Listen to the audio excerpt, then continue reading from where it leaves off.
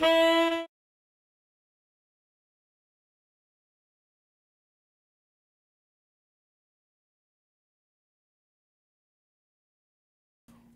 ho ho ho ho! Ooh, ooh, ooh. Wow.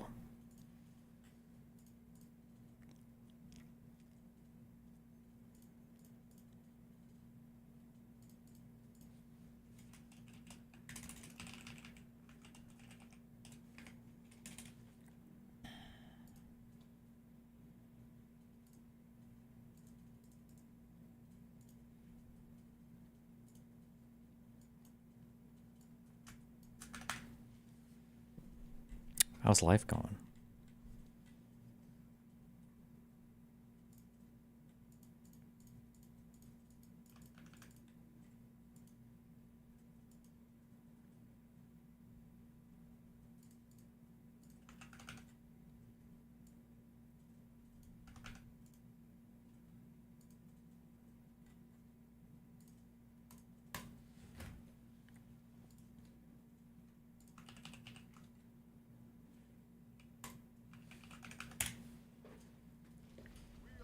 What the fuck's this? The last match of the Ants. Oh, shit!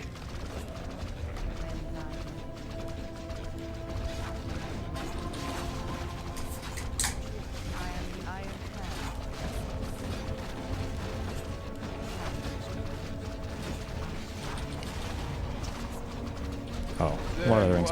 I get it. You see Sam Cedar at Morgan Pierce? You mean Morgan Piers? You mean Piers Morgan? At Morgan Pierce? Wait, are you mind fucking me? What? It was brutal for the three conservatives. Good, it should be.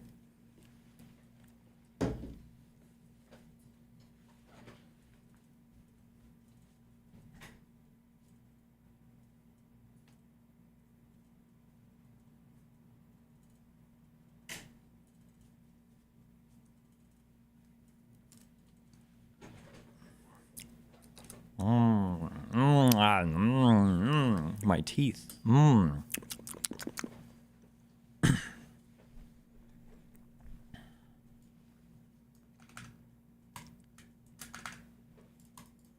got so much stuff to go over, but first, oh my god. Hold on.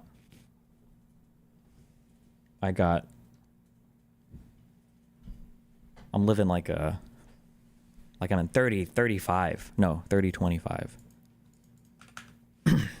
I have monitor arms now instead of the stands. And wow. What an improvement.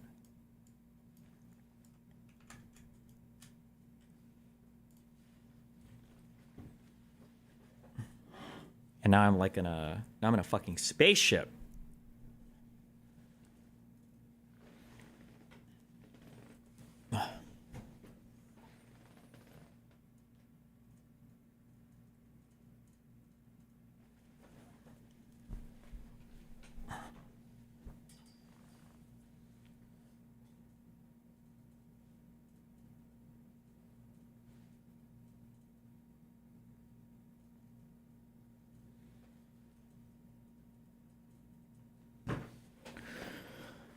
Welcome to 2014 retard. Yeah, I don't know why I have VSM mounts on all my monitors downstairs for the studio. I don't know why it took me so long to set them up here. I just never thought about it, I guess.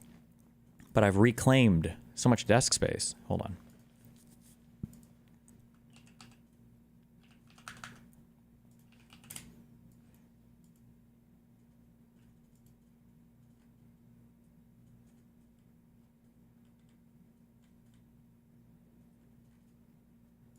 Jeez, this camera is very high resolution. Whatever.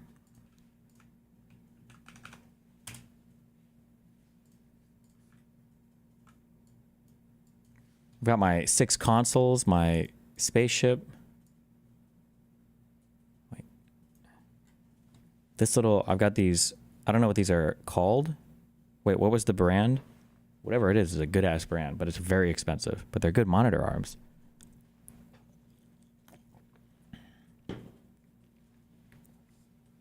Oh my God.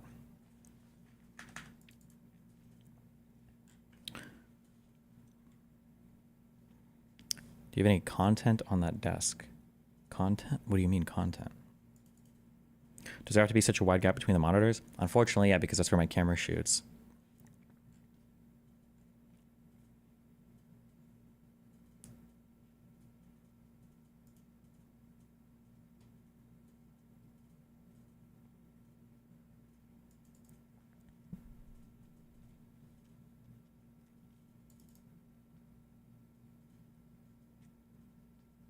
Is this all on one computer? How doesn't it die? What do you mean? Computers can run multiple windows? Computers are strong these days. You guys don't know what it's like to have a stronger weak computer. But I have my 2 monitors right here now for my gaming PC. That's the one you see. I still have 1 monitor for my streaming PC. I don't know if I got a second one. What mouse is this? It's the Logitech Wireless Pro, I think. I really like to support Logitech, so I always buy this mouse knowing that I'll need to buy another one in 6 to 12 months because the scroller will start glitching out. And I love my big corporations that I can support, so.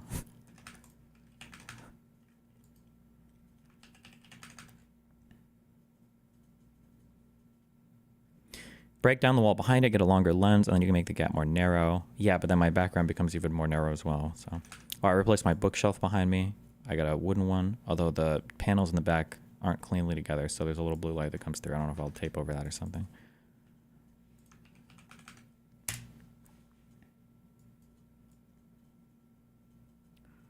This is the dual monitor mount I bought. This is, again, very expensive. But, I mean, they're super high quality arms. Wait, hold on.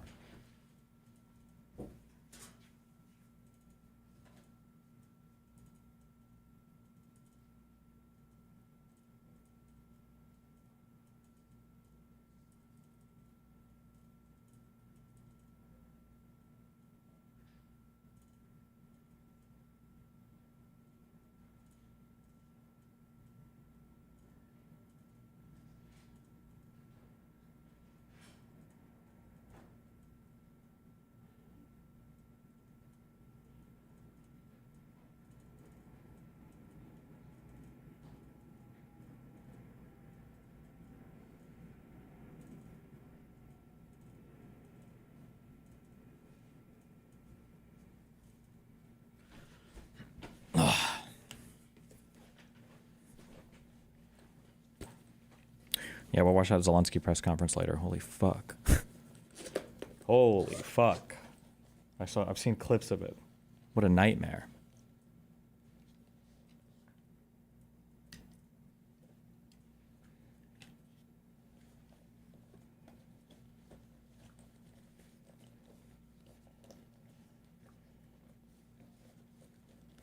How do you share your live streams video file with your editor? I'm starting to work with a streamer / content creator, and we don't know the best way to do it. I have a script on my OBS that as soon as I finish streaming and the file is finalized, it automatically transfers it to a folder that auto syncs online using Dropbox. I used to use Google Drive, but I don't know what it is, if it's like the Mac design philosophy or what, but I run into too many issues with Google Drive not uploading or not working or not accepting a file, and there are no error messages for anything. I can't diagnose or troubleshoot anything ever. And I ran into that again with Google Drive like a week ago, so I just use Dropbox now. Fuck that. I also wish people, and maybe they don't publish it because it's easier to abuse, I wish companies would just be more forthcoming about like rate limiting too. I don't think it's published anywhere that Google will rate limit you at 750 gigabytes of data transferred a day, but they do. And it fucks all of your Google Drive shit up. And it's like, okay.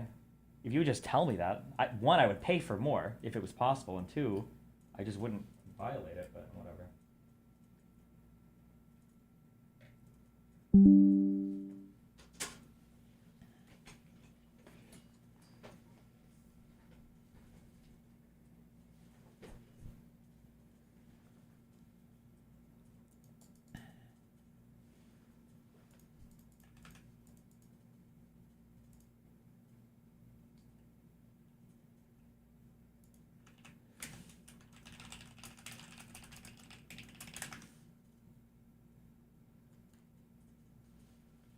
I've noticed in terms of business-to-business interactions, Google has become a very annoying company to work with. Oh, I wouldn't be able to say shit about that because I'm probably still using it at like a consumerish level.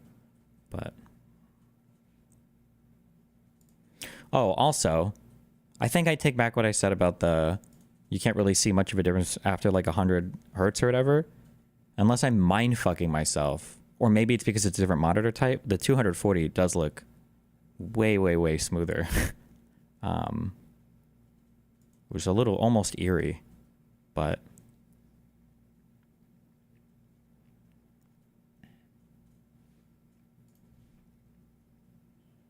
the fuck is this? Oh yeah, it better be.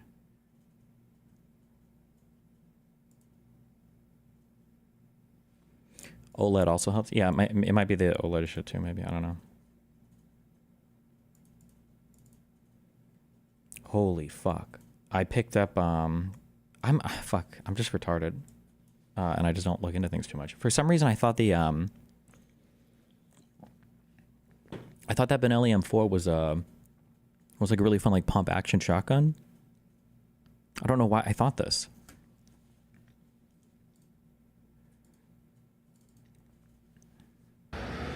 Shut up. Little bro, no one cares. Oh, look at how cool. Watch the sand land. Look at how cool it is. Watch. Watch. Watch. Watch. Watch. Wait. Oh my god. 3 shots in a row without jamming. Wait. Oh, there we go. 4. Is that jam now? Oh, whatever. Fuck. Oh, wait. This was from before. Fuck. I'm gonna try to oil this gun up today and see if I can get it to stop fucking jamming every fucking 3rd shot. Mm-hmm. I didn't realize this thing was a semi-automatic. But it is. I mean, that's why it's one of the reasons why it's famous, I guess. I don't know fuck all about it. Look at how sick this fucking shotgun is. Wait, I don't know if I fired all out here or not.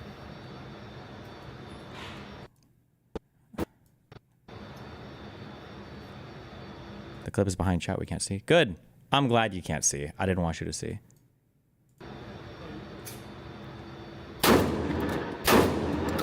Oh my god. Playing a video game. Damn, this thing is so fucking sick. One more. Can we show it?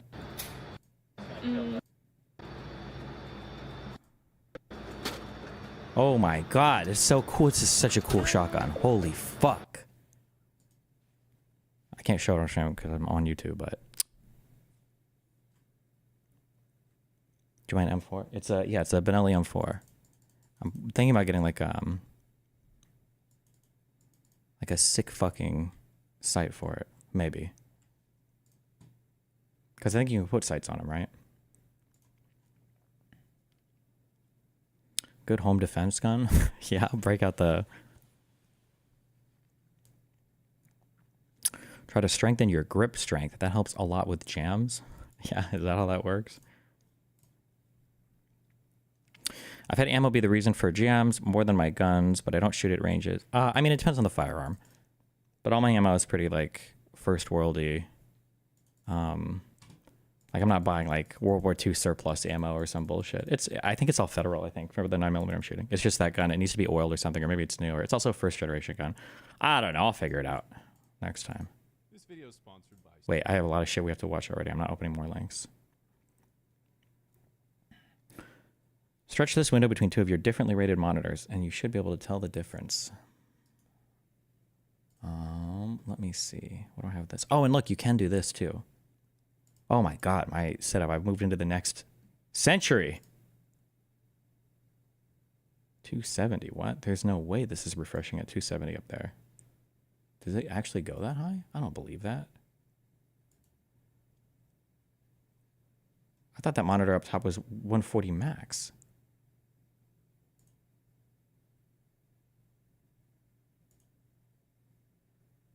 This is my main one. It's 240 here.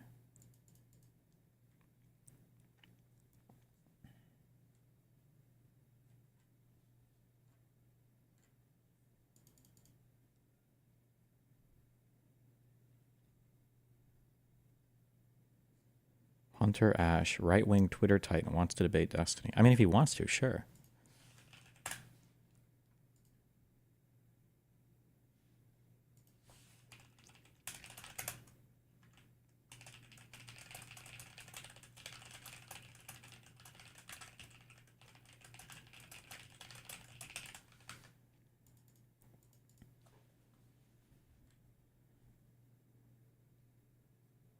The Atlas is definitely tight tolerance, so it needs to be lubed to run well. It isn't uncommon for it to start jamming after 1,000 rounds of oil. What is the Atlas?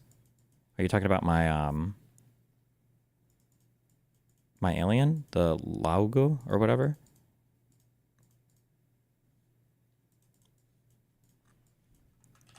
What's the purpose of duplicating the displays? Where are you sending the signals? He said it's on you to set it up. Link me his fucking tweet and I can look at it. Or wait, I can find him. Twitter, Artemis Consort. Why do I duplicate my signals? The the way that it works is one video signal. So this, you guys see 3 right now. That's being sent to my capture card on slot 2. My camera slot 1. And then on slot 3 is the monitor that I have up here. So if I want to play Factorio, I can show you that monitor up there. Right now I just have my Spotify on it.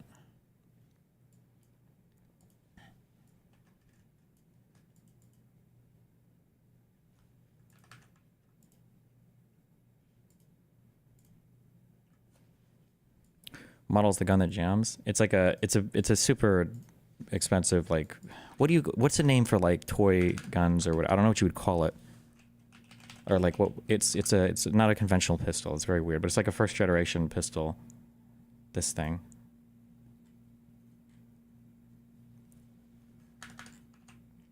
Any upcoming collabs or debates soon? I don't know. I'm kind of confused about what's happening right now with the Warren guy, because he DM'd me to chat and I thought we were gonna do a debate, but then I think he made a response video and from a clip I saw, it sounded like he didn't want to, so I'm not sure. It's called a racing gun. Would I call it a racing gun? I don't understand the terms that well because I don't ever competitively shoot or anything. But I feel like a racing gun, isn't that something you put a lot of work into? Like you've got custom sights and all that bullshit. Can you just buy a straight racing gun that's already pre-assembled? I guess you could. But it's also, it's just like a first generation new gun with a new type of like shooting system. So I don't even know if you would say you like, oh, I bought this. It's a racing gun. It's like a, yeah. Hold on, let me tweet at this guy.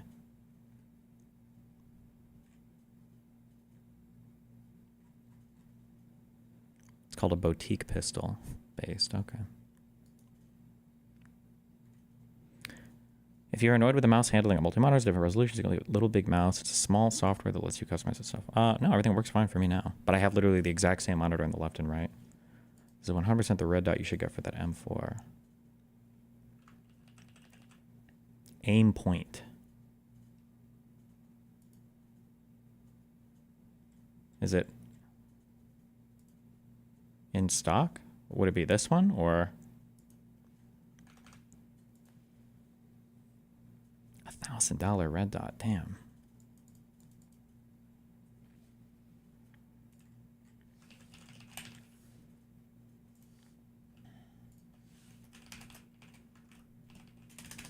Okay, should I just DM this guy?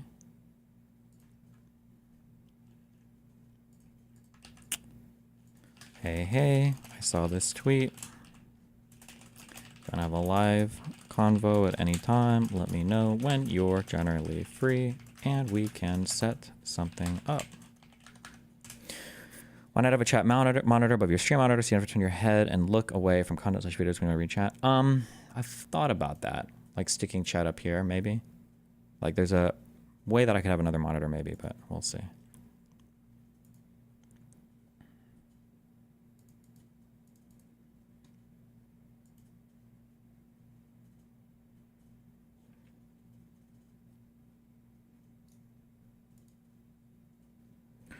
Destiny, that guy wasn't memeing about gripping the pistol harder so you don't get a malfunction. Look up limp wristing.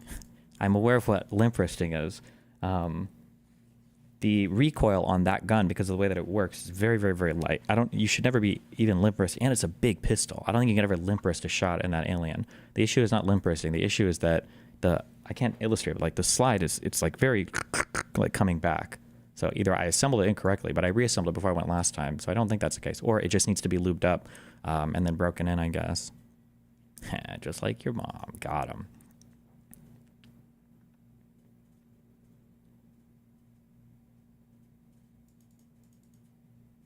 So the Warren guy messaged me. This isn't kind of leaking DMs, right? It's not like personal information. But he messaged me and he said, we should chat sometime. He said, you made some good points about the Tim Pool video. It's definitely one of my weakest ones, and I could have done better. Your comments on the Shapiro one really interested me, and I would be happy to clarify my thought process. Honestly, I walked away from our last 6-hour convo thinking, I like that guy. And then I said, hey, yeah, anytime. Do you have a preferred video you'd want to go over? And then he said, I find the postmodern professor on Joe Rogan the most interesting. Or we could do the Neil deGrasse Tyson / Shapiro one you were looking at.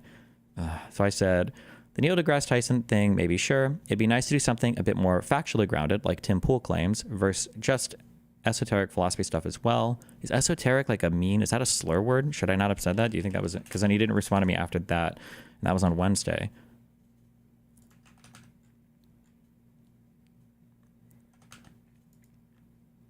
And then and then supposedly he made a video response to me. I haven't watched that yet though.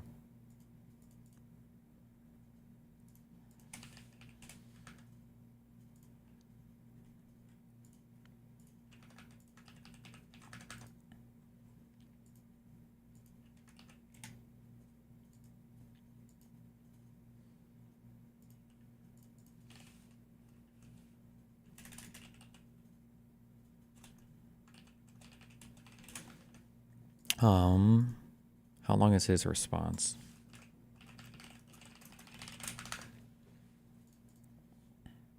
His response video is incomprehensible. Jesus. Destiny watched one of my videos and it broke his mind. The thing that sucks the most is that like everybody is so sensitive in this industry.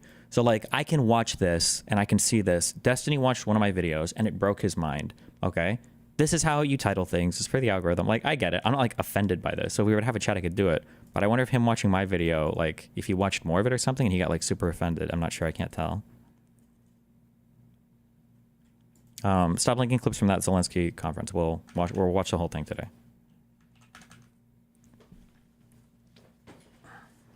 Hold on one sec. Have you gotten an appendix holster for your alien yet? I don't think I would ever carry that gun. Bro, I'm 5'8". That gun would print so much on me.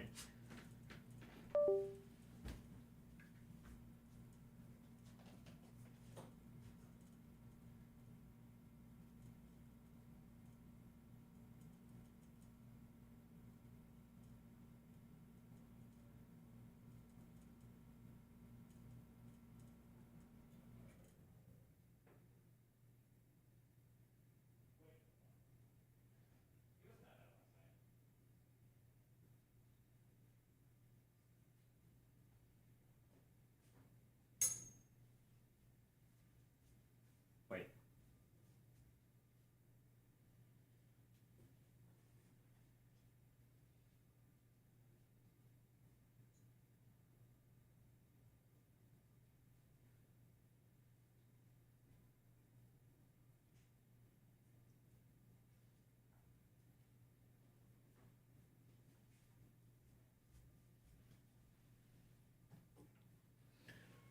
I feel like or not my cat, I guess, my girlfriend's cat, he like charges up throughout the day. Like if you find him during the day, he's always sleeping. He's just sleeping. He's so fucking lazy. But then at night, as soon as we go to sleep, he's fucking tearing around this place. We'll be like asleep. He'll like run across the bed. He'll like jump from the floor on the bed and run across both of us like 6 times in a row. I don't know what the fuck he's doing. I do know what he's doing. He's being a terrorist. That's all he does.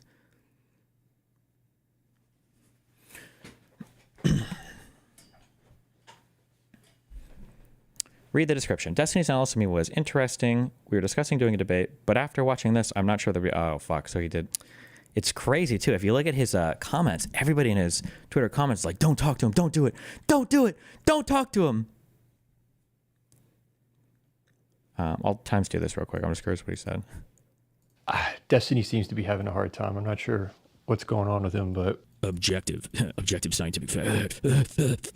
But here it is. Destiny really is bothered by my approach to this stuff. Neil's position was, the only reason we even care about this men or women's thing is because of who's playing on what sports teams. And then Warren's like, well, the concern here is whether or not somebody's right or wrong. Yes, correct. That's literally what Neil just said. No, Neil was saying that we only care because we separate sports, and he's going to make the argument that we shouldn't separate sports by gender. It should be through hormone levels. He's laying out his position here. This only matters because today we segregate most, nearly all sports by gender. Yes. He's replayed this portion 3 times. It's like, if you keep going, Dustin, you'll see where we're trying to get. And the problem is that when someone's rights trample the rights of others, What is unresolved here is, what do you do with sports? he puts out his classic argument of the future of sports is through hormonal levels, and those who fall within not male and female sports. I've tried to think of what the future of sports would be in the world of gender spectrum. And maybe you don't specify whether it's a male or female sport. You just take measurements of what your hormonal balances are. Kid's face there, he's kind of like, okay, I see some problems here, but You're talking about the education of children and teaching children about science. Right now, children are being taught. Like, why not respond? Like, there's even good substantive responses there. Like, just taking a hormone level isn't going to accurately capture all of the different advantages that men might have in sports. That's not what I'm trying to do in this video. I'm analyzing the moves that are being made in the game.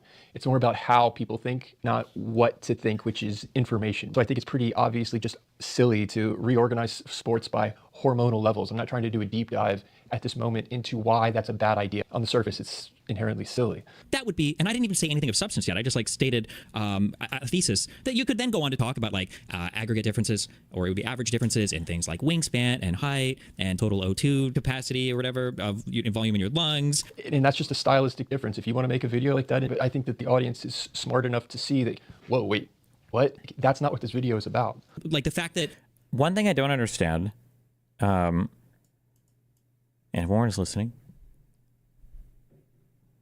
I was gonna say this is even career advice, but maybe this is intentional. Maybe I really need to radically reform my mind in terms of thinking if people are good faith or not. I don't know why he wouldn't cut out more of my video here. Like, why are we taking like half sentences from me? Like, you can cut out more of the video. That would make your own video longer. You could put more ads in it if you put an ad or two. It would probably do better for viewer retention and minutes watched and all that. Like, why? I don't understand why he always cuts like half a sentence. Like, people could be off in hormones, like below like whatever a male hormone average threshold would be, but still like way higher than a female one. Like that wouldn't be a good way to test it. So that would be a thesis, and then I just provided some argumentation behind it. And if I really wanted to go try it, I would even link a few fucking papers. Warren doesn't say anything. He just says, clearly ridiculous. About the quote-unquote gender spectrum, which is not scientifically based. That is a theory-based idea. No, wait, hold on. People express themselves on a spectrum. So you learn that. That's a social point, not a scientific point. It's it's very articulate the difference between social construct and scientific fact. God, I hate people that say that. Oh, kill me. This is a crime. Why does that bother you so much? There's a big difference between a social construct and objective truth, an objective fact. This is a crime. okay, let me help real quick. Okay, this is why I get triggered. I don't know if you guys need to hear this or not, or if he watches this or not. I doubt he'll respond again. But like, when I get triggered, when people say things like, well, you have social constructs are over here, and I'll ignore all of the normative loading of like, well, those are for losers. Okay, but we won't even, okay. On some level, we have these things called social constructs. Now, the problem is that people very quickly associate social constructs as either being arbitrary, meaning it could be anything, or it's either arbitrary or it's like not real, like it doesn't mean anything, right? It's just which is kind of like arbitrary, but it's like, oh, it's a social construct. It's not a thing that exists in the universe. And then they will juxtapose that with objective truth or scientific fact. And these are real things that do exist in the universe. The reality, though, is all like scientific facts are on the same spectrum or along the same spectrum as socially constructed things or social truths or social narratives. When you look out into the world, okay, this is what we as humans do, all right? When we look into the world, we see a whole bunch of things, okay? There's a whole bunch of things that we see. God,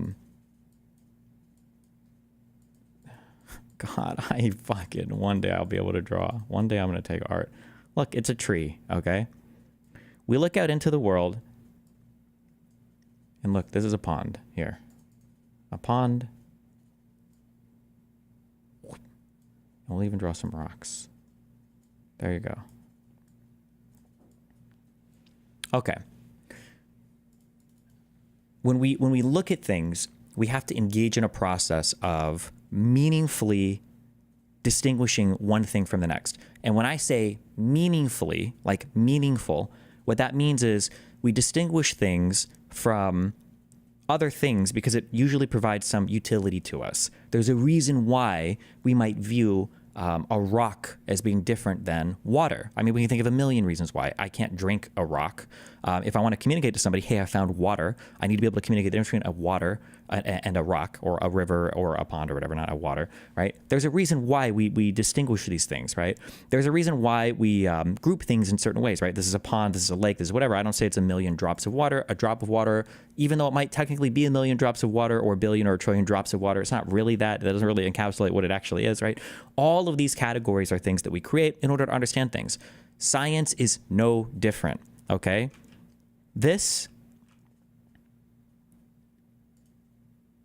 Okay, I don't want to break any fucking spirits here, okay? I don't want to ruin your guys' lives, but I don't know if you're aware of this or not, but this is not actually what a hydrogen atom looks like, okay? Believe it or not, there is not an electron that just orbits in a perfect circle that I've drawn, okay, around a proton. This is not actually what an actual atom looks nothing like this. Electrons do not orbit in perfect little, like moons going around a planet. But the model is useful, and it communicates something useful to us and helps us understand things. This is true of I would argue, every category that exists, okay? Hydrogen is a single nucleon? Is a nucleon a real thing? I had one proton and one neutron. I drew them both. Fuck you.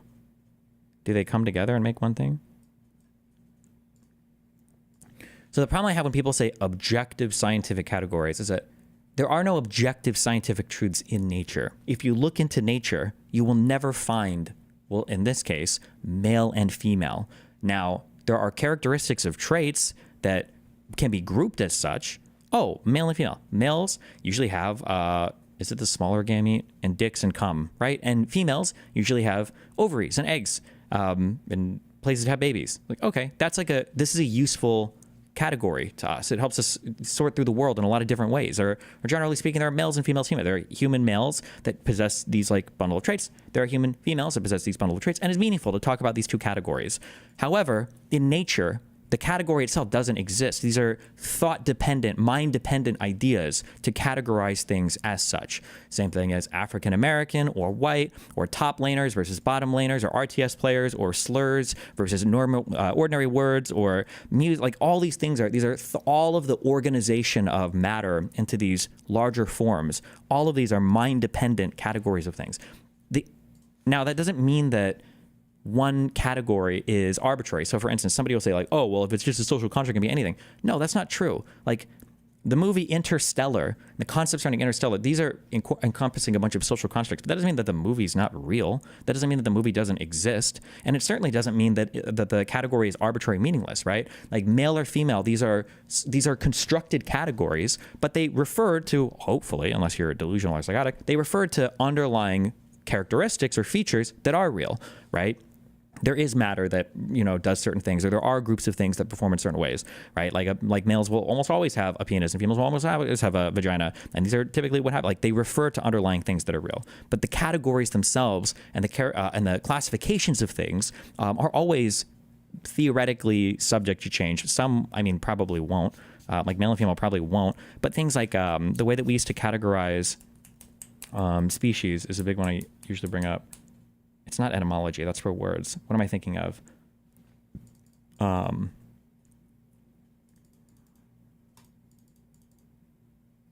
Impures? No. What are all the different? It's like family, phylum. Oh, taxonomy. Yeah, like taxonomy is a thing that changed dramatically once we started to genetically profile things. But okay. Between a social construct and a scientific fact. God, I hate people that say that. Oh, kill me. This is a crime. Why does that bother you so much? There's a big difference between a social construct and objective truth, an objective fact. This is a crime. I don't know what Warren's background is. It's not philosophy, right? Because that's such a philosophically retarded statement, right? What is flawed about observing the difference between a social construct and an objective fact? Like the question would just be, what is the objective fact? And if you want to say like, well, males are okay. Where's male? Find me male in the universe somewhere. You can't find. That's not an objective fact. That's a grouping of characteristics, a grouping of traits. Now there are underlying real things there that hopefully exist, assuming we're not in the Matrix. But that the categories themselves or the clusters of phenomenon that we observe and then we categorize because they provide some utility to us, right? This is an instrumental approach, right? Those categories are mind dependent. These exist in a human mind, you know? Many of the conversations are devolving today because we're conflating the two things. Well, in one world, One of the reasons why the conversations devolve is because people think they're standing on much firmer ground than they actually are, which is another reason why this conversation is so frustrating. And this probably extends all the way through physics as well. But like science engages in philosophy as well when it decides what to categorize and how to create certain classifications of things. Like, yeah. you've got philosophy, which is basically where a bunch of fucking losers get together and think thoughts. And then in the other world, you have scientific fact. These are features of the universe that man discovers that are written on the canvas of time and space itself. I find that fascinating, and I'm sorry that you don't. Yeah, to hear people claiming like, Oh my God, the music. why do you care about that fact? Bring out the science and then let's hash it out. I think that the problem I'm seeing Yeah, in a but lot the of question sides is, what is your motivation? That's the key point in this entire dialogue. And Shapiro's point is, what's wrong with pointing out a truth? It doesn't matter what my goal is for pointing out that truth. If it's true, it's true. But there's no, what truth do you point out without a goal in mind? Like to even begin to practice epistemology, the theory of truth, you already have to make the normative judgment that this is probably worth pursuing, right? We don't just investigate at random. We make choices about the things that we investigate. We make choices about the truths that we pursue. And there's a reason why. It's usually because those truths ideally provide some utility to us. The scientific fact that male shall be the one that produces the larger gamete or smaller gamete. I don't know which one is larger or smaller. But like, bro, all of these things are constructed categories. It's just not... So basically your point is the terms male and female are uniquely human. Sex differences are present in nature, but it's not necessarily technically male. No. I'm not even talking about... I'm just saying that all categorization are mind-dependent things. Humans think of how to group and categorize things because it's meaningful to us. But the categories themselves, the underlying facts will still be in nature, but how you choose to analyze those or group those or whatever is up to whoever makes the observation. How useful are they, right? And No, male and female are not constructed categories. They're biological realities. Every human language society has acknowledged that fact. That's a social construct, what they want to call it, but there are biological differences, and language was invented by human beings as a tool. science, ideally, a lot of the constructed categories are incredibly useful, right? Like categories of male or female, or the category of sex and having a male and female distinction in science. These are useful categories. Nobody can deny that. They are. But to pretend that like the scientific categories are so much more different than the social category, like what? Why? I'm glad you asked, Destiny, because Oh my God, is he going to give a real answer here? Hold on. I'm actually curious. How is he going to do the difference between social category and scientific objective fact?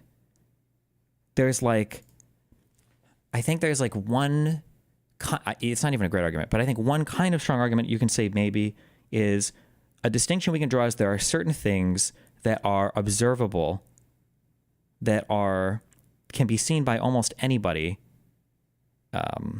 that have very little room for subjective interpretation, maybe.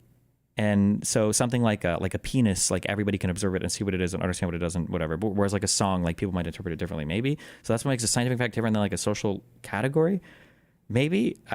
But I don't. Even that's not like a great argument. People just don't like to accept that science is also on philosophically shaky ground sometimes, and not as shaky ground sometimes. It just depends. But okay, what will he say? Yeah, he'll probably say that. I feel like he's going to say something like, social categories are just things we make up, but scientific truth is what we observe to be real in nature. The scientific categories are so much more different than the social category. Like what? Why? I'm glad you asked, Destiny, because there's a big difference in the two. Social constructs, by definition, are the invention of society. Okay. Okay. Right? No? In order to articulate the fabric of reality. Okay, kind of. Yeah. Wait, but how does that not encompass scientific truths as well? Like, okay, what does that mean? Like, so mathematics is a language that we use to articulate the patterns that make up the world. Yeah. Kind of, yeah. Those patterns are not social constructs.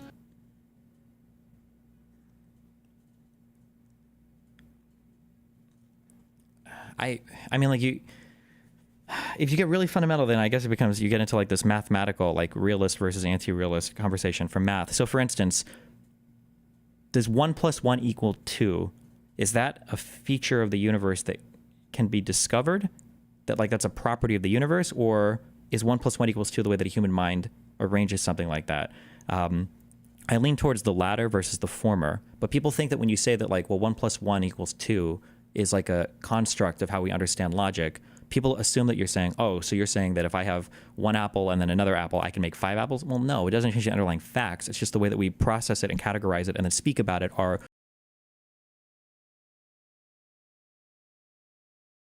from the universe. But the underlying things that math was explaining, those would still happen. But it feels pedantic, but it's not. They exist whether we like it or not. A mathematician doesn't invent a mathematical breakthrough.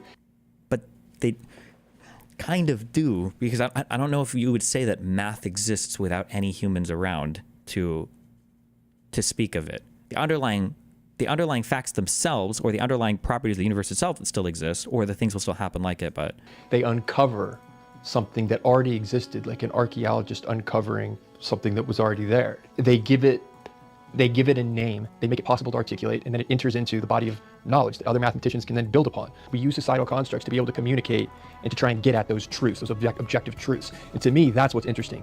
But okay. I mean, we express ourselves in different languages. That's something you teach in science class, or that's something you teach in your teaching language? So whether the fact that people want to express themselves on a spectrum, on a gender spectrum, whether that fact is something you want to put in a sociology class or in a science class, maybe that remains to be determined. It either is a scientific objective fact or it's not. I can't, dude. Scientific objective fact. It's just like it's like every keyword for a suit. Like every keyword for a fucking like, oh, this is, oh, huh, I'm sorry.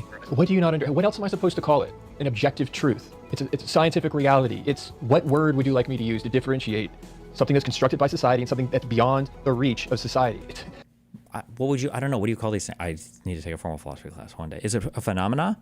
I think is what you would call it. You're describing phenomenon, right? Or phenomena might be the plural version. Objective truth. If that's not rudimentary enough, I don't know how to limit my vocabulary enough to make this digestible for you. You asked me for my opinion. I thought we were talking about objective scientific fact. So I messaged him. I said, I'd love to have a conversation because I think there's things I can clarify. We're trying to do two different things. It's just we're interested by different things. Looking at this reaction, I'm not sure if it would even work. If it's just making observations such as the difference between an objective fact and social construct, if that causes you to lose your mind, I'm not sure how a conversation would go. Maybe we'll be able to do it. I don't know.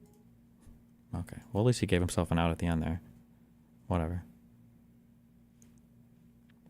Bertrand Russell famously spent over 300 pages proving 1 + 1 = 2. Was that Russell's proof? I didn't even know Russell was a fucking mathematician.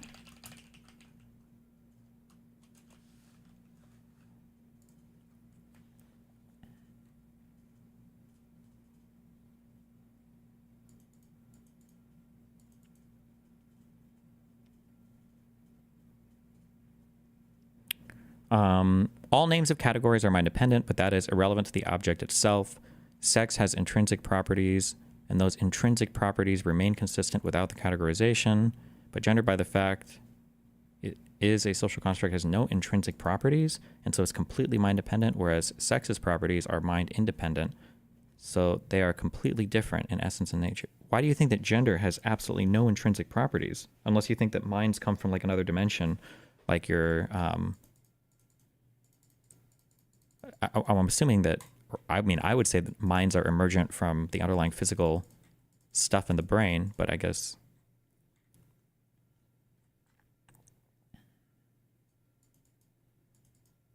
I think he believes in Platonic idealism, where all the mathematical objects do exist as ideal forms and physical world isn't real. Yeah, but I don't think did idealism survive scrutiny from all the fucking philosophers or whatever? And if you want to argue that, then I guess you can. Although I feel like that's goofy. Yeah, the idea that like the perfect form of a chair exists in another dimension and we call upon it or whatever.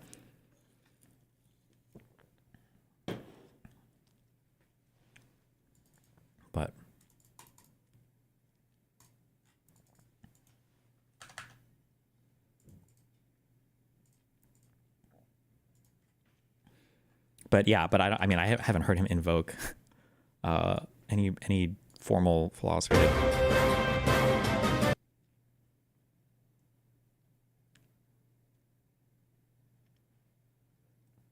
Apparently Trump and Zell had a meeting today. Is there a link without somebody else commenting on it? We still need to watch this.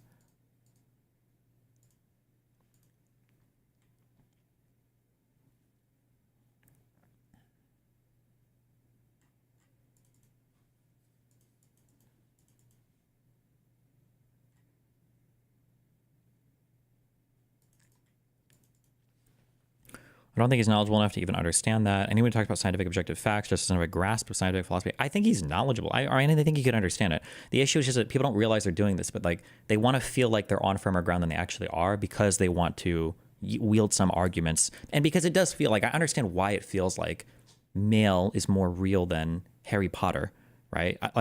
I'm sympathetic towards that. And the underlying facts of what male and female refer to, I mean, they do exist in nature more than whatever J.K. Rowling would say about Harry Potter, right? That's true. Forbes cut of the meeting. But it's just understanding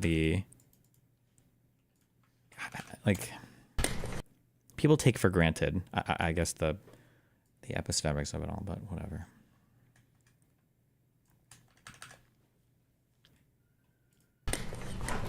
No, it would be the metaphysics, not the epistemic part.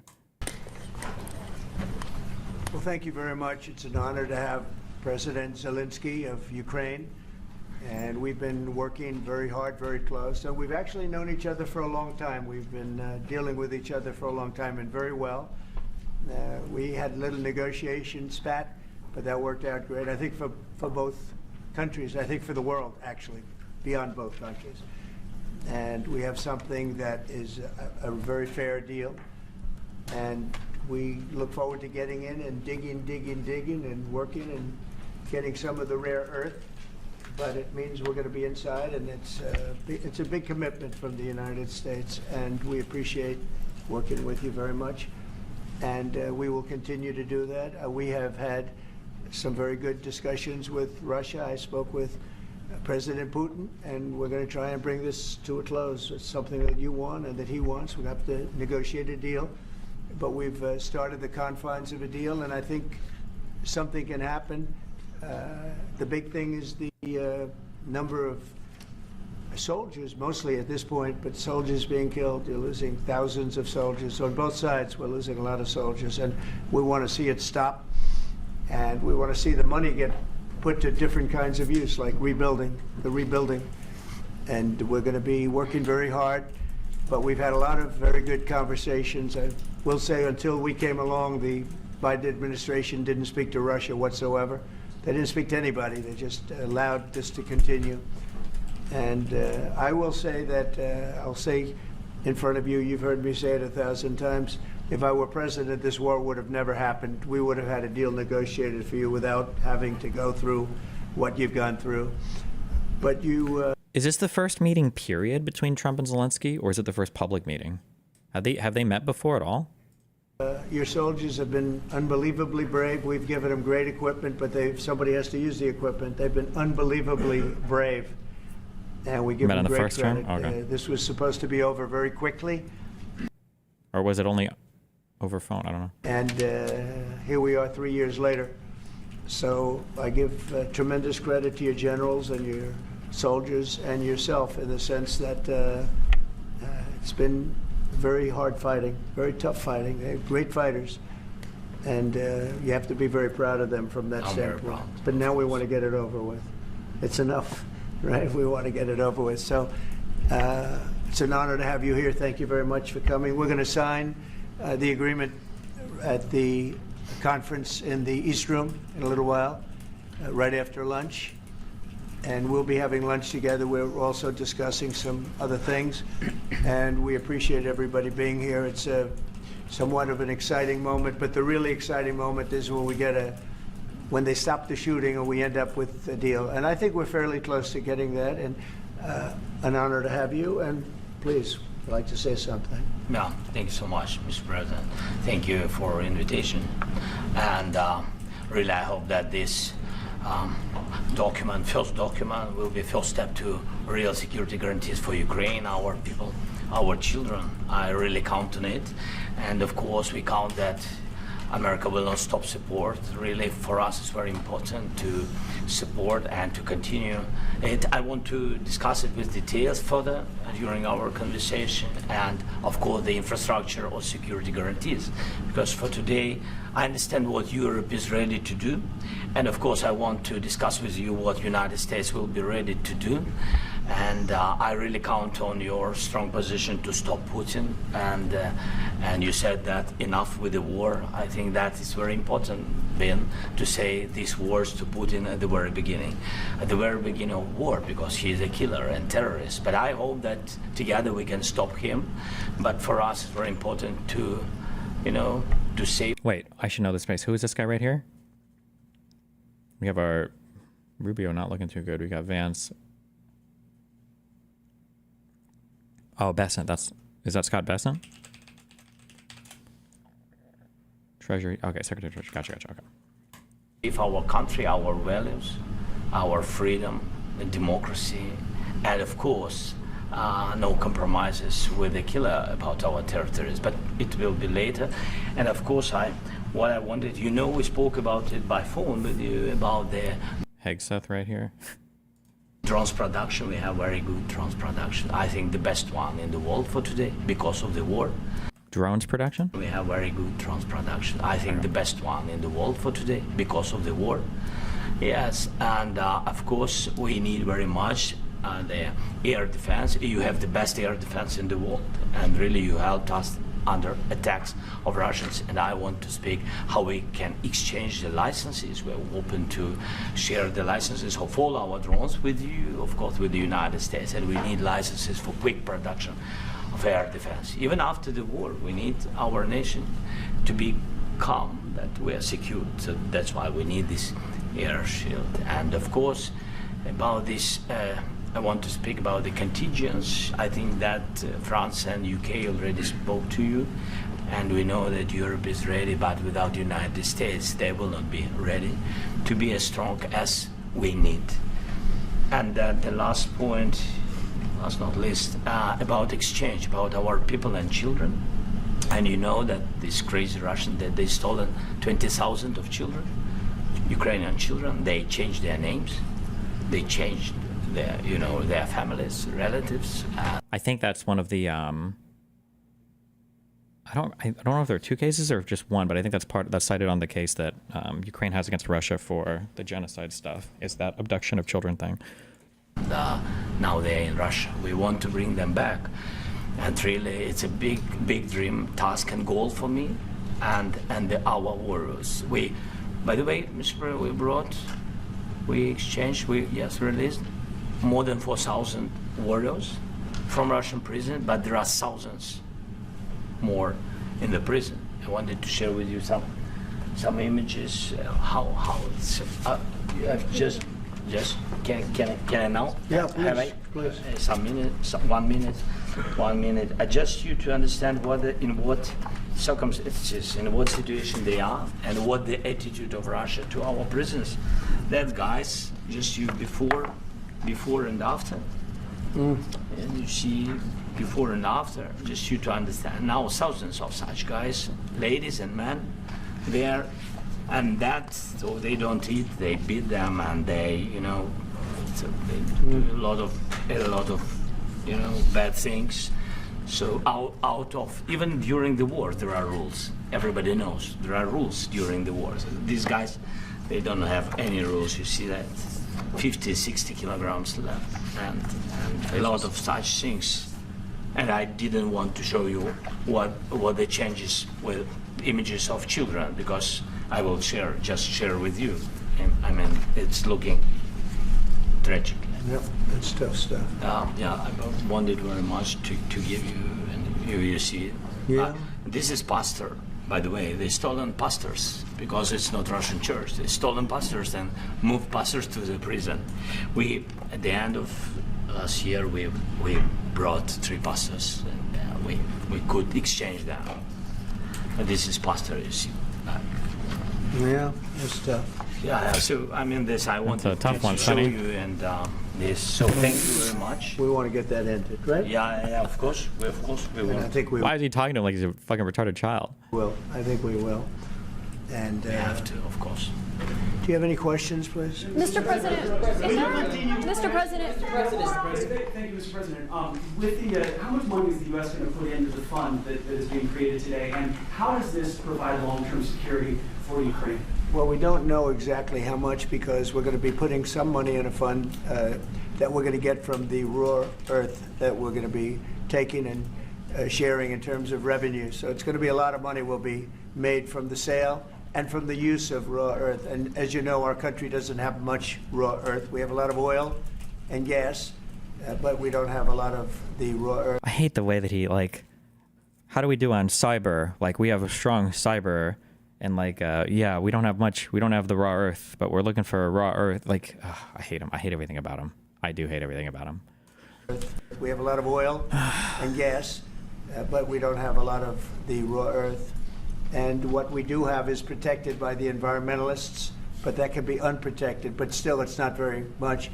They have among the best in the world in terms of raw earth. So we're going to be using that, taking it, using it for all of the things we do, including AI and including weapons and the military. And it's really going to very much satisfy our needs. So it's something that just worked out really well. We have a lot of oil, we have a lot of gas, we have a lot, but we don't have raw earth. So this has just about every component of the raw earth that we need for computers, for all of the things we do. This puts us in great shape. It's, I don't know what else to say. I've made the same complaint a lot, that it used to be that you would listen to conservative talk radio, conservative media to try to get like, okay, well, these are our thought leaders, okay, and we have to copy them. But now listening to conservative media and then even listening to the president, it feels like you're listening to a Twitter conservative or less. Like it's just like propaganda, sloganeering, talking points with no actual intelligence or brain power behind anything being said. This puts us in great shape. And the long-term security for Ukraine, how is this provided? I think they're going to have great luck. I think once we make the agreement, that's going to be 95% of it. They're not going to go back to fighting. I've spoken with President Putin, and I feel very... What's raw earth? I think he's referring to... Wait, is it even raw earth, or is it rare earth minerals? I think is what he's referring to. Things like, what is it, like lithium or whatever, or just like the things that exist in low amounts across the planet. I think it's rare earth minerals. I don't know why it's, yeah. Strong. I've known them for a long time, and I feel very strongly that they're very serious about it, and we'll make a deal. And when the deal is made, I don't think we have to have a deal, because right now, last week, 2,000 soldiers died on both sides. 2,000, and they're losing. Like, the soldiers aren't dying because they want to surrender even faster. Like, if you make a deal that's just them surrendering with no security guarantees, we all understand what security guarantees means, right? Like, Ukraine wants it. Okay, just a real quick thing. When the Soviet Union collapsed in '91, Ukraine was kind of an important part of that Soviet empire. For military reasons, but also because they had, I think, most of the Soviet Union's nuclear arsenal. I believe most of it was kept in Ukraine. So after the Soviet Union falls, all of the Soviet satellites declare their independence because nobody likes being controlled by fucking the Russian Empire. Ukraine, Kazakhstan, and Belarus each signed these agreements in 1994, where they say, okay, we're going to give Russia back all of their nuclear weapons, but you can't fuck with us or attack us or do anything bad, okay, just because we gave you your nuclear weapons back, okay? These are the three Budapest memorandums that were signed. And Russia was an observer of these. The U.S. was an observer of these. I think like maybe Germany, Ukraine, and France, I think. There were a few other countries, but there was one signed for each. Apparently they had a third of the nuclear weapons, not most of them, but a third of them. So in '94, that memorandum is signed. Obviously, it didn't mean jack shit, but if Ukraine is going to sign any new deal, then what they want is some kind of security guarantee, obviously, which is fair. Typically, when you sign deals that are causing a cease in conflict, especially if you're the losing party, you want some kind of guarantee, like, okay, well, fine, I'll sign this, okay, we're done, but like, I need a promise, like, I need a security guarantee from an outside party that I'm not going to get fucked with again. So something like, the war is over, Russia can keep this, Ukraine can keep this, but if Russia attacks again, either the UN or NATO or the United States is going to come in and smack them down, right? That's what Ukraine is looking for. That's what he means when he says a security guarantee, which is fair. Otherwise, why would you, they've had ceasefires before, why would you sign anything and expect Russia not to come and fuck your shit up again? There's no reason for Ukraine to expect that. 1,000, 2,000, 3,000 a week. So as we sit here and we talk, people are getting shot and dying on the battlefield. And, you know, they're not American soldiers, but they're Russian soldiers and they're Ukrainian soldiers, and we want to be able to stop it. And we want to be able also to spend money on other things. We don't want to, this is a tremendous amount of money. And what the Biden administration did was terrible. They were giving money, but he had no security on the money. Europe, as you know, gave much less money, but they had security. It was in the form of a loan. They get their money back, and we didn't. And now I'm sorry, I don't know if I'm having a stroke. I don't understand anything you just said. What does he think security means, or security guarantees, or security assurances mean? I don't know what he thinks that means. Nobody has given security assurances to Europe, or I'm sorry, to Ukraine. Europe hasn't either. No, Ukraine has no security assurances at all. What? Soldiers, but they're Russian soldiers and they're Ukrainian soldiers, and we want to be able to stop it. And we want to be able also to spend money on other things. We don't want to. This is a tremendous amount of money, and what the Biden administration did was also, anytime he brings up Biden, God, it's so weak and pathetic. Like, what?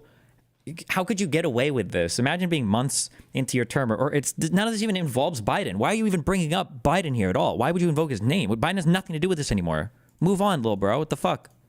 terrible. They were giving money, but he had no security on the money. Europe, as you know, gave much less money, but they had security. It was in the form of a loan.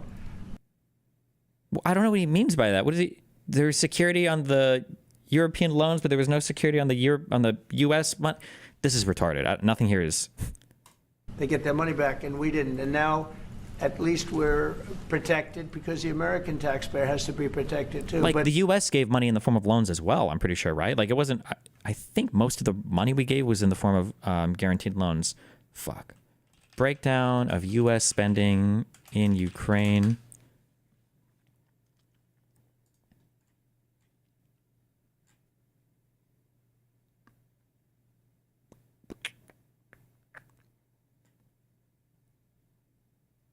Fuck. Wait, Ukraine Oversight. Is this a good website, or is this going to be...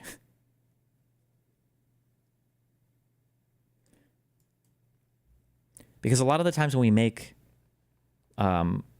money available to people, it's not just like giving it to them for free. It's literally in the form of loans.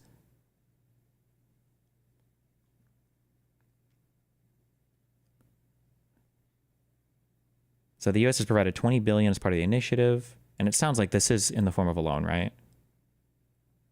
So I think most of the cash we've given, like the actual like money, I think has been in the form of guaranteed loans, I believe.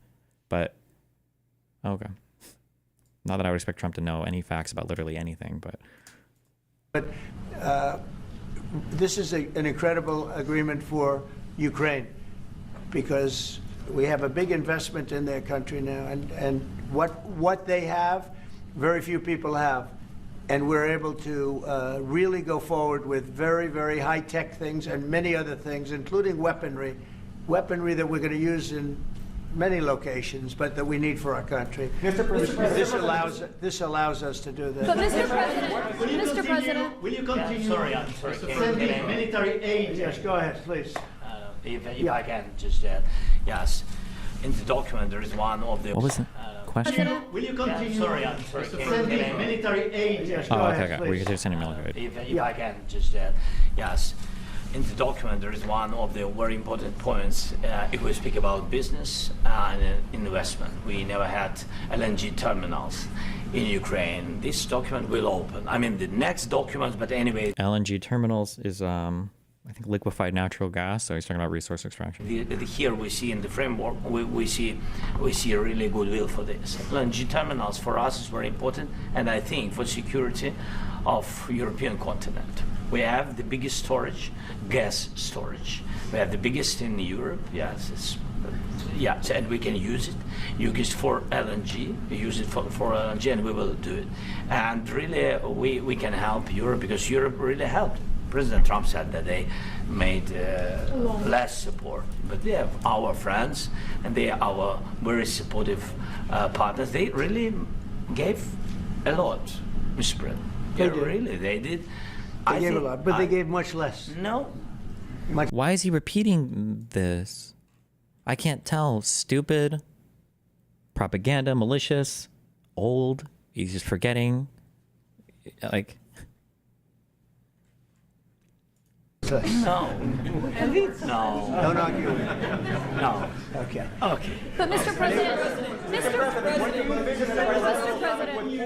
Okay. but Mr. No. But they gave much less. No. Much less. No. No. Don't argue. No. Like, in a way, these interactions are funny, but in another way, these interactions are like really sad and fucked up.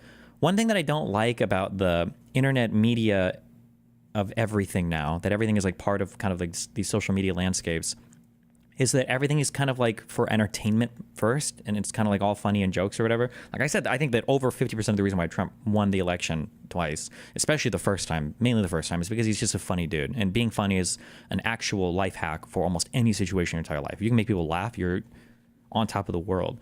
But the actual substance of this conversation is incredibly dark. This is not funny stuff. Like, the U.S. president is just lying about the amount of aid made available to Ukraine, who is suffering because of the United States' reluctance to participate in helping to, I guess, like shore up their offensive, defensive weaknesses and financially.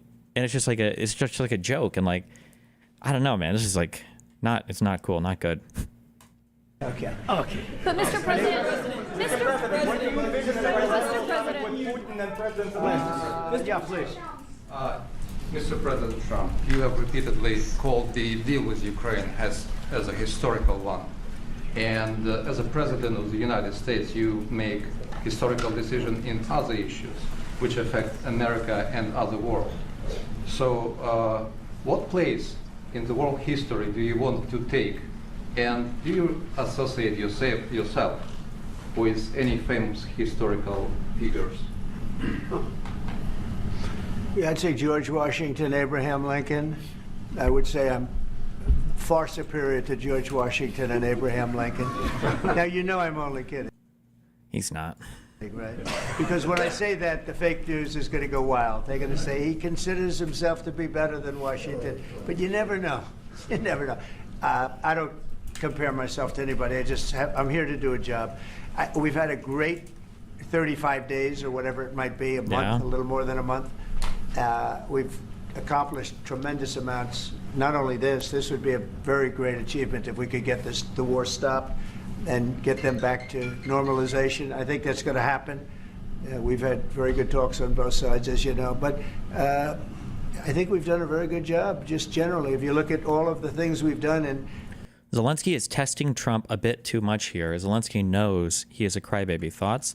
I feel like you guys, this feels like when you guys like optics troll me, where I'm dealing with conservatives who will sometimes always take the worst faith summary, the worst interpretation of anything you say, be the most insane possible. And then I'll say like one thing, like, this guy's like a fucking retard. And people are like, oh, it's because you called him a retard. That's blah, blah, blah. Like, Trump is unhinged, bro. I don't know what to say. Zelensky's been the president of a country who's been invaded by a world superpower for 2 plus years, and the whole world is just standing by watching and nothing is happening. I'm sorry, I shouldn't say that. That was fake news. That's been invaded by a superpower for 10 plus years. And the whole world is standing by watching, and this guy next to you is literally lying about the extent of the aid that he's provided your country. Like, you're just supposed to sit here, as a world leader, and just accept that he's lying about how much he's helped your country, helped your people, for what? And then what if you go back and then you still get nothing? Now you were a sucker in person, and like, it's just, no. 30 days, they're saying there's never been a opening for a president. And there needs to be some kind of accountability for the things that Trump is wrong on. And the U.S. media has basically rolled over and played dead. Like, the U.S. media will not hold Trump accountable ever. Even the left, for whatever reason, just has nothing, at least in the mainstream. It doesn't seem like it. So if it's only world leaders that can do it, then take advantage of the opportunity to. We've done in 30 days, they're saying there's never been a opening for a president. The first month, there's never been a first month like we've had. And this is one of the very important things. This, to me, is one of the most important things, because we have tremendous death taking place as we speak, and I don't want to have that. You know, think of the parents, whether they're in Russia or Ukraine, think of the parents of all these people being killed needlessly. They came to our territory. Should have never started and killed. What did Sonia? Needlessly. They came to our territory. Oh, they came to our territory. Should have never started. Wait. Speaking of making everything a joke, is Zelensky doing Riz voice? Why is he talking like this? Being killed. I'm just kidding. Needlessly. They came to our territory. Should have never started. This would have, if I were president, this would have never started. I know that people are posting pictures of Rubio, you know, like showing how painful it is for him to sit here. I don't know if this is Rubio's responding to this negatively like that or not, but Rubio is, I'm pretty sure he comes of the era of the neocon. So I cannot imagine internally the anguish that he must be feeling. Because I'm pretty sure Rubio was a pretty hardcore neocon. I feel like he said a lot of, you know, Putin's a dictator, he's a bully, we got to go after these guys. Like, oh my God, I can't imagine listening to this. Jesus. Rubio supports Trump? I mean, of course he will. He's the head of the State Department, right? So of course he's going to, but... Mr. President Trump, will you continue sending military aid to Ukraine after the U.S. signs this agreement with Ukraine? Yeah, we're going to be continuing. To President Zelensky, do you feel like the U.S. is on your side, that President Trump is on your side at this moment? What do you think? He wants to know, do you think that, sort of a stupid question. I guess we wouldn't be here if I wasn't. But, I think that the United States on our side from the very beginning of occupation, and I think that President Trump on our side, and of course, I'm sure that the United States President will not stop support. This is crucial for us. It's important for us. Yes. And Putin, the president speaks about the people and the soldiers which are dying, but they came to our territory, they came to our land. They began this war, and they have to stop. And I think this is the question, was really the most important question.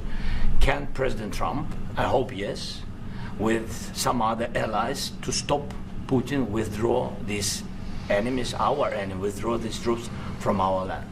And I think that you asked about the history, I think that if President, or when, he will stop Putin, if President Trump will bring peace to our country, I think he will be on this wall. We've had very, very good talks. Mr. President. Very good talks. President Zelensky just said that there'll be no compromises with Vladimir Putin. I just wanted to ask both of you. Firstly, are there compromises that you think that President Zelensky is going to have to make? And President Zelensky, is there anything that you think that you may be able to offer or bring to the table? For example, elections. Thank you. I think you're going to have to always make compromises. You can't do any deals without compromises. So certainly. Have I given an fuck? This is why I hate covering politics right now. I feel like I'm just repeating myself. Do we have a name for this when you speak a lot but you don't say anything of substance ever? Like some people when they speak, it's like, wow, that's a high density of information and concepts and okay, geez. And then there are people, Elon Musk does this a ton, and Trump can only do this. But when they speak, they just say nothing. Can you tell us about your deal with Russia? Oh, we want Russia to make XYZ concessions. We want Ukraine to make XYZ concessions. And this is what we think the arrangement is going to look like going forward. Oh, that's what I just said there was a very simple, very high density statement with lots of valuable information. You know, to Trump, what are you guys going to do? You know, what's the deal like? Any deal you do has to be both sides make sacrifices, and that's nobody knows what it's. They're gonna. Everybody should feel bad a little bit when you make a strong deal, and it's like, what the fuck did you just say? Why did you even answer that question? You're not even saying anything. The fuck? You're going to have to always make compromises. You can't do any deals without compromises. So certainly he's going to have to make some compromises. But like what? How did we ever make fun of Kamala speaking or Biden speaking? Like for any good deal, you got to make compromises. So there have to be compromises, and yeah, he's going to have to compromise. Okay, thanks, Chief, Commander in Chief. Table, for example, elections. Thank you. I think you're going to have to always make compromises. You can't do any deals without compromises. So certainly he's going to have to make some compromises, but hopefully they won't be as big as some people think you're going to have to make. That's all. Like what did we just say? Oh, it's all we can do. I'm here as an arbitrator. Also, excuse me, you expanded asshole cuck. It's all we can do? No offense, but we're not fucking France, okay? We're not fucking Greece. We're not fucking Tunisia. We're not fucking Sri Lanka. What do you mean that's all we can do? We're the United States of America. There's a whole lot we can do. What do you mean that's all we can do? Why would you talk about your own country like such a fucking cuckold? That's all we can do is hope for the best? What do you mean? We're the United States. What? People think you're going to have to make. I wasn't picking out on those countries in particular. Okay, so. That's all. It's all we can do. I'm here as an arbitrator, as a mediator to a certain extent between two parties that have been very hostile, to put it mildly. A mediator between two parties? I thought that there was no party for Ukraine in Riyadh, though. I thought that Zelensky wasn't invited to those talks in Saudi Arabia. So what are the two parties that we're negotiating between? They've been very hostile. There's been a vicious war. There's been a vicious war. You know, it's a very level battlefield, and those bullets go out, and as I've said many times... Oh my God, the best thing to absorb the bullets is the only thing that can absorb a bullet is a body. Why? God, these... About it with Pete. Many times the only thing stopping those bullets is a human body. And in the case we're talking about, generally young human bodies are stopping a lot of bullets. It's dead level. That's why it's great farmland. It's great. Oh, that is true. That's a good word. Bloviating, right? Bloviate. That's a good word. Bloviating. Yes. Great land. It's great farmland, but there's very little protection against the bullets that are being, and other things that are being shot. So all I can do is see if I can get everybody at the table and get an agreement. And I think we're going to end up with an agreement. Otherwise, I wouldn't probably be even here today. Will President Putin have to make compromises? Mr. President, I've got two questions for you. You think ultimately your legacy will be the peacemaker and not the president that led this country into another war and ended foreign wars? And I've got a question. I hope it will. I mean, I hope I'm going to be remembered as a peacemaker. This would be a great thing if we could do this. I'm doing this to save lives more than anything else. Second is to save a lot of money, but I consider that to be far less important. So I hope I'm going to thank you, Brian, for that question. It was a nice, I'm doing this to save lives more than anything else. Second is to save a lot of money, but I consider that to be far less important. So I hope I'm going to thank you, Brian, for that question. It was a nice. It's just like I don't know why I bother talking about any of this shit. Fuck! I'm so triggered. I'm so doomer. This is not why wars stop. You don't stop a war just to save lives. Nobody fights wars just to kill lives. It's such a childish way of looking at conflict. We need to stop this immediately, guys. We gotta save lives. Like how many people died in that on the Normandy on that day? How many soldiers died? Like would Trump have been saying 4,000 to 10,000, maybe 4,000 to 15,000 on both sides. Like, would Trump be? And I know I'm pretty sure there are individual days of fighting here that were way worse, especially on the Soviet side. But like, would Trump be the guy saying, "Well, there's going to be a lot of lives lost. There's going to be a lot of bodies absorbing bullets. Like, we can't send our young men to die like this." Like, it's just such a childlike way of viewing conflict. Question. I hope I'll be known and recognized as a peacemaker. This would be a great thing to solve. This is a very dangerous situation. You know, this could lead to a third world war. This was headed in the wrong direction. If this election were lost. And then like the whole appeasement thing, like not to draw analogies to Hitler, but we tried this, right? This could lead to a war, so we better just keep giving him territory. Like this could lead to a war, so we better just keep giving stuff over. Like this doesn't work. Nobody comes away from these deals satisfied and they're like, oh, okay, cool. Thanks for the little bit of appeasement. I'm going to stop now. It doesn't work interpersonally. If you know somebody who's like abusive or evil and you're like, okay, well, I'll just like make concessions to them and then they'll stop. It doesn't work on a corporate level. When you're signing business contracts and stuff, you're like, okay, I'll just give them a bunch of stuff, you know, and I hope that maybe in the future they'll treat me well. It doesn't work on a country level, right? It's just. This was headed in the wrong direction. If this election were lost, if we didn't win this election, and by the way, we won it by a lot. That was a mandate. We won every swing. You didn't win it by a lot, though. That's not true. You won it electoral college-wise by about 200 to 250,000 votes, and then population-wise, it was it wasn't even a majority of the vote. Was it about 1 to 1.5%?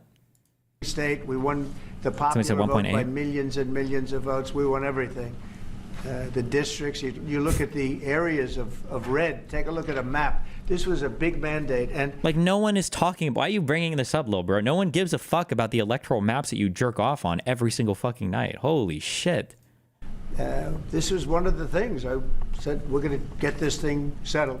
If we didn't win, I think this could. Why is Rubio sitting like that? Usually you're behind closed doors and not on camera. It's really embarrassing on camera. But when all of your principles are leaving your body, it's a very uncomfortable experience sometimes. Your soul is being extracted in small pieces. And usually you would do this in a dark room on your own while you meditate and come to accept how much of a compromised, spineless fuck you are. But he has to do it here on TV in public. Could have very well ended up in a third world war, and that would not have been a good situation. What was your second question? And my second question for President Zelensky. Oh, also, I think I was told this just when I bought my suits, but again, I don't know the rules. I think you're supposed to unbutton your jacket when you sit as well. I don't think you're supposed to with a button, unless there's a reason why for these types of suits. That's not the case, man. That would not have been a good situation. What was your second question? And my second question for President Zelensky. Do you ever? Why don't you wear a suit? Why don't you wear a suit? You're the highest level in this country's office, and you refuse to wear a suit. Just want to see if you do you own a suit? Yeah. What?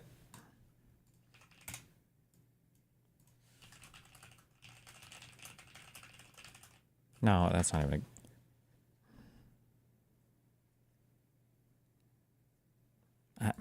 Okay. I don't want to say anything. Fuck. I'm gonna get banned from YouTube. Yeah, problems. This is Marjorie Taylor Greene's husband. Yeah. Does Musk own a suit? Has he ever worn a suit in his entire life? Somebody said in chat you were supposed to unbutton the lowest button. Okay. Wait, do you button the lowest button on a conventional suit jacket? I don't know. A lot of Americans have problems with you not Really? respecting. I don't the have authority of such. this office. I will wear costume after this war will finish. Okay. Yes, maybe one. Maybe something like this? something like Yes, yours. sir. Yes. That'd be great. Maybe something better. I don't know. We will see. Hold on. Also, I just want you to, okay. It is so fucking hard to joke and be sarcastic and make like quippy remarks in a second language. Okay. It is very, very, very, very, very hard to do that. So I don't know how long he's been practicing English. I saw someone in chat say that prior to the war, he didn't know any English. I don't know if that's true or not, but I can tell obviously he's not like ultra fluent in English such that he can do it like conversationally, very snappy, very easy, but it is so hard to joke or be snappy or witty in a second language. It's incredibly difficult. So Jesus, that was nice. Something like yours. Yes.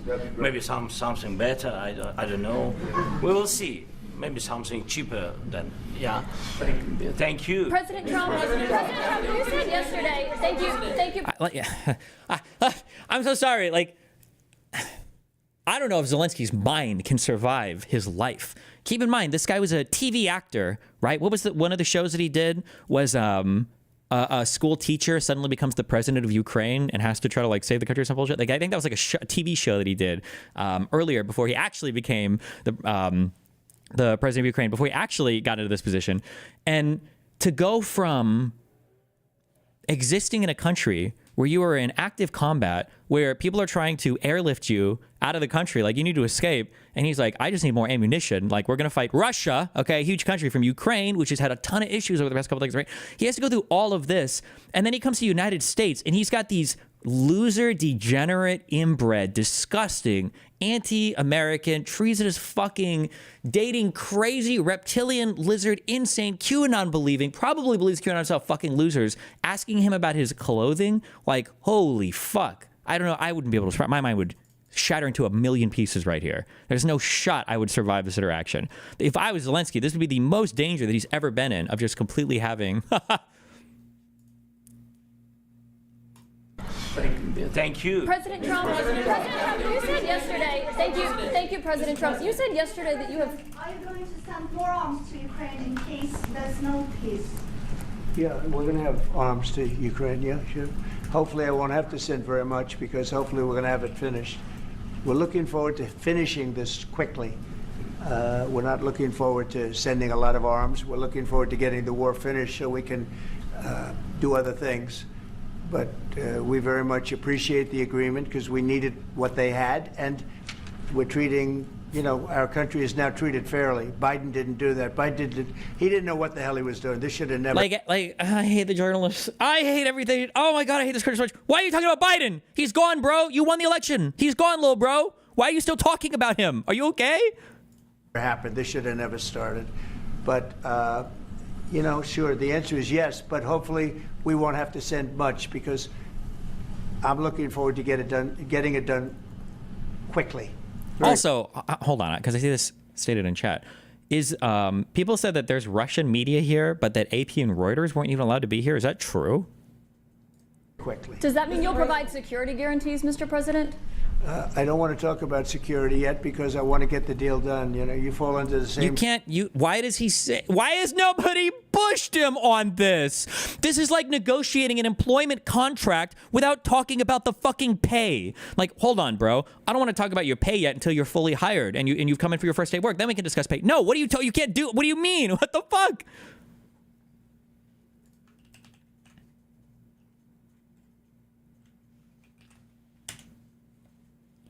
A Russian state media reporter gained entry to the Oval Office for the Trump-Zelensky sit-down. A member of Russia's state-owned news agency gained access to the Oval Office on Friday to cover President Trump's sit-down with Ukrainian President Volodymyr Zelensky, even as the AP and Reuters were barred from the high-level meeting. It sounds like they snuck in at least, I guess, but... Or that's what chat is saying.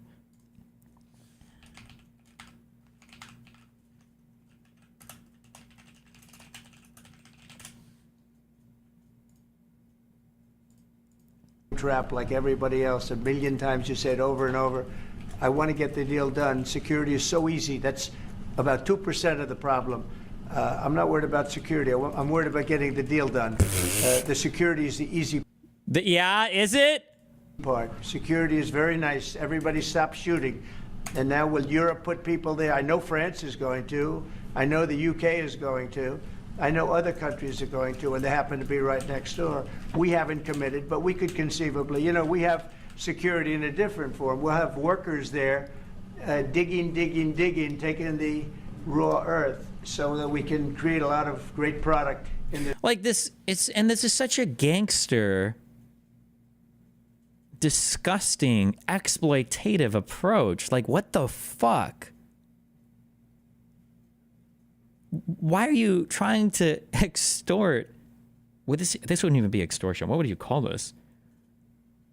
Like a guy's getting fucked up and you go on the street, you find him, you're like, hey, bro, hold on. I know you're getting your ass whipped right now, but if you give me your wallet and I can keep everything inside, I'll try to get the other dude to stop hitting you. It's like, what the fuck? Protection racket? Like, Jesus, bro.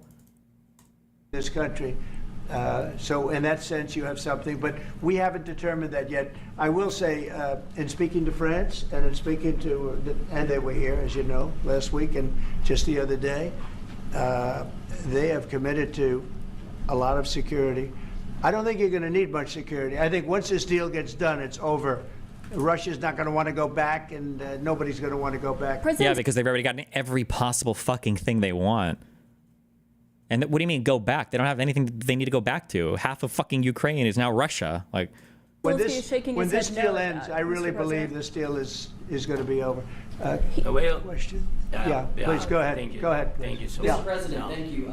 Thank you. President Macron and Keir Starmer at the White House this past week, both of whom praised your courage and conviction to lead the pathway towards peace. Yes. Part of that involved, though, re-engaging Russia in diplomatic relations, something that previous leaders lacked the conviction to do so. What gave you the moral courage and conviction to step forward and lead that? Well, I love this guy. The moral conviction and courage to stem forward. I pointed this out. I think I pointed this out at least once in the past.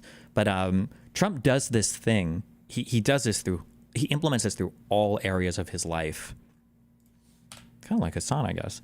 If you ask him a tough question, he'll say it. Like, you're very nasty. You don't treat me fair. I can't understand you. What a nasty question. When you ask him a nice question, he rewards you for it. What a wonderful, lovely question. What's your name again? Oh, what a lovely question. What a wonderful, these guys treat me so well. Like, he does it interpersonally. He'll do it as he speaks. Like, these people are horrible. We're going to primary these politicians that are mean to us. We're going to do that, blah, blah, blah. He's very big on the rewarding people that are nice to him and then punishing people who are critical of him. Not even mean to him, just critical of him. Ask him a critical question. Praised your courage and conviction to lead the pathway towards peace. Yes. Part of that involved, though, re-engaging Russia in diplomatic relations, something that previous leaders lacked the conviction to do so. What gave you the moral courage and conviction to step forward and lead that? Well, I love this guy.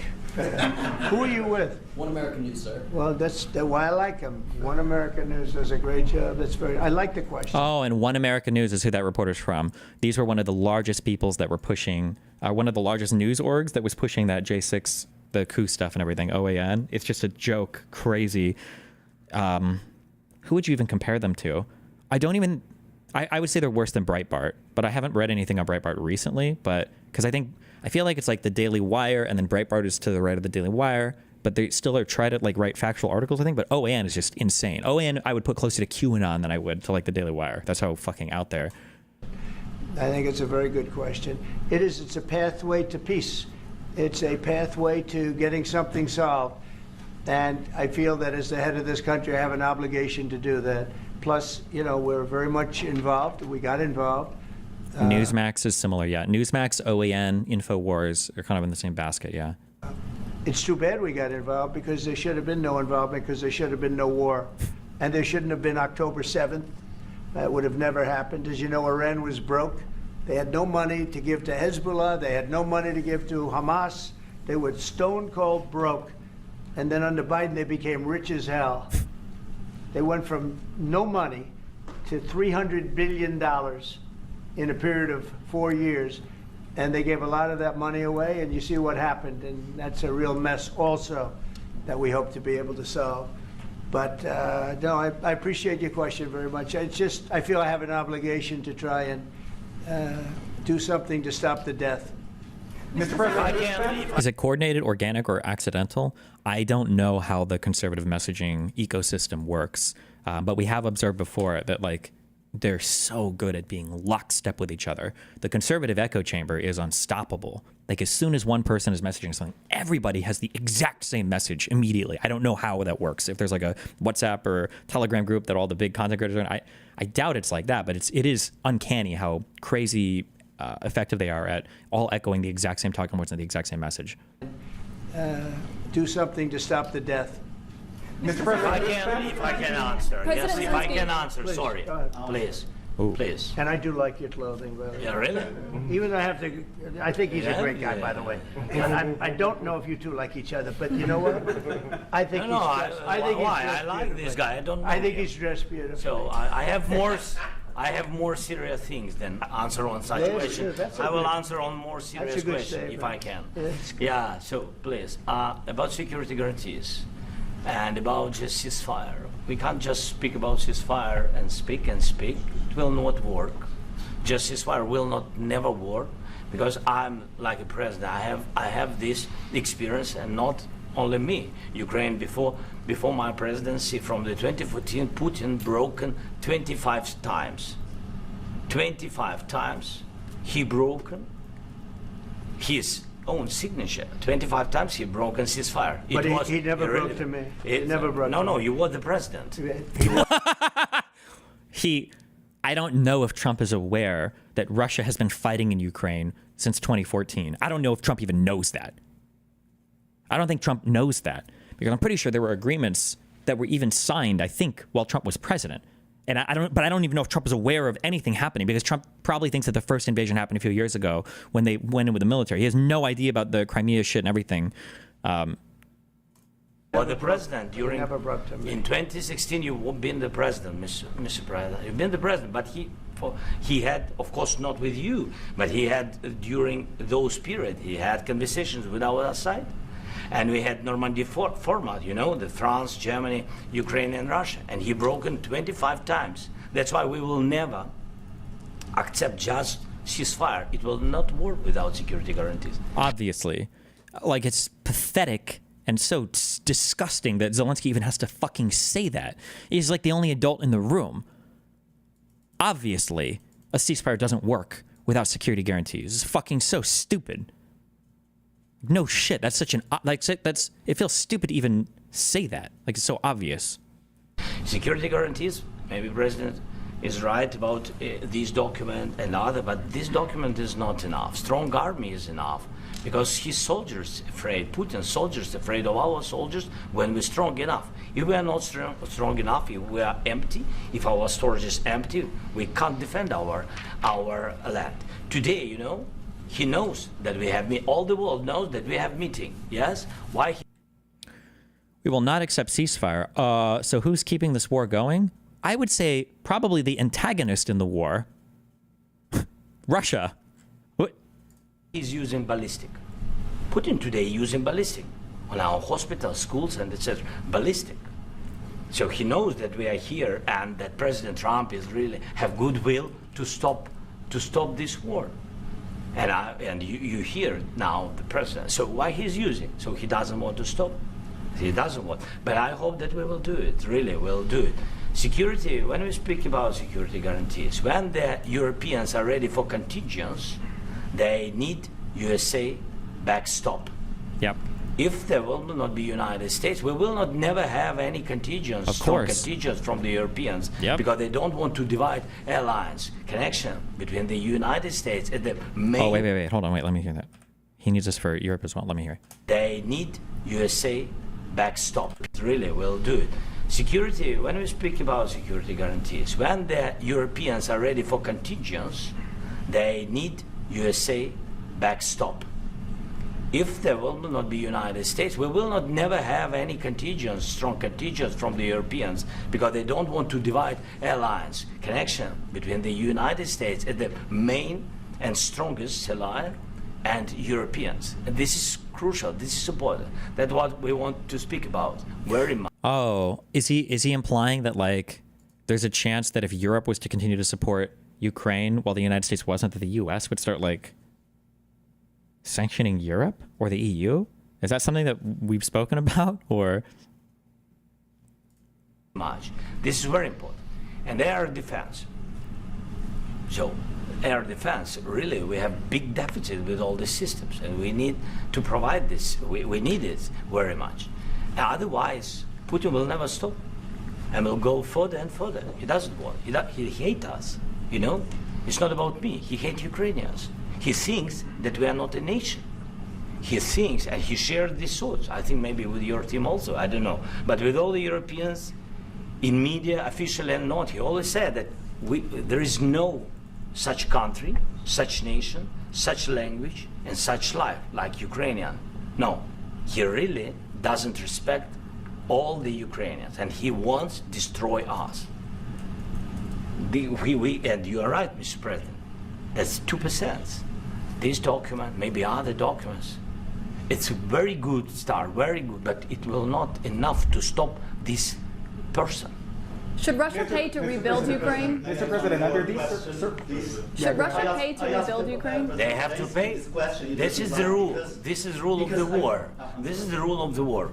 During all the centuries, all the history, this is the rule of the war. Who began, those pay. Do you agree, This President is the rule. Trump? Putin began this war. He has to pay all money for innovation. He has to pay. Of course, some Russian assets, what we have in Europe, about 300 billion. I honestly don't think the EU will support Ukraine without U.S. support. If the U.S. does not, it would put West Europe in a fragile state politically and economically. I think that it actually hurts to say this, but they started to realize it with Angela Merkel, although we kind of came back from oblivion with Biden, but now we're back to oblivion. I think Europe is probably starting to think that they need to separate themselves from the United States.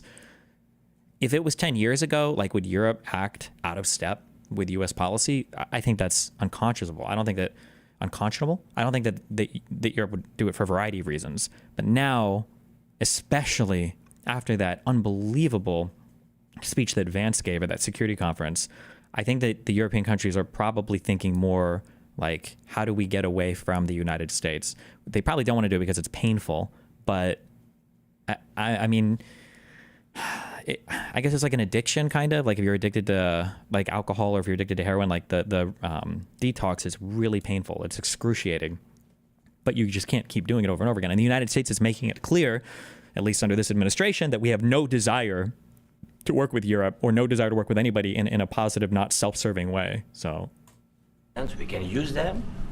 We can use for innovation and buy military support from the United States also. We can do it, but it's not enough. It's not enough. Trump didn't answer that, even though that lady was asking him to over and over again. I wanted to know. Wait 1 second. Oh. I asked this question that you didn't like because I wanted to know if you want to position yourself in the middle between Russia and Ukraine, or on the Ukraine side. I'm in the middle. I want to solve this thing. I'm for both. I want to get it solved, and it's wonderful to speak badly about somebody else, but I want to get it solved. If we can solve it, great. If we can't solve it, they're going to have to fight it out, and who knows what's going to happen. But I want to see it get solved.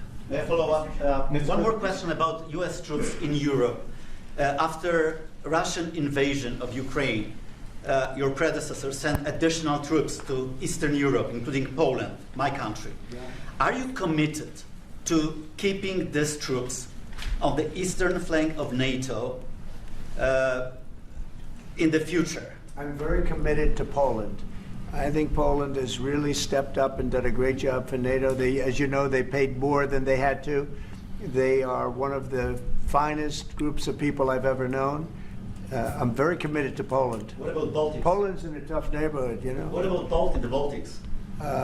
The Baltics. Somebody should ask him, do you know what the Baltics are? Do you know which countries those are? Maybe he'll say it. They got a lot of. It's a tough neighborhood too, but we're committed. We're gonna. I don't know if he knows what those are. Does he? He must, right? Does he? You know. What about the Baltics? The Baltics. They got a lot of.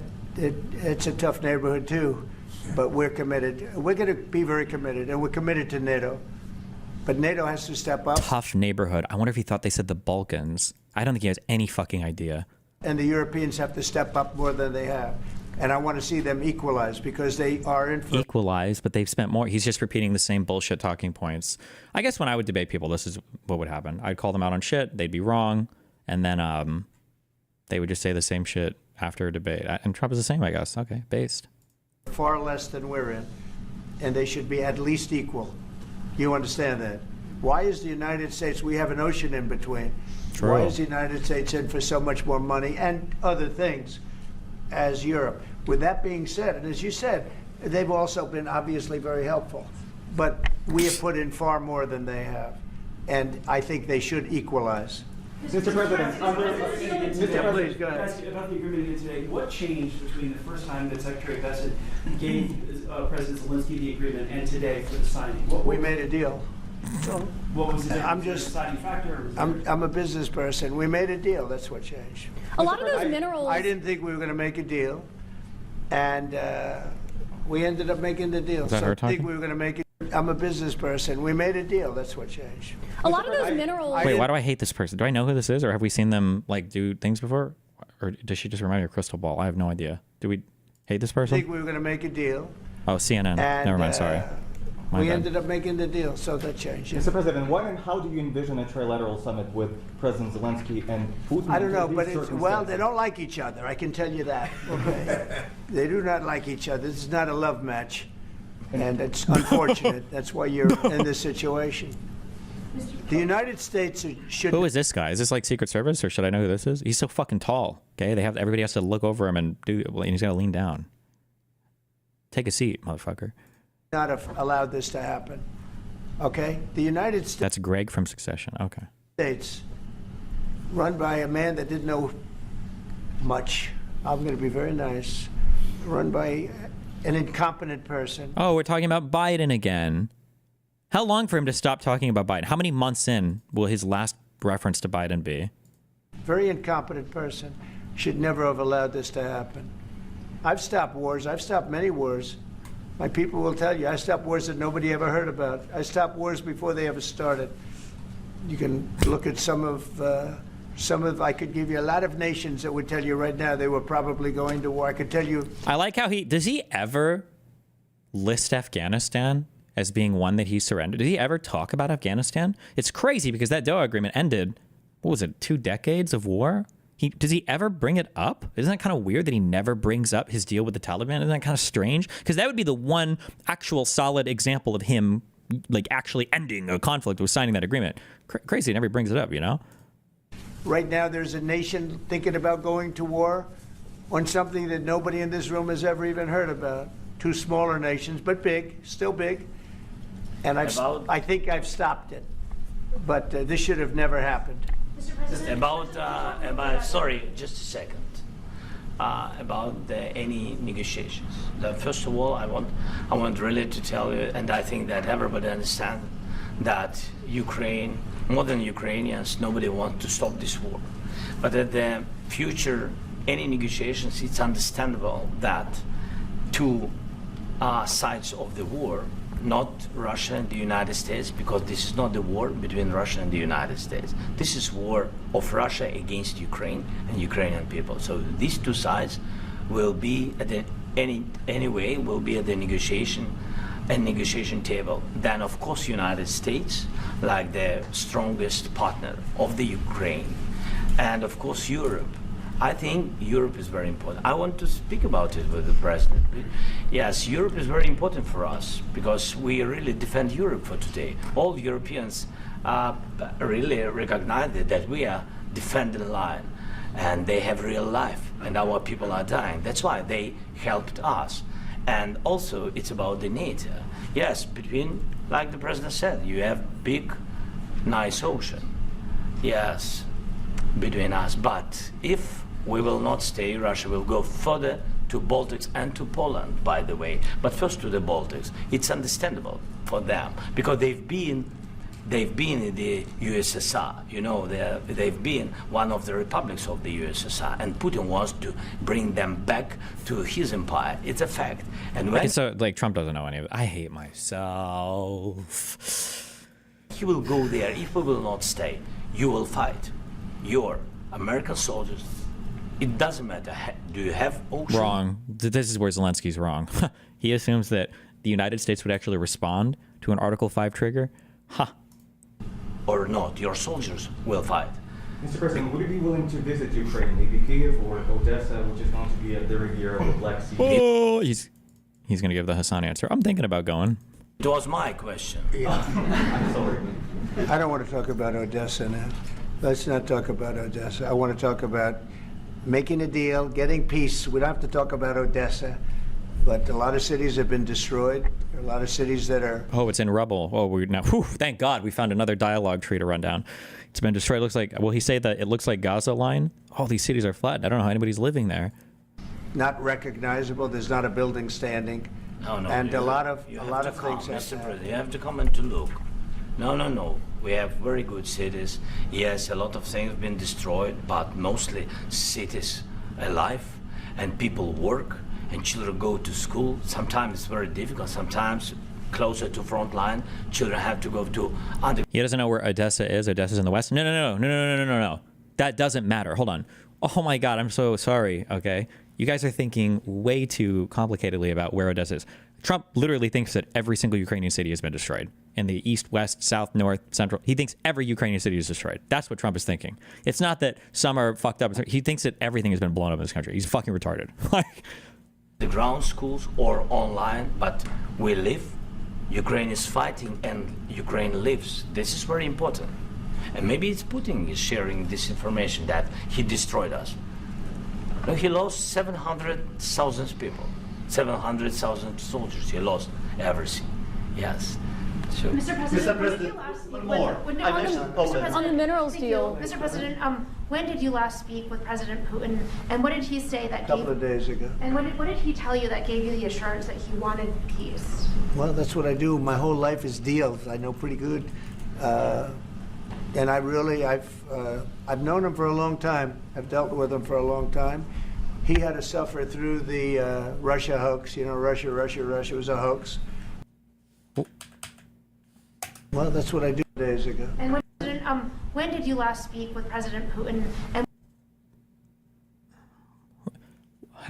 how did Putin have to suffer through the Russia hoax?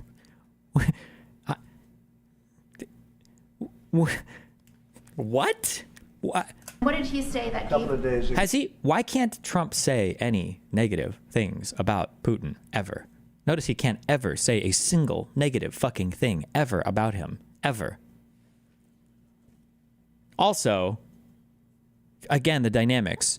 When Trump says the Russia hoax, part of what he's referring to here is the actual fucking phone calls that him and his little lackey fuck loser Giuliani had with Zelensky and Zelensky's aides about trying to dig up bullshit about Hunter Biden. That's part of the Russia hoax, by the way.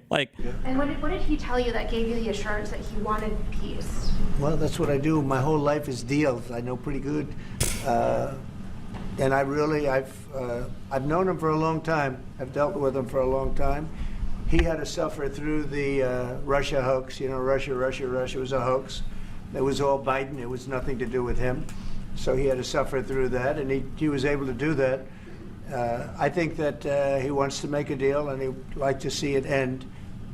That's all I do. That's what I do. My whole life, that's what I do, is make deals. Like, if he wants to see it end, and he's the invader, then why doesn't he just like stop? Am I missing something? Like, why not just stop invading then? Like, look at how easy that would be, you know? He could stop at any point in time, you know? I'm in the middle of a mess, because this is a real mess. It's a very dangerous one. If this doesn't get solved now, it's not going to get solved for a long time. So I hope we're going to get it solved. In the back, please. Thank you, Mr. President. Prime Minister Starmer claimed repeatedly that his government believes in free speech and was not engaged in censorship. But his country's government arrests people for memes and thought crimes, and even more worrisome is pressuring American companies to censor Americans on its behalf. What is this, an OAN reporter, or who is this fucking loser? This is our White House press corps now? It's just a bunch of crazy, fashy, far-right fucking losers here to make Trump feel better about himself? Okay. How can he be a reliable, trustworthy partner when he says things that are demonstrably false on such an important topic? Well, we actually spoke to him about that yesterday, and we thought they took it very, very much too far. JD was very strong on it. So was I. So was Marco. And we've been speaking to him about it. Marco, would you like to say something about that? We have concerns, obviously, with the conduct of those, particularly as it impacts Americans. And there's real concern that American speech, which is online, could fall into the hands of British or any country's jurisdiction. Really? Really? That's a significant... We're worried about that in America. We're worried about Britain issuing an arrest warrant for an American memer. Is that really that's a real pressing issue right now in the United States of America at a press conference about the war between Ukraine and Russia? We're worried about memes getting you arrested from the U.S. What, are we going to fucking extradite people to fucking Spain to go to meme court? And so this is a point the Vice President made at Munich, and I think it's a very compelling one, that what unites us with Europe, as much as anything else, is these shared values, and one of them being free speech. And so if Americans are threatened by it, we're going to need to take action in that regard. JD? I'd say, look, it's actually a very... Destiny, genuine question. Why does American free speech matter in our country? We aren't ruled by your constitution? You guys are just... I'm so sorry. Your questions are so dumb. When you say, why does American free speech matter in our country? We aren't ruled by your constitution. No American that brings up free speech has any fucking idea what that means or what our constitution is. Free speech to them is a nebulous, amorphous concept that means they should be able to say whatever they want anywhere in the world with no punishment from anybody ever. And the American concept of it, whatever that is, because they don't even know it, is the best in the world. And if anybody has any different thought whatsoever, then they're evil and horrible and fuck them. Okay, that's it.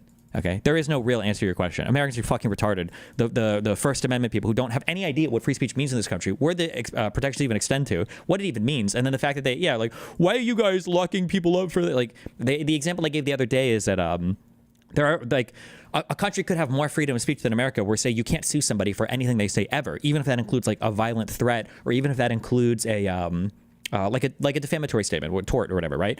But Americans will just say like, well, obviously that's not freedom of speech. Like, according to who, motherfucker? What do you mean? Like, Americans have their concept, or some, these 1A dipshits have their concept of like what freedom of speech is. And if you have any law that isn't the exact same as every American law, then you're anti-free speech. J.D. Vance engaged in the same, I don't want to say high school level of understanding, grade school level of understanding, MAGA level of understanding, lower than all of those, of like, oh, freedom of speech is when you have a ruler law that isn't the exact same as what I think America the ruler law is. Like, that's what their concept of freedom of speech is. It's fucking stupid. It's childish. One of them being free speech. And so if Americans are threatened by it, we're going to need to take action in that regard. JD? I'd say, look, it's actually a very important question. We spoke about this in detail with the Prime Minister, the Foreign Secretary, and others at lunch. Like, what are they even referring to here? Can somebody give me the basis for this conspiracy that Ukraine is trying to pressure freedom of speech in the United States of America? What is even the basis for this conspiracy? Because I like it. We all just we're assuming this is true, and now we're responding like, yeah, we've had to scold Zelensky because he's really coming down on freedom of speech in the United States of America. You know, he's really. They're just talking about Britain. Okay. Is Ukraine going after freedom of speech in Britain as well, or We spoke about this in detail with the Prime Minister, the Foreign Secretary, and others at lunch yesterday. And I know that Secretary of Commerce Lutnick followed up in private meetings last night. This is really... Starmer Advance had a clash here. And we don't, and that's absolutely... Of course, what the British do in their own country is up to them, but also affect American technology companies and by extension American citizens. So that is something that we'll talk about today at lunch. We've had free speech for a very, very long time in the United Kingdom, and it will last for a very, very long time. Well, no, I mean, certainly we wouldn't want to reach across US citizens, and we don't, and that's absolutely right. But in relation to free speech in the UK, I'm very proud of our history there. Oh, okay, so it's just okay, good. Really important. We believe Americans have the right to speak their mind, even if we in this room disagree with them. They have the right to speak their mind in the public square, which is often online these days. Well, unless you work for the government and you do anything that Bondi and Bovey don't like, they're going to fucking investigate the fuck out of you. But okay, thank you. And we're going to defend that right as it pertains to American companies and American citizens vigorously if we have to. I do think that under the president's leadership, we're going to find common ground with our friends in the UK on this question, but it remains to be seen. The principle that will guide us is we believe in free speech in this country and we'll fight for it for American citizens. Okay. Wow, good one. Mr. President, oil and gas component to the deal? Is it all critical? A little bit. We'll see. On LNG? Oh, yeah, or the Associated Press or Reuters who get kicked out of the room as well because they won't acknowledge the Gulf of America. Is the next president going to change it back? Or did we ever figure out who's in charge of having the names of things? Like, could the U.S. president say the Pacific Ocean? Sorry, you're thinking about the U.S. Western Ocean, and the U.S. Eastern Ocean is the Atlantic, right? We're just going to call these. We're looking for that so much. We got a lot. We have more than anybody in the world, by far. So, no, we're not talking about it too much, but a little bit. I think a little bit. We'll see. On LNG? This country, and we'll fight for it for American citizens. Mr. President, oil and gas component to the deal? Is it all critical? A little bit. We'll see. On LNG? Is there anything? A little bit, we'll see. But we're not really looking for that so much. We got a lot. We got a lot of it. Anybody in the world. We got more than anyone. So, no, we're not talking about it too much, but a little bit. I think it affects also, but for the most part, no. Thanks, okay. And, sir, is there any agreement from Ukraine to purchase U.S. LNG as part of the deal, or is that on the table at all? No. We don't need that. Some of those minerals are in the east, Mr. President. You just mentioned that you'd spoken to Vladimir Putin a couple of days ago. Just to be clear, that's a new call, not the one that you were I've spoken to him on numerous occasions. Okay. And how was the latest call? What did you discuss? How did it go? Are you serious with that question? I am. I'd love to know. It went well. I think we're going to have a deal.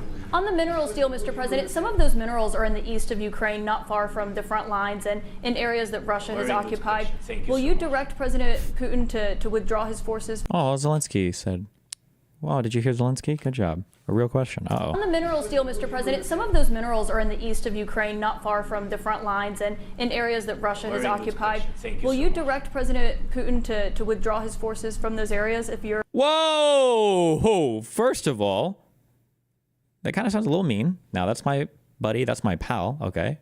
That's my pal. So let's be a little bit nice when we refer to him, okay? We call him Big Dog P over here, okay? Putin's my boy, all right? How does Trump respond to this? It's a good question. There's U.S. interest there? Or is he just going to do that? We're not going to discuss any of the specifics because... Look at the time. We have a lot of area. It's a very big area we're talking about. So we'll take a look. I'll study that and I'll see. And who would protect those minerals if they are U.S. interests? Would that be Ukrainian forces, European forces? The agreement will protect them. U.S. Kill me! Ah! Bro, somebody's coming to kill me tonight. And the cop is like, well, what's wrong? It's like, oh, I don't know. What's going to protect me? It's like, it's illegal to kill you. Hello? You really think somebody could kill you when it's against the law? The law will protect you, my dude. Oh, the piece of paper. Oh. Agreement, yeah, we're signing an agreement. You know? Right, but what if Russia tries to invade or there's Russian aggression? Watch this. He's going to say, they won't. In those spots, what would I just told you, I don't think that's going to happen. Well, if he thinks it's not going to happen, fuck me. That's good. I'm surprised Zelensky didn't sign the deal right here. If that were going to happen, I wouldn't make a deal. If I thought that was going to happen, I wouldn't make a deal. Some people may wonder why. They ought to focus on CNN on survival. There we go. Critical questions, the nicest, by the way. The arguably not even critical questions, maybe. They're just like ones that actually require, not even like shitting on him for how obviously stupid this deal is, but like kind of a critical time to go in on you, time to go in on CNN. Oh, CNN, you know what? I got some friends for you outside. They're called AP and Reuters. Go hang out with them because you're not invited in here anymore. Now we go in on CNN. Nice job. Good one. Not asking me these ridiculous questions. Focus on CNN on survival. Not asking me these ridiculous questions. Why you have confidence that Putin won't violate the deal? Focus on surviving, because CNN's got such low ratings. I don't think they're going to survive. Who's the simp fuck in the room that's laughing so loudly at that joke also, by the way? Do we know? Is there a white? I'm curious. Is it one of the other Nazi journalists, the OAN people, or is it fucking one of the losers on the couch? Or also, I like how he says shitty question right after Zelensky said, oh, finally a good question. Oh, was it Marjorie's husband? Nice. Survival. Not asking me these ridiculous questions. Why you have confidence that Putin won't violate the deal? Focus on surviving, because CNN's got such low ratings. I don't think. Look at that fat. He can't even stand and laugh. He can't even stand and laugh at the same time without dying. Listen to him. I'm sorry. You have confidence that Putin won't violate the deal. Focus on surviving, because CNN's got such low ratings. I don't think they're going to survive.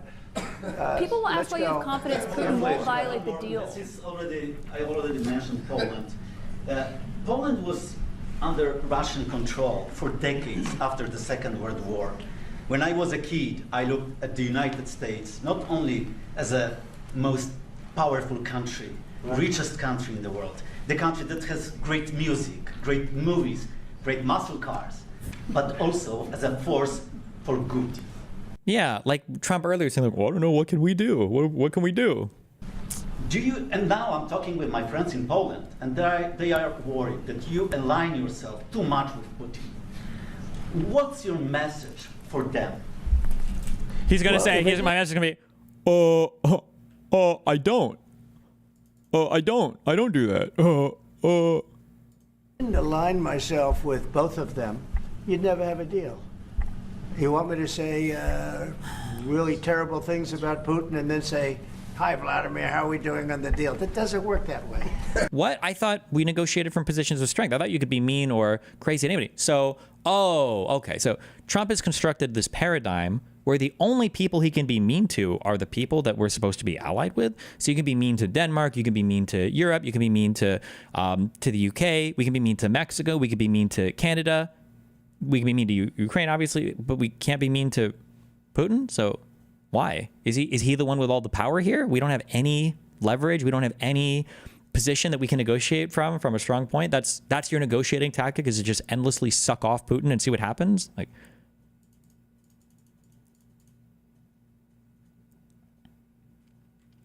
you can go join the Ukrainian army. Dr. Vree, I would probably never join the Ukrainian army. I would want to stay in the United States so that I can make myself available for the Canadian or Mexican army first. And then I'm going to find you.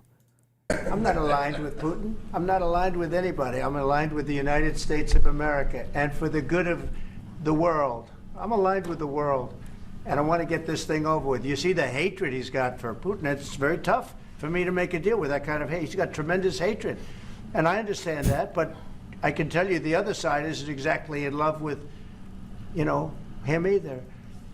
So it's not a question of alignment. I'm aligned with the world. Oh, he's aligned with the world. Oh, the protector of the realm. I understand. Oh, okay. Gotcha. I want to get the thing set. I'm aligned with Europe. I want to see if we can get this thing done. You want me to be tough? I could be tougher than any human being you've ever seen. I'd be so tough, but you're never going to get it. What is he fucking saying? He hasn't answered a single question with anything of substance whatsoever. Be tougher than any human being you've ever seen. I'd be so tough, but you're never going to get a deal that way. So that's the way it goes. All right, one more question. I want to respond to this. So look, for 4 years in the United States of America, we had a president who stood up at press conferences and talked. Oh, thank God.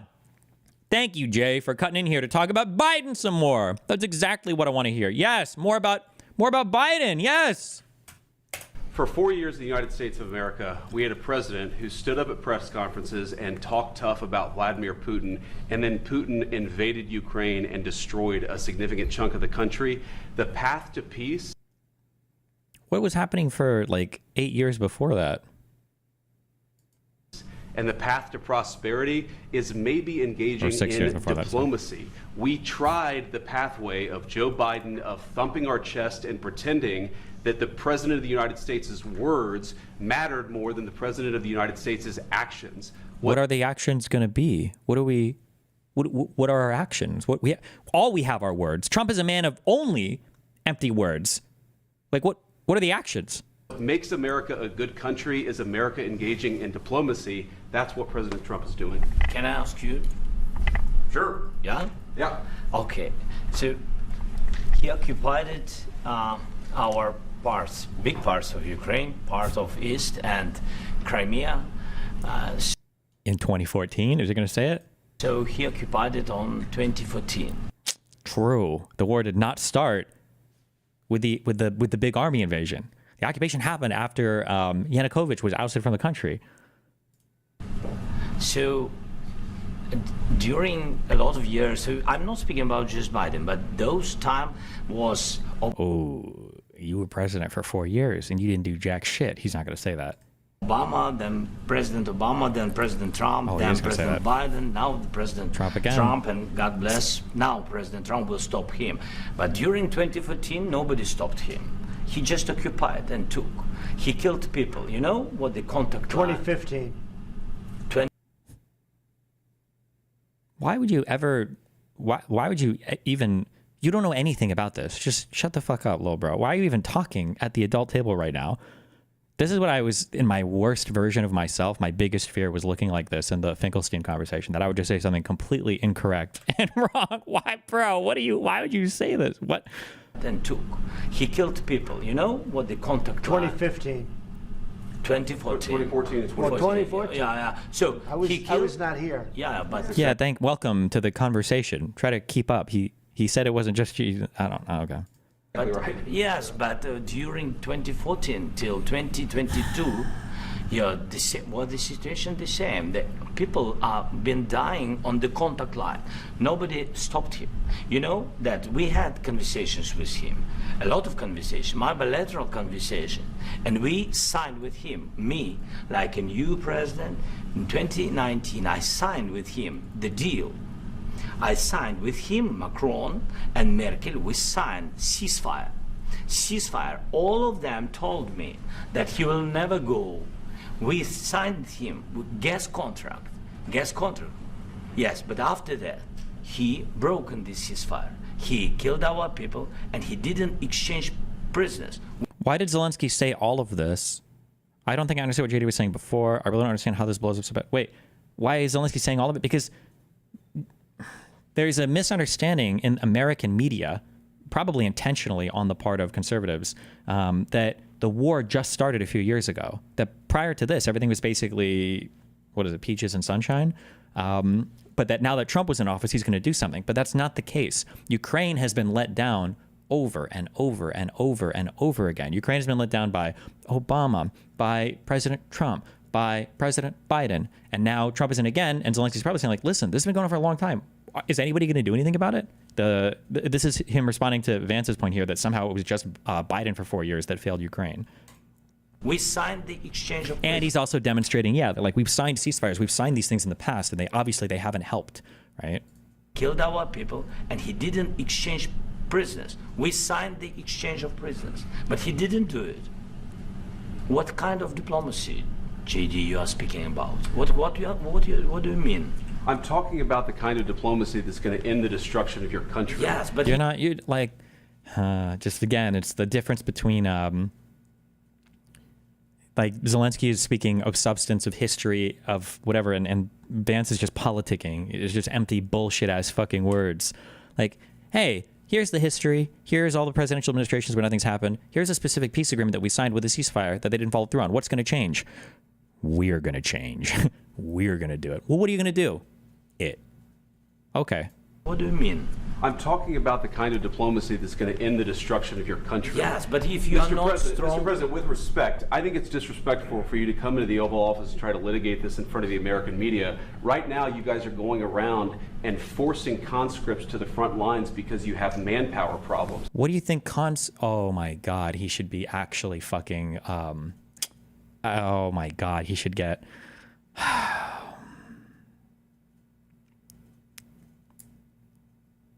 Oh my God, it's such an unbelievably disgusting thing to say. They're being invaded by one of the largest superpowers on the planet. They've been fighting this war for 2 to 3 years, a war they were expected to lose in like 2 days, by the way. Also, conscription by definition is force, right? Like,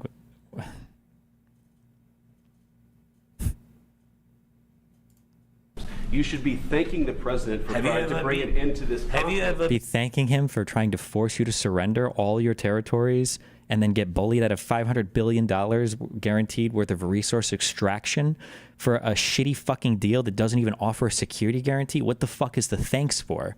Zelensky owes about as much thanks as the Afghanistan government owed to the United States after Trump unilaterally signed over Afghanistan to the Taliban. Like, manpower problems.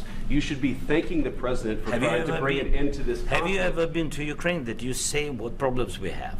I have been to... just say no. Own it, you fucking retard. I've actually watched and seen the stories, and I know what happened. Oh, he's been on Twitter. Oh, he's been on Twitter. Why would he know more than this dipshit? Where's Zelensky been at? Shopping at what do they say? Shopping at fucking in New York or whatever. Or is it in London? Where it's like Zelensky and his wife are stealing the hundreds of billions of dollars to buy expensive clothes. Like, yeah, what would Zelensky know about anything? Vance has seen videos on X, bro. Come on. I've actually watched and seen the stories, and I know what happens is you bring people, you bring them on a propaganda tour, Mr. President. A propaganda tour? What do they need to propagandize? What are you talking about? Tour, Mr. President. Do you disagree that you've had problems? What bringing? Oh, and then you end it with this bullshit. This is like a political conversation, right? Like, oh, so haven't you murdered 1 million children and raped 1 million women, and haven't you like killed your parents and your whole family, and haven't you burned villages to the ground? Hold on, excuse me. Do you acknowledge that you have made mistakes in the past or not? Like, that question at the end, what a bullshit way to summarize all the insane, unhinged Kremlin propaganda this dude just fucking vomited in front of the leader of Ukraine. That you've had problems bringing people into your military? We have problems. And do you think that it's respectful to come to the Oval Office of the United States of America and attack the administration that is trying to prevent the destruction? No one has attacked you, snowflake fucks. No one is attacking you guys. You can't even get basic facts correct. Who's attacking you? You literally filled this entire room with sycophants. You're patting people on the balls for asking you the most easy softball questions. Trump, is it easy to wake up being so brave and so moral and so righteous every morning? Is that like difficult for you to carry that much virtue with you everywhere you go? Like,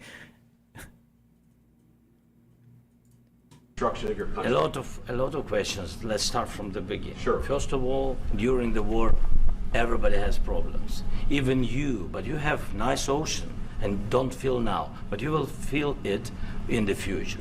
God bless. You don't know that. God bless. God bless. You Don't- will not you have gotta- a war. Don't tell us. let him finish his sentence, you buffoon fuck. This orangutan already fucked up in even knowing when Ukraine was originally invaded. Why would he even speak at all here? What the fuck? What we're going to feel. We're trying to solve a problem. Don't tell us what we're going to feel. I'm not telling you. Because I'm you're in no answering on this position to question. dictate that. That's Remember exactly this. what I'm not To dictate that. Nice, good one. That was an intentional word. If there ever was an intentional word Trump spoke, it was that one. You're in no position to dictate what we're going to feel. You We're going to feel very you will good. Feel influenced. We're going to feel very I'm good and telling very you, strong. You will feel influence. You're right now not in a very good position. You've allowed From the yourself very- to be in a from very the very bad position, beginning and he of the happens war. to be right about From it. the very beginning of the war. You're not Mr. in a Brown, good position. I You don't was have in the cards right now. With us, you start having not playing cards. But cards. right now, you I'm don't. very You're playing serious, cards. Mr. President. You're I'm playing very cards. serious. You're gambling I'm with the president lives in of war. millions of people. You think- You're gambling with World War III. what do you You're speak gambling about? with What do you World speak War III. And what you're doing is very Hold on. What do you You're speak gambling about? with What do you World speak War III. And what you Hold on. I'm so sorry. I might be having a schizo moment. Hold on. Is there some fucking loser in the back here that's trying to start applause in like 4 seconds? Do you hear? Is there one guy back here who's trying to see if he can get people to clap? Or am I just, maybe it's just somebody moving? I'm hallucinating this. Hold on. Listen to this. World War III. You're gambling with World War III. And what you're doing is very... You hear that? Am I going crazy? There's no way.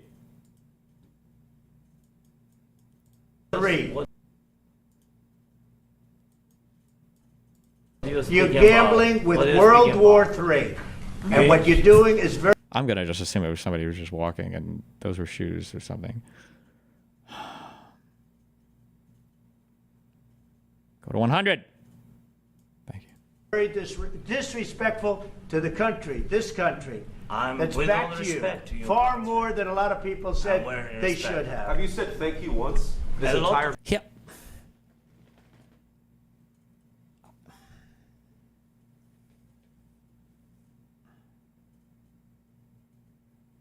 I'm getting baited. They're doing this just for me. This press conference was held just for me. I think Vance knows who I am. He's just trying to get me banned on YouTube. That's what's going on right now. I gotta resist, okay? I have to resist. Okay, I gotta resist. I gotta resist. I can resist. Okay. I'm not gonna say anything. No, in this Even entire meeting, today, have you said thank even you? today. You went to Pennsylvania and campaigned for the opposition in October. Offer some words of appreciation for the... And you made phone calls begging his administration to dig up dirt on a political rival. God, I wish Zelensky would just say this right now. Oh my God, he can't. Or who knows? Like... and campaign for the opposition in October, offer some words of appreciation for the United States of America and the president who's trying to save your country. Please, you think that if you will speak very loudly about the war, you He's can... not speaking loudly. Oh, I was just about to say, is he going to actually get to answer this question, or is Trump going to come in again? Oh my God. Are we serious right now? And this guy's ESL, English second language. think that if you will speak very loudly about the war, you He's can... not speaking loudly. He's not speaking loudly. Your country's in big trouble. Can he fit? Wait a minute. No. Zelensky, shut the fuck up. Trump has to repeat the same 3 talking points over again. You don't have the cards. Your country's in big trouble. People are dying, okay? You don't have the power. A lot of talking. Your country is in big trouble. I know. You're not winning. I know. You're not winning this.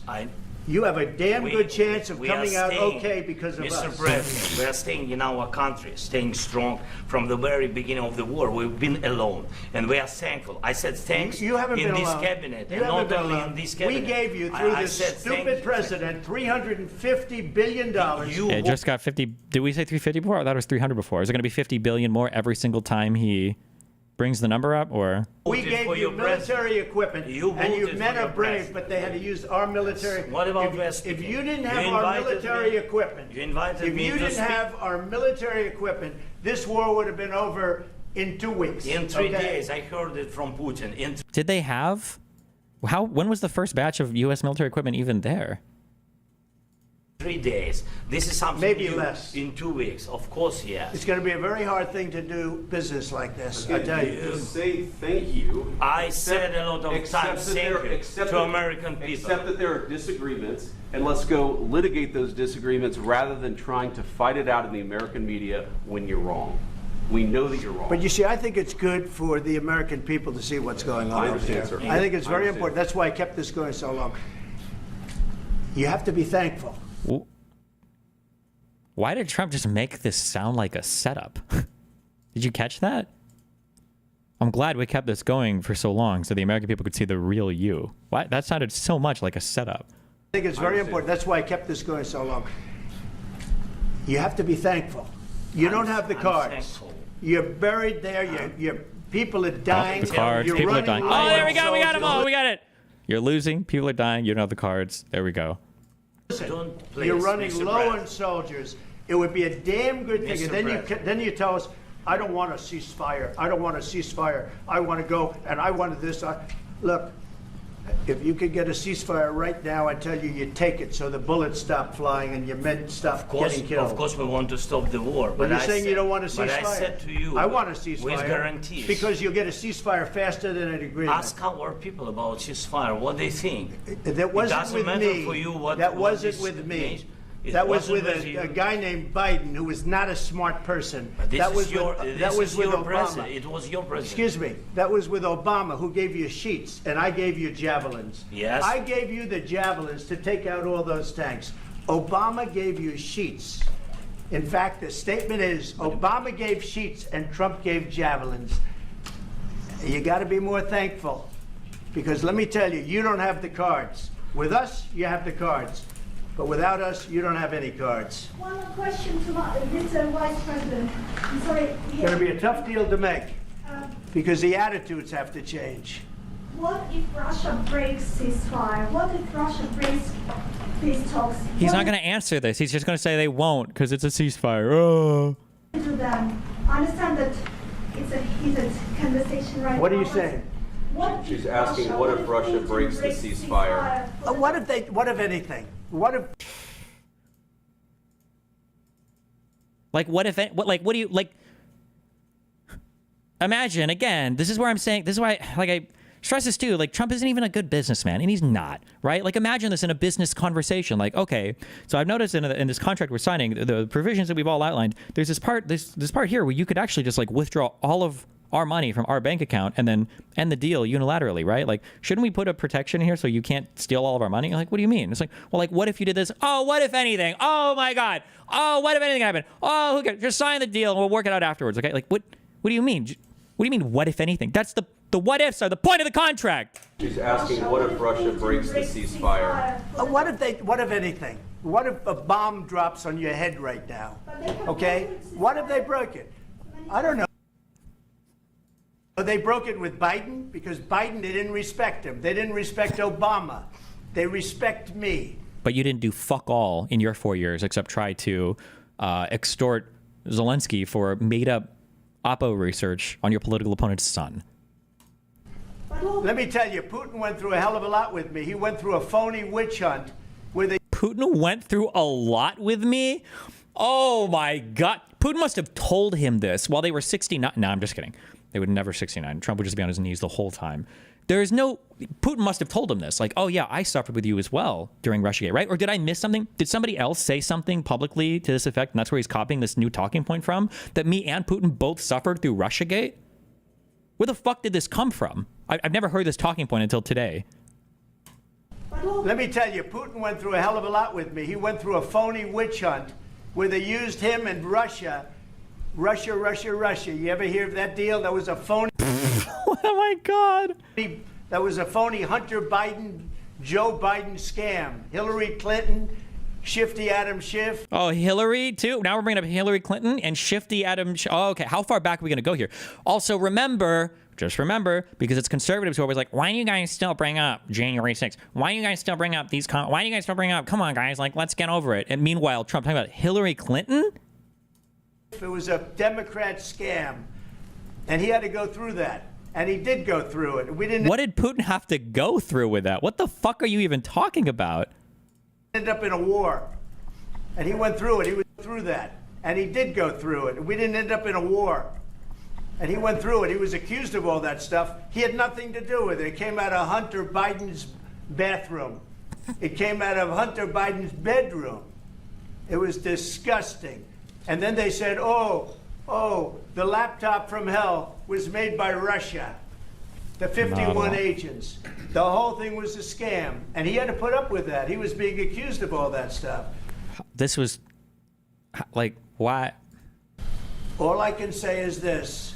He might have broken deals with Obama and Bush, and he might have broken them with Biden. He did, maybe. Maybe he didn't. I don't know what happened. But he didn't break them with me. He wants to make a deal. I don't know if you can make a deal. The problem is, I've empowered you to be a tough guy. And I don't think you'd be a tough guy without the United States. And your people are very brave. But you're either going to make a deal or we're out. And if we're out, you'll fight it out. I don't think it's going to be pretty, but you'll fight it out. But you don't have the cards. But once we sign that deal, you're in a much better position. But you're not acting at all thankful. And that's not a nice thing. I'll be honest. You haven't even signed anything yet. What is he? It's just, okay. That's not a nice thing. All right, I think we've seen enough. What do you think? What's this negotiation going to look like? This is going to be great television, I will say that. Oh, back to my original point that it's all for fucking memes and jokes and it's all just a fucking... We'll see what we can do about Thank you, press. Everybody, Caitlin. Everybody out. Can you still negotiate? Apparently Zelensky got kicked out of the White House after that meeting. He sent this out right after it ended. We had a very meaningful meeting in the White House today. Much was learned that could never be understood without conversation under such fire and pressure. It's amazing what comes out through emotion, and I have determined that President Zelensky is not ready for peace if America is involved, because he feels our involvement gives him a big advantage in negotiations. I don't want advantage, I want peace. He disrespected the United States of America and its cherished Oval Office. He can come back when he's ready for peace. Oh, so we've just given up? Good deal. What a great deal maker.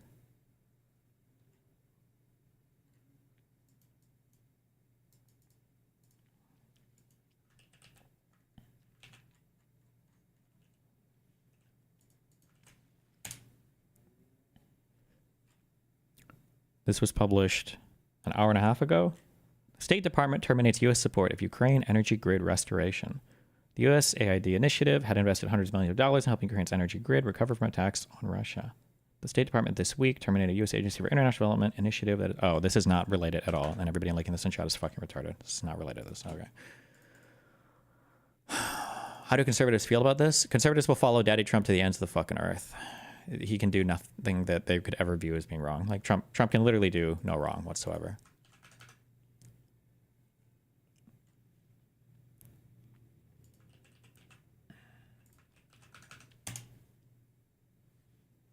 Thank you, POTUS, for standing up for America in a way that no president has ever had the courage to do before. Thank you for putting America first. America is with you.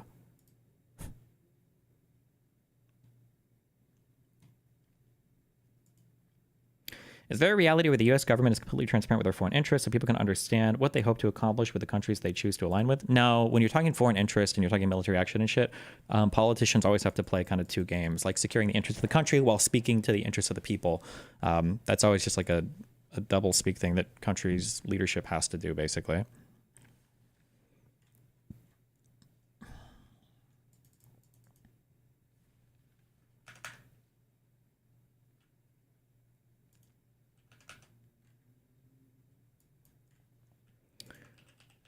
I need you guys to hold me accountable on this as well.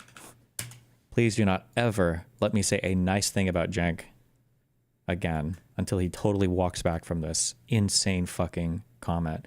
Here's an honest take no one is going to be happy with. 1, Zelensky started the debate in the Oval Office by challenging what Vance said.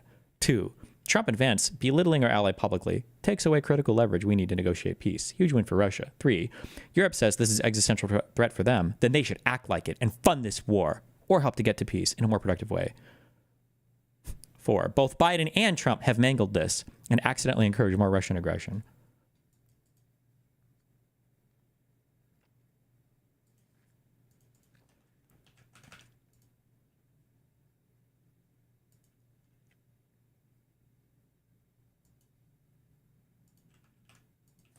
Oh, also, quick announcement.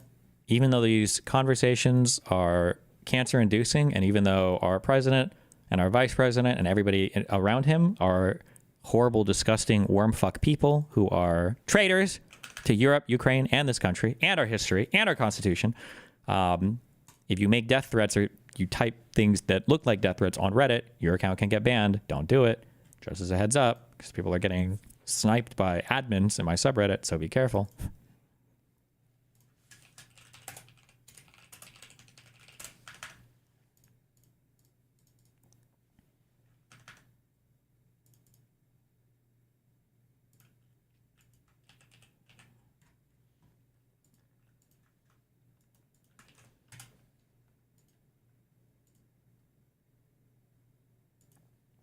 Sky News analysis of who has given what to Ukraine.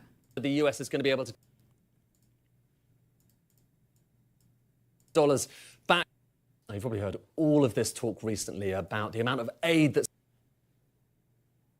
been going to Ukraine, about whether the US is going to be able to get billions of dollars back for that aid.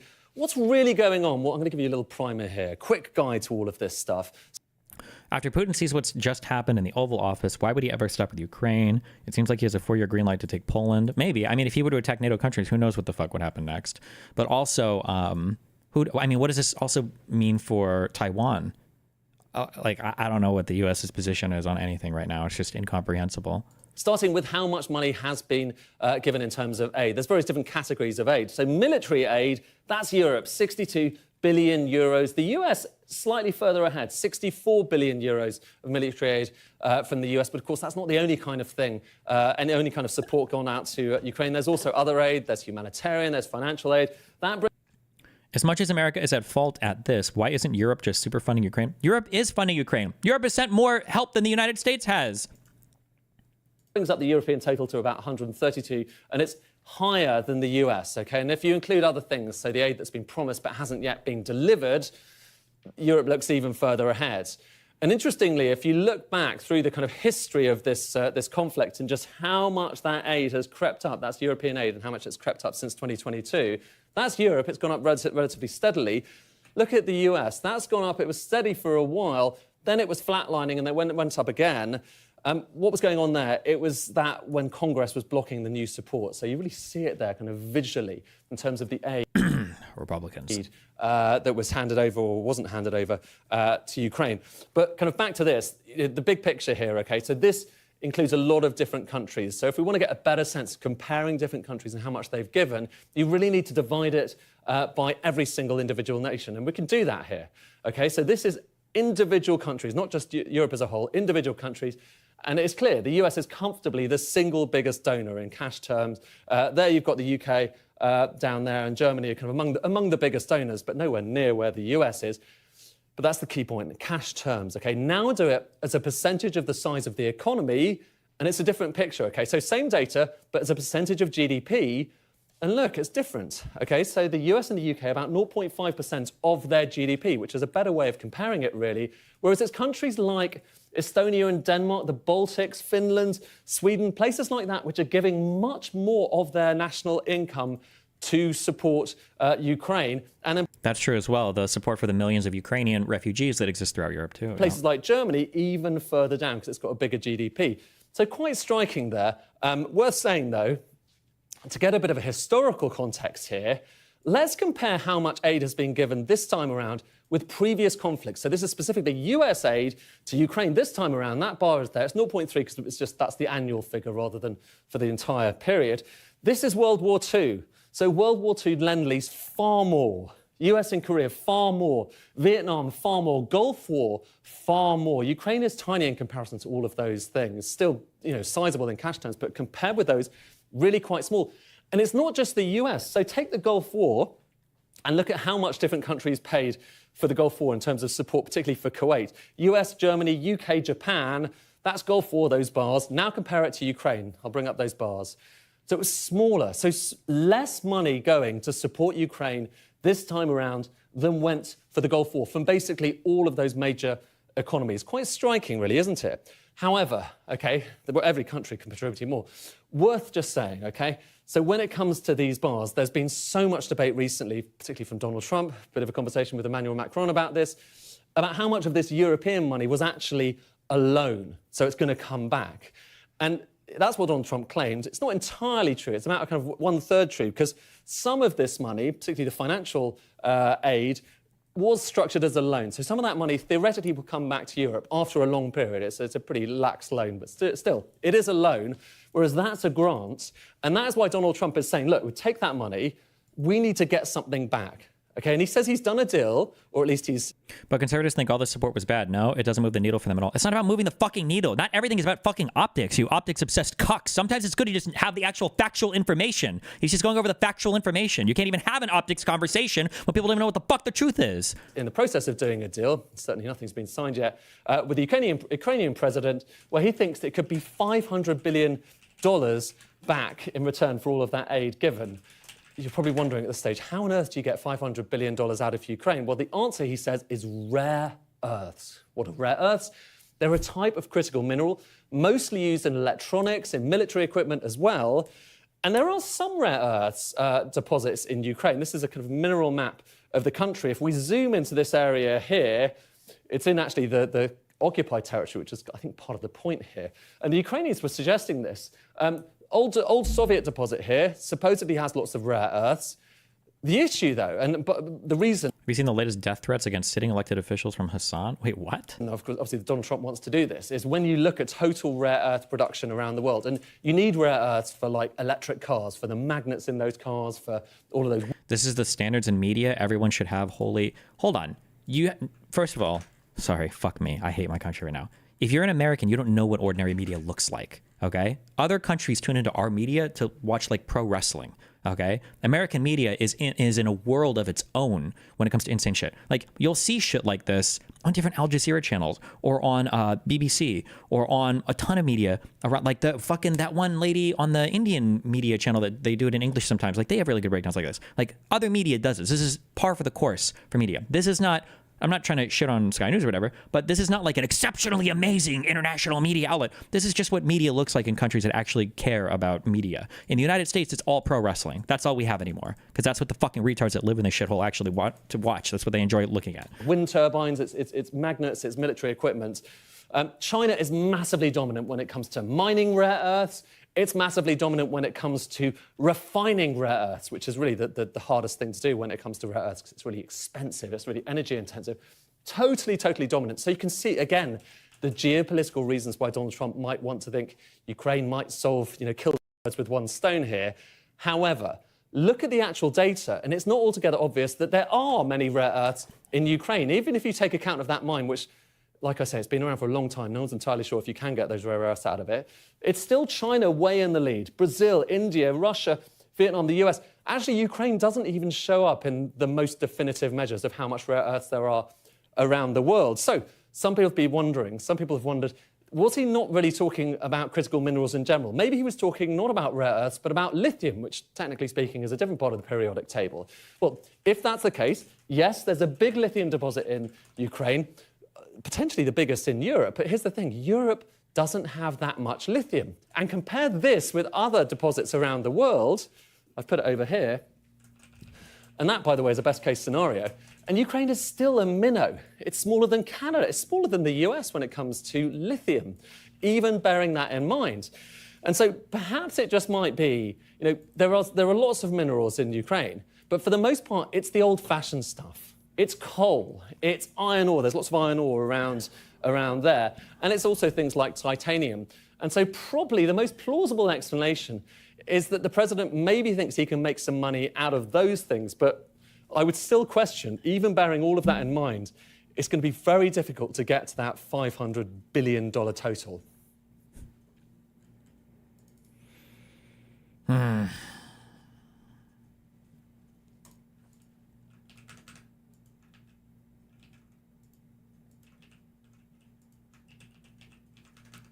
Got Richard's take on this.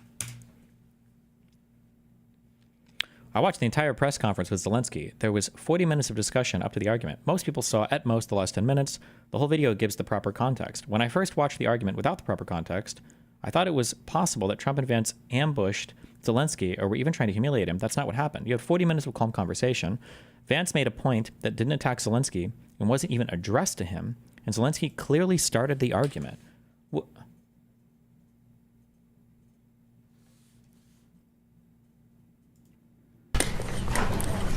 On the minerals deal. Mr. President, when did you last speak with President Putin? Occupied. Thank you.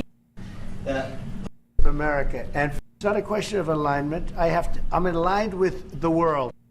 For 4 years, I want to tough, but you're never going to get a deal that way. So that's the way it goes. All right, one more question. I will respond to this. So look, For 4 years in the United States of America, we had a president who stood up at press conferences and talked tough about Vladimir Putin, and then Putin invaded Ukraine and destroyed a significant chunk of the country. The path to peace and the path to prosperity is maybe engaging in diplomacy. We tried the pathway of Joe Biden of thumping our chest and pretending that the president of the United States' words mattered more than the president of the United States' actions. What makes America a good country is America engaging in diplomacy. That's what President Trump's doing. Can I ask you? Sure. Yeah? Yeah. Okay. So he occupied our parts, big parts of Ukraine, part of East and Crimea. So he occupied it on 2014. So during a lot of years, so I'm not speaking about just Biden, but those time was Obama, then President Obama, then President Trump, then President Biden, now President Trump, and God bless, now President Trump will stop him. But during 2014, nobody stopped him. He just occupied and took. He killed people. You know what the contact 2015. 2014. 2014. Yeah. So I was not here. Yeah, but yes, but during 2014 till 2022, the situation the same. That people have been dying on the contact line. Nobody stopped him. You know that we had conversations with him, a lot of conversation, my bilateral conversation, and we signed with him. Me, like a new president in 2019, I signed with him the deal. I signed with him, Macron and Merkel. We signed ceasefire. Ceasefire. All of them told me that he will never go. We signed with him gas contract. Yes, but after that, he broken the ceasefire. He killed our people, and he didn't exchange prisoners. We signed the exchange of prisoners, but he didn't do it. What kind of diplomacy, GD, you are speaking about? What do you mean? I'm talking about the kind of diplomacy that's... Like, this is a fair question. Like, what is the...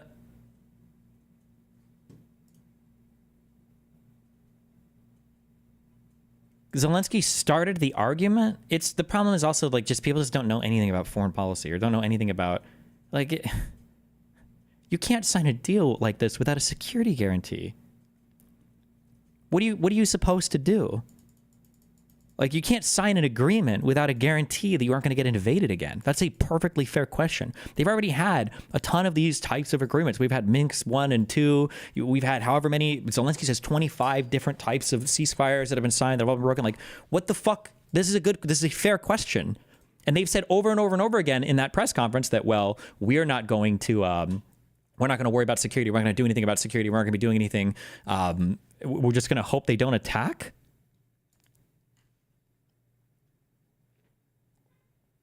In the first 40 minutes, Zelensky kept trying to go beyond what was negotiated in the deal. When Trump... Hold on. Fuck. Do you think... Am I friends with him on... I wonder if he would chat with this. Is he actually streaming right now? Someone said he's streaming. Or is he just doing a Twitter space? Or...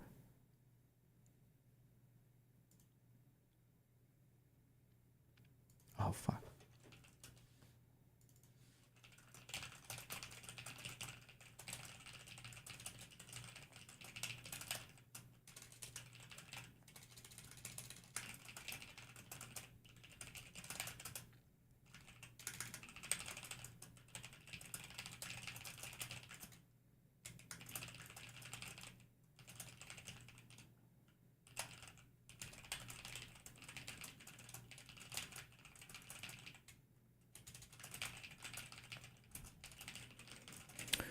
What will happen with the U.S. now that Europe no longer can rely on them for military support? The EU has the second largest economy in the world. Once it shifts into arms production, it will have the biggest military. What role does the U.S. have after that? Who knows? I messaged Richard. We'll see if he wants to chat. I don't know, though. In the first 40 minutes, Zelensky kept trying to go beyond what was negotiated in the deal. There is no deal yet. Right? I don't think anything's been formally agreed to. There can't be a deal without a security guarantee. Otherwise, what are you signing? What the fuck are you signing? Can we have some resources? Sure, here you go. What kind of a deal is that? That's not a deal. That's a racket. When Trump was asked a question, it was always, we'll see. No, it wasn't always, we'll see. It was nothing. He didn't say anything about, like, what are we going to do to make sure that Russia doesn't attack again? I don't know. Well, they would never do that. Like, Zelensky made blanket assertions that there would be no negotiating with Putin and that Russia would pay for the war. Yeah, it's fair. They invaded. Of course they should have to pay for territory that they've destroyed. Why would they not? What do you mean? Otherwise, what kind of deal are we negotiating? What kind of deal are we negotiating? When Trump said that it was a tragedy that people on both sides were dying, Zelensky interjected that the Russians were the invaders. Yeah, because Trump's trying to both sides it. No shit.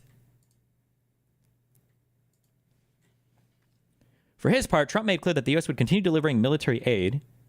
Does that feel super clear? All Zelensky had to do was remain calm for a few more minutes, and they would have signed a deal. A deal for what? Zelensky will not and should not sign a deal without a security guarantee. Without a security assurance, it's no deal. There is no deal there. What do you mean?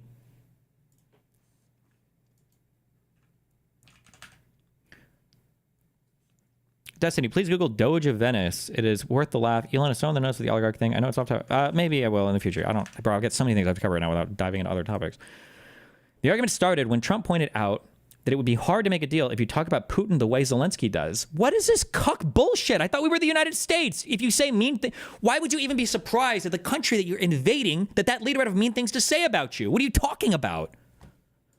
Vance interjects to make the reasonable point that Biden called Putin names, and that didn't get us anywhere. Bro, this is like the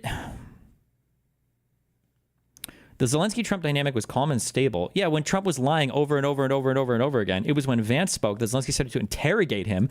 Zelensky asked a question backed up by history about what is diplomacy if Russia can just break a deal over and over and over and over again.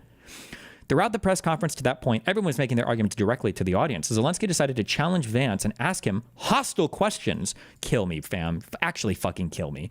He went back to his point that Putin never sticks to ceasefires, once again implying that negotiations are pointless. They have been! Why on earth would you do this? Then came the fight we all saw. Zelensky was minutes away from being home free, and he would have had the deal and new commitments from the Trump. There is no deal! The point Vance made was directed against Biden and the media. Why are you even talking about Biden?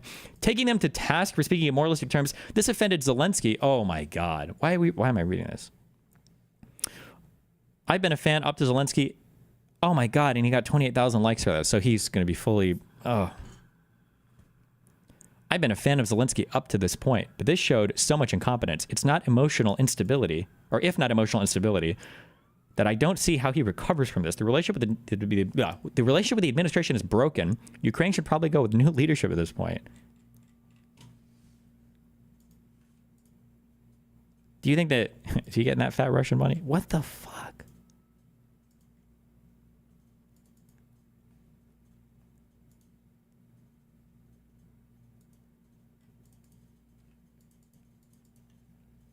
Check the reply. What a disaster. Join me on the live stream now to talk about it, where we go from here.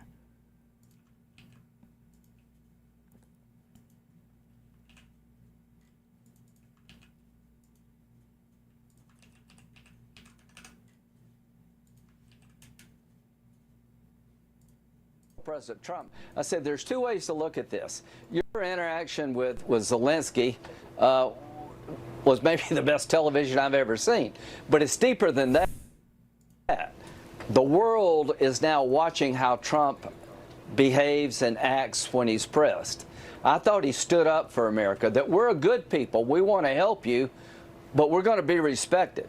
So I think Moscow is probably more afraid of Trump than ever. Hope the Chinese are, and I hope the Iranians are. As to Zelensky and Ukraine, to the Ukrainian people, America wants to help you. The way the meeting went today, you made it almost impossible to help you. Again, I'll ask you. Takeaway, I told President Trump.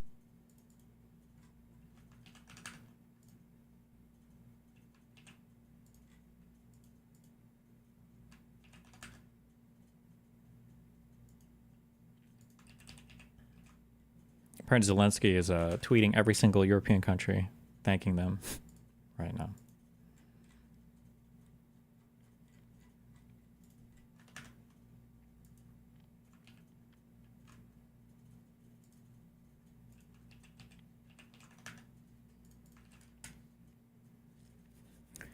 EU foreign policy chief vows to boost support for Ukraine, says free world needs a new leader.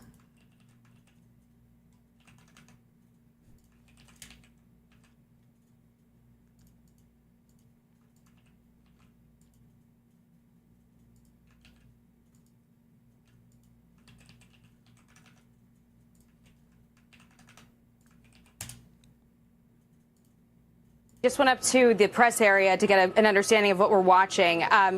This is what I was told. The president has kicked Zelensky out of the White House. His delegation right now is telling him that he's got to go home. The president felt disrespected. Officials in the room felt that beyond the language barrier that we've heard some discussion about, Zelensky's body language, shrugging and eye rolling, was ungrateful, disrespectful, and the president feels that Zelensky is not ready for peace and he can come back when he's ready to talk about peace, but he's not in that position right now, and Zelensky is being told he's got to go. go. The lunch that they were supposed to have is sitting right outside the hallway, and the press staffers are going to be eating that lunch. This is really pretty incredible. We see the SUV that Zelensky's SUV. Yeah, I just want to.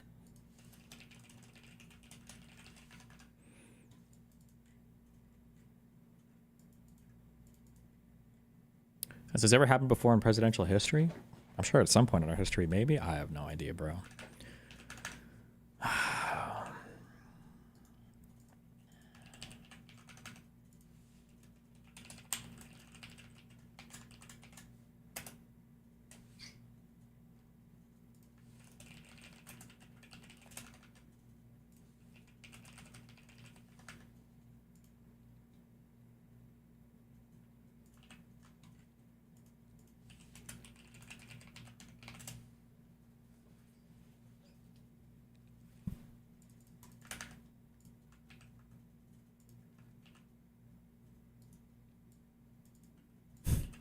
This is what I said about like conservatives taking over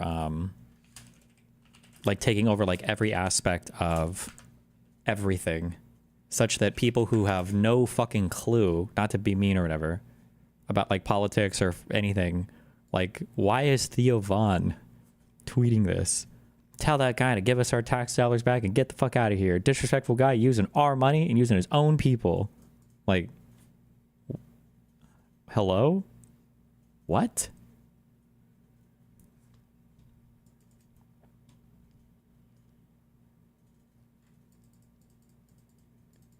Why?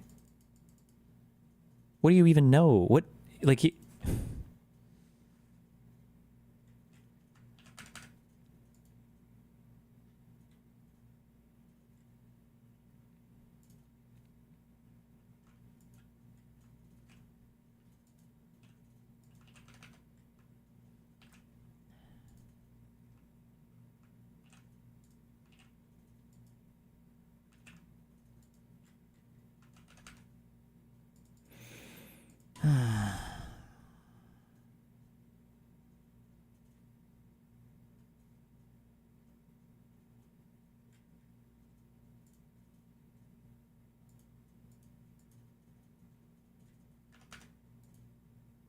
How the fuck does respect mean that you uncritically support anything your peer is saying? Has respect ever been conceptualized this way? Respect is treatment of others with earned. It's because it's unironically because I don't even know, bro. It's like back when we used to talk about slurs on the internet, like 2016, where it's like, well, it's the intent behind the thing, not the word itself, which is why people can say the N-word when they rap songs. It's not a big deal or whatever.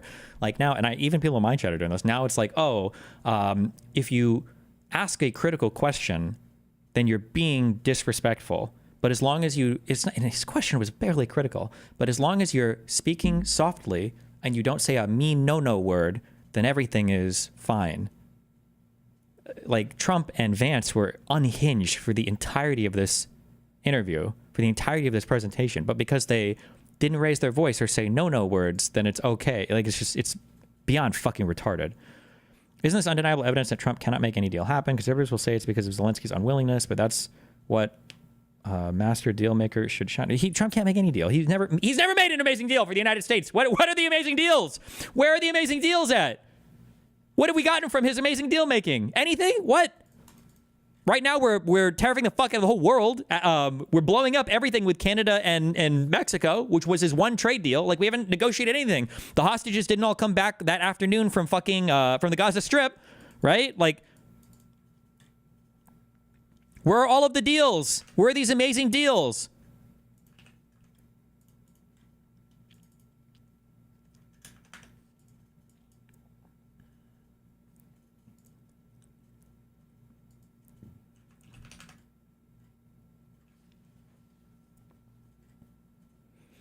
It was America that backed him. You can't back a guy while you antagonize a neighbor into attacking, then say good luck.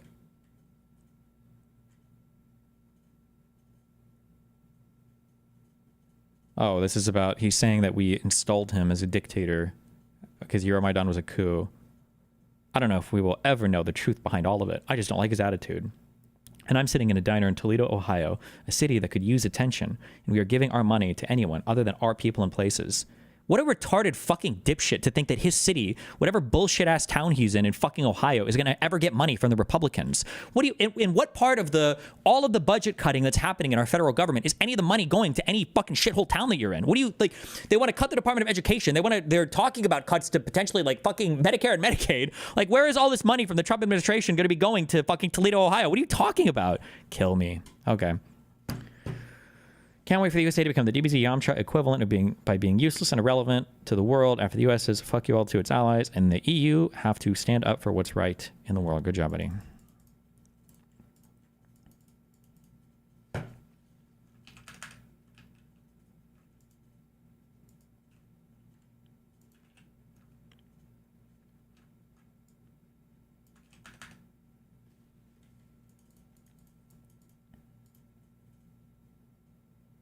Why is Trump so unwilling to criticize Putin? Like, he has to be compromised. Putin has got to have dirt on him. I just don't understand Trump's willingness. I don't know, bro.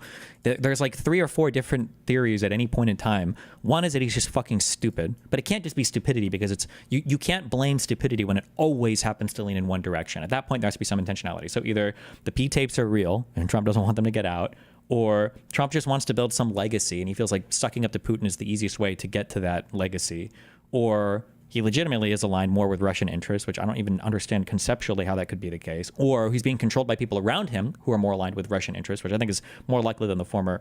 But I don't even know who around him would be like that. It's just, I don't know. It's hard to, I have no idea how to explain any of this.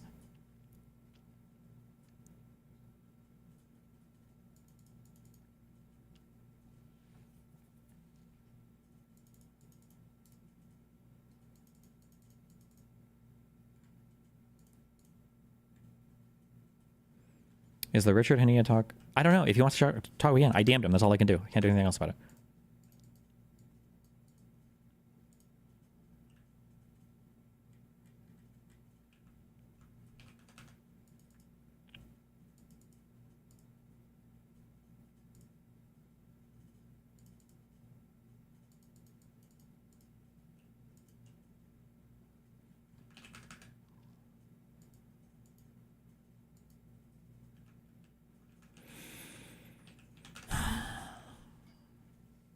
Or maybe Trump just likes authoritarian leaders because he likes that style of governance more and he wants the U.S. to be more like that, so he aligns himself more with those types of people. I don't know.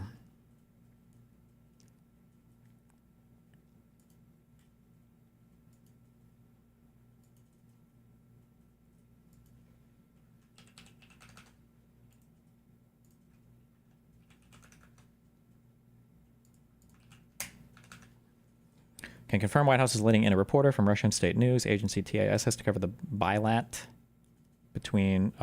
something between Trump and Zelensky. Reuters and IP were excluded. Did we already have this?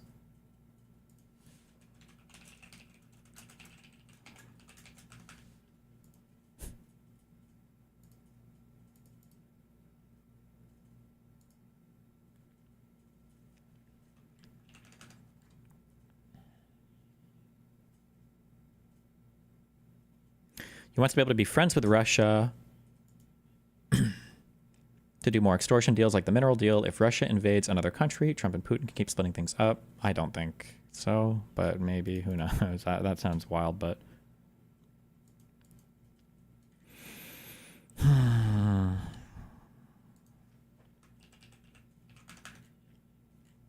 don't know what else. I don't know if there's anything else to go over for this, I guess. Time to find out what really happened to the hundreds of billions of dollars sent to Ukraine. Good one. Elon dipshit.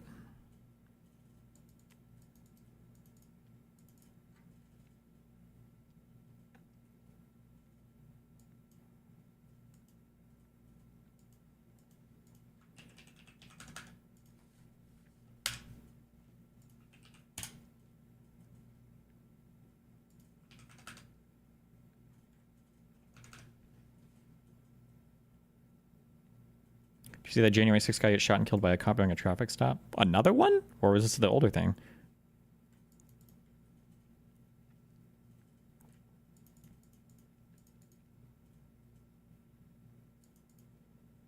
How do we stay safe? How can we organize? What can we do? I mean, win the midterms is all we can do. But that's 2 years from now, so...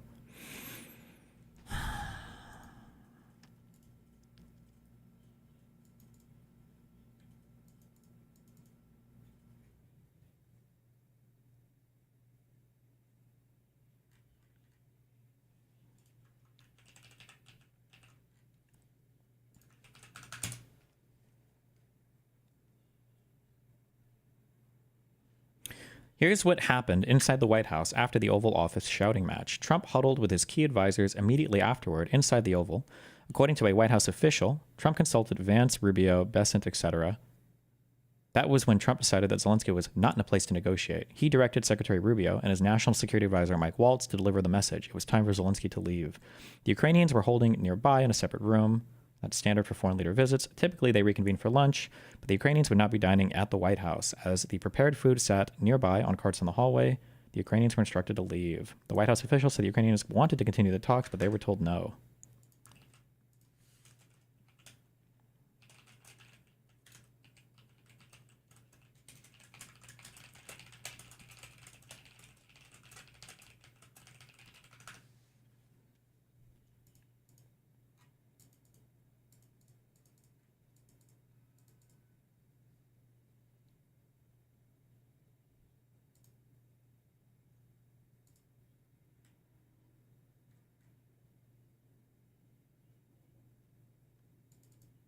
Well,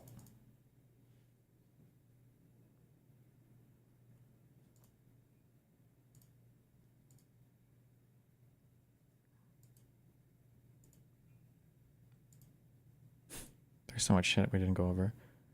Even this is from 2 days ago. The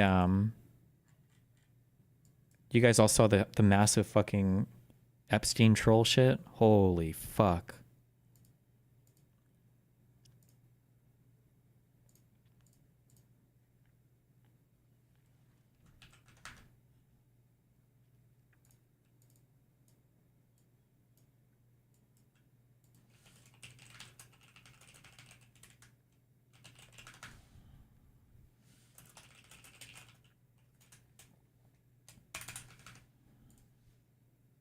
Oh, I was just going to say, where is it?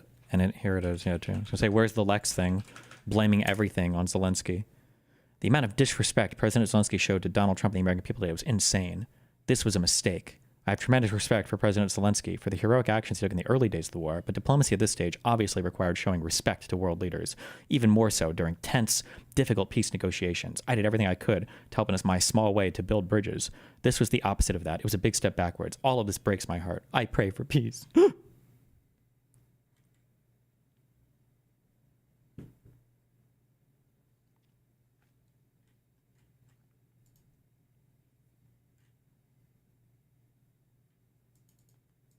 This was the most predictable tweet in the world. I could have written this tweet for him.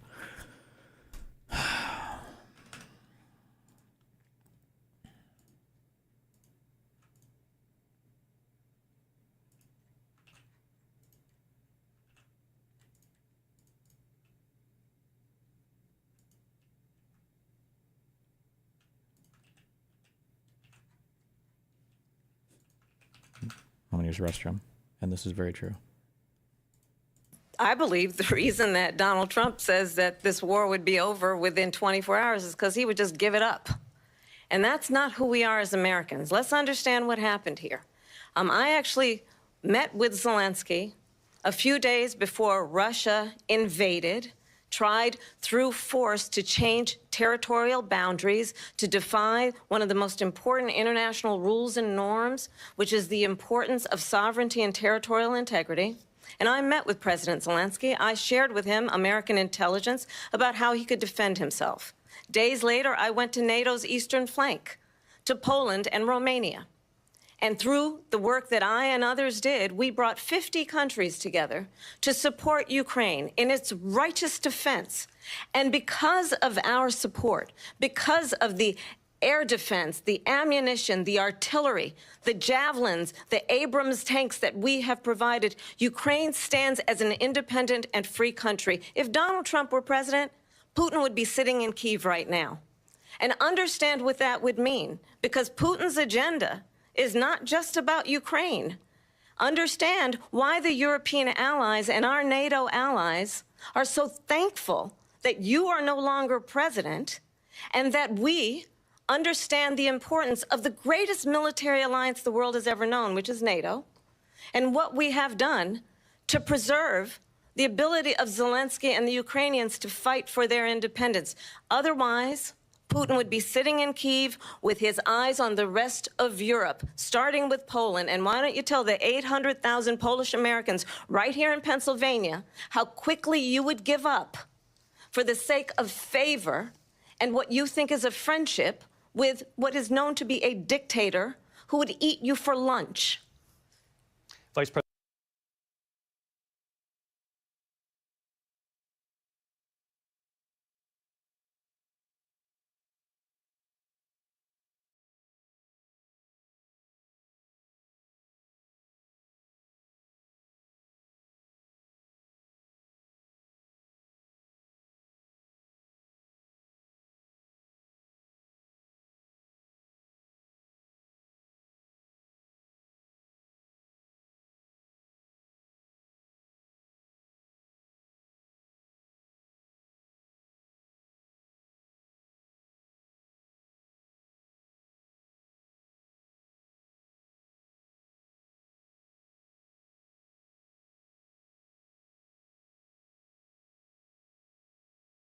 Good times. Well, what are you going to do?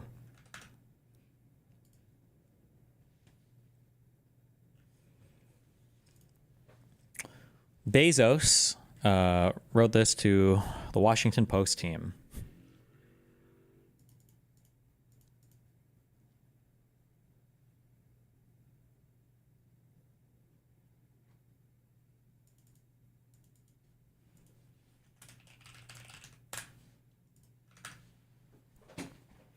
I shared this note with the Washington Post team this morning. I'm writing to let you know about a change coming to our opinion pages. We're going to be writing every day in support and defense of two pillars, personal liberties and free markets. We'll cover other topics too, of course, but viewpoints opposing those pillars will be left to be published by others. There was a time when a newspaper, especially one that was a local monopoly, might have seen it as a service to bring to the reader's doorstep every morning a broad-based opinion section that sought to cover all views. Today, the internet does that job. I am of America and for America and proud to be so. Our country did not get here by being typical, and a big part of America's success has been freedom in the economic realm and everywhere else. Freedom is ethical. It minimizes coercion and practical. It drives creativity, invention, and prosperity. I offered David Shipley, whom I greatly admire, the opportunity to lead this new chapter. I suggested to him that if the answer wasn't hell yes, then it had to be no. After careful consideration, David decided to step away. This is a significant shift. It won't be easy, and it will require 100% commitment. I respect his decision. We'll be searching for a new opinion editor to own this new direction. I'm confident that free markets and personal liberties are right for America. I also believe these viewpoints are underserved in the current market of ideas and new news opinion. I'm excited for us together to fill that void, Jeff. Oh, boy.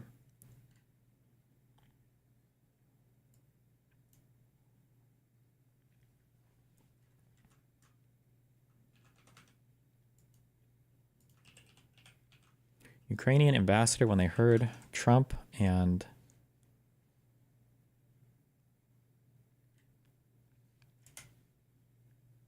Zelensky.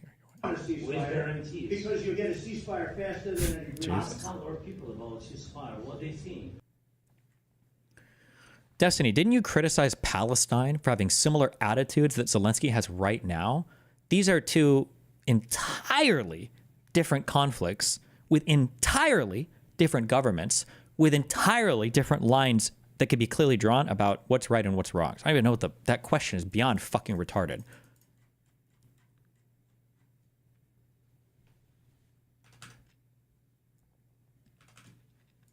Speaking of, we got this wonderful, wait, did we watch the Trump Gaza video on, I don't remember if I watched this on stream or if this was just off stream. So late last night, President Trump posted what appeared to be an Oh no, we watched it on anything else. Oh yeah.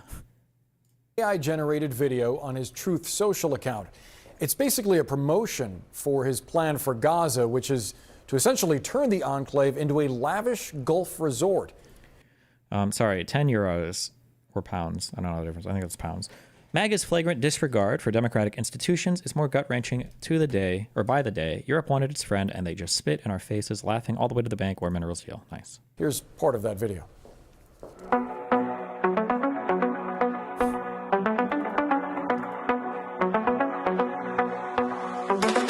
Donald is coming to set you free. fear. Trump Gaza is finally here. Trump Gaza shining bright. Golden future, a brand new life. Feast and dance, the deal is done. Trump Gaza, #1. Let's discuss with Kevin Barron. He's a What is the world we live in right now? Hello? national security analyst and former executive editor for Defense One. Kevin, thanks so much for being with us. What did you make of this video? I mean, how many times do we have to see something like this where it would be comical if it wasn't so serious and so exhausting? These images just, they shock you and then you laugh and then you go, what are we doing and where are we living? And in a time where, as the previous segment just showed, the hostages are being released, we're supposed to be getting to a new ceasefire phase, we're supposed to be getting toward some kind of future for this region. The Saudi defense minister was just at the Pentagon this week as well. So there are these enormous security concerns going on, and this kind of video just does nothing for American security or regional security. But it does show where Trump's head is, right? It shows he's calling himself King Trump. He's putting out images of him as a giant idol in the middle of Gaza that looks like Vegas. I'm not sure what to say. It reminds me a bit of when he went to meet with Kim Jong-un one-on-one, and he apparently showed him a trailer of what North Korean waterfront property would look like. He obviously views things very much from the perspective of a real estate tycoon. I do wonder, though, how this sort of video lands with Palestinians. Those who support Hamas, those who don't support Hamas and want to find peace. Is this the kind of thing that just generates animosity? I wonder, too. I wonder how many see it, actually. I mean, who's watching Trump's Truth Social account out there right now? I think if you think of it as what it would take to get to something like this, go back to his original statements when he mentioned this. He was giddily saying, we're going to expel all the Palestinians and rebuild this area to make it look, to what these images look like. And then he sees it and he, promotes it, just like he promoted a picture of Time magazine for himself. Look, he's called himself King Trump in recent days. He's portraying himself as a savior for these areas, not for the Palestinian people, but like you said, because he's a real estate tycoon. He sees a business opportunity. We know there's family connections that would be involved in this. Yep. So there are people that think this is smoke and mirrors, this is ridiculousness, this is never going to happen, focus on things that are more serious. But I think in the security world, this absolutely matters, because why would anyone in that region who was serious about the future of Palestinian peace or the Palestinian prosperity think anything other than this is absolute absurdity? To your point about focusing on things that are more serious, and you mentioned we're supposed to be getting to the second phase of a ceasefire deal. This 42-day truce is set to end this weekend. Negotiations over phase 2 were supposed to start several weeks ago. They haven't even started. Are you confident we're going to see some kind of deal? Of course not. I mean, nobody should be. But also, a deal for what, right? In the last week, we've seen Israeli tanks going to the West Bank, and word that they're going to be there for a year. Israel seems to be doing everything possible, as it says, to prevent another attack like October 7, to tamp out terrorism as much as they can. In the military world, when I used to cover the Pentagon in the old GWAT days, they said, you can't kill your way to freedom. You can't kill your way to the end of the war. There has to be a peace negotiation. But right now, that's all that we're seeing. So a lot of people would like to know, what's that deal going to be? Is Netanyahu really on the side of Trump, who wants the deal more than he wants anything, no matter what it looks like? Or is it going to be more the same? So we saw this deal that Jeremy spoke about for the return of these 4 men's remains. We also saw these images, the huge crowds that came out for the Bibas funeral. Would you say that public opinion in Israel is at all altered by these developments? Does it sway people toward Netanyahu or more towards some sort of deal? I mean, I would imagine people are pretty entrenched. We saw even the families, wanting to keep government officials away from the funeral. A lot of these protests that from the day. I don't know what to even comment on it. Like,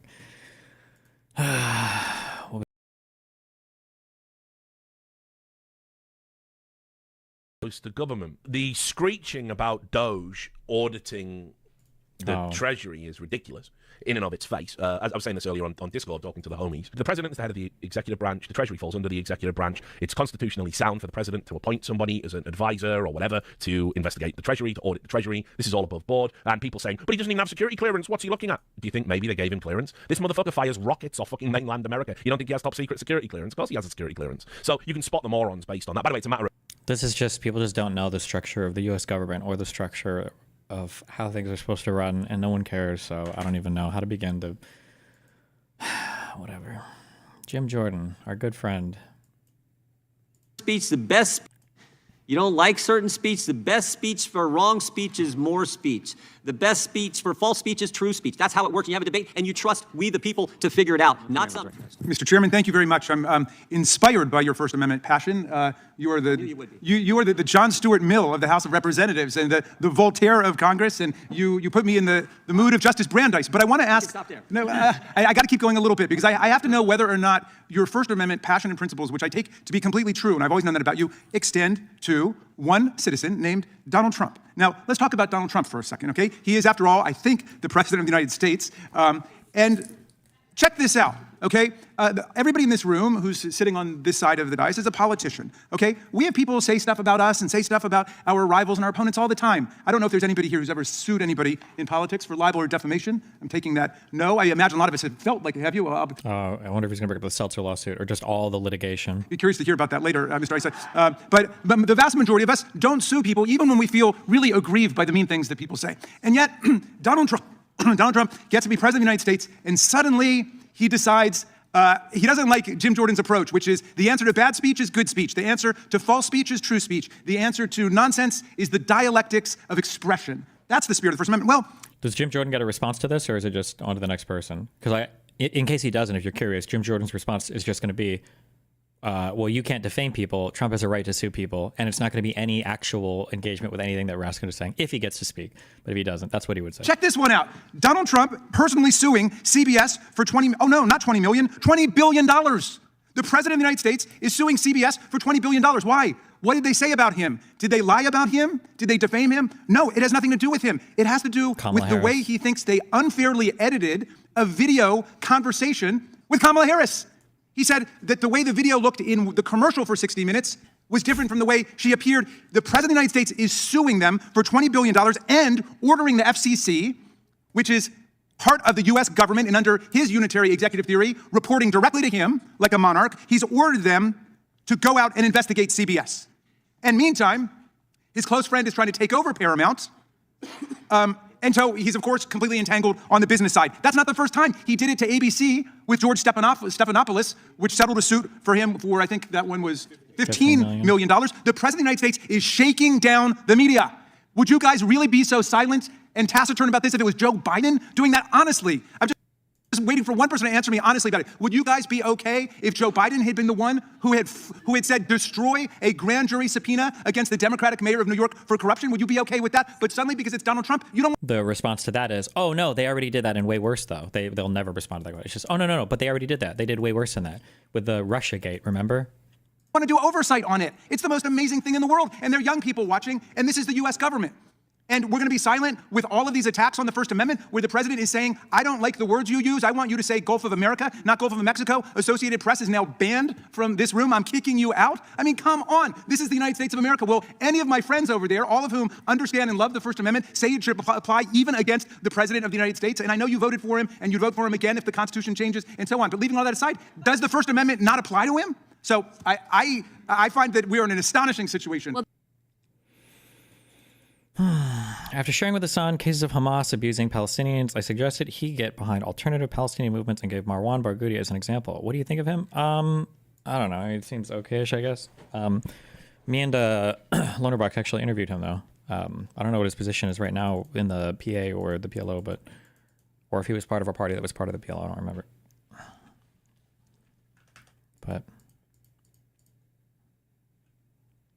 I mean, he spoke well about Palestinian issues, but it seemed like he also believed in a lot of the same kind of crazy conspiracy things about Israeli treatment towards Palestinians, but who knows?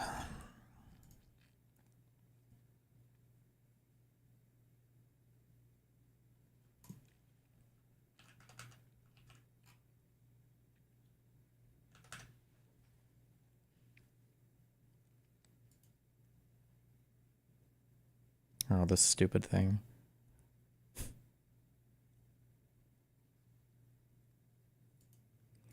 It's the terrorist propaganda to Reddit pipeline. We'll read that after these.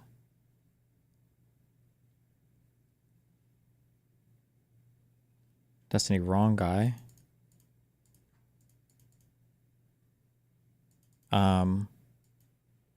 Mustafa. Wait, maybe it was Mustafa. Oh, I'm sorry, wait. We did an interview, not this guy. Was it? It was Mustafa Barghouti. Sorry, my bad. It was this guy we interviewed.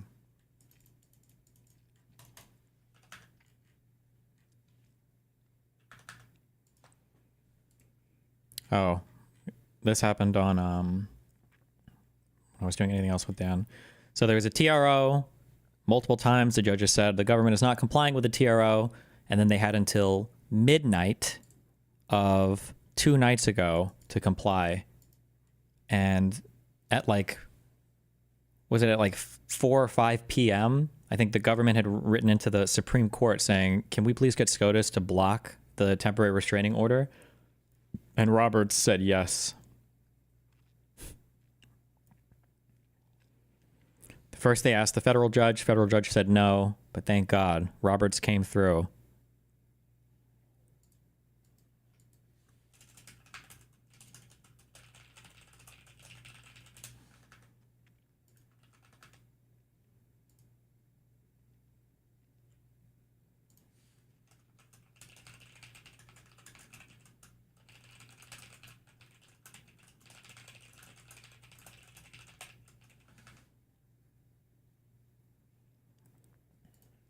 How can Roberts decide for the whole court case? Can you explain?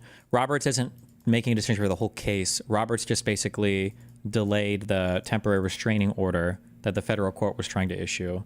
And I don't... That's not something the court has to vote on. No, they didn't decide the whole case. It just has to do with the temporary restraining order. Is that even within the scope of what the SCOTUS is supposed to rule on? I mean, the SCOTUS is the highest court for federal stuff, so I mean, theoretically, yeah, but...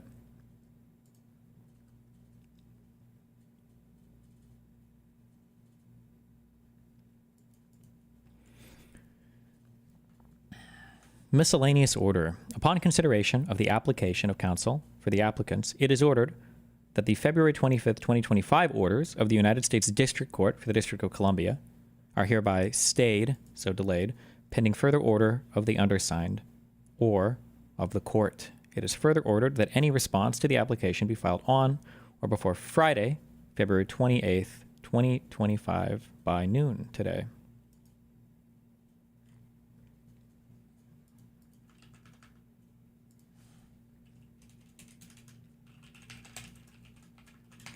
Is this the SCOTUS siding with Trump because they're afraid of losing legitimacy if they sided against Trump and Trump just did what he wanted? I don't know. I have no fucking idea. I can't. Again, I have no theory of mind for any of these people. I have no clue. I don't know why. Other than Roberts just... Maybe that whole thing about... Stop saying this, Metaloid. That last part is both sides giving their piece so the Supreme Court can come together and decide on it when they have the info. They've already had the info. Everybody's got the info. The government has no piece. Metaloid, the government hasn't even tried to give a real reason for why this TRO should be defied. They haven't even tried.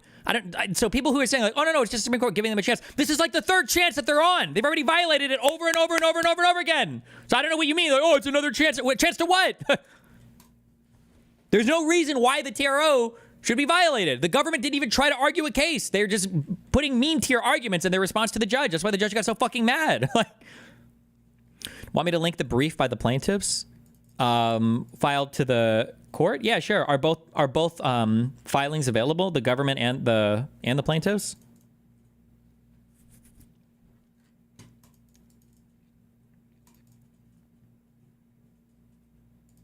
To SCOTUS, I can link it, but I will get a 10-minute mute. Just link it without typing my name. Can you do that? Is that possible to post a link in chat without also tagging my name? You know that's...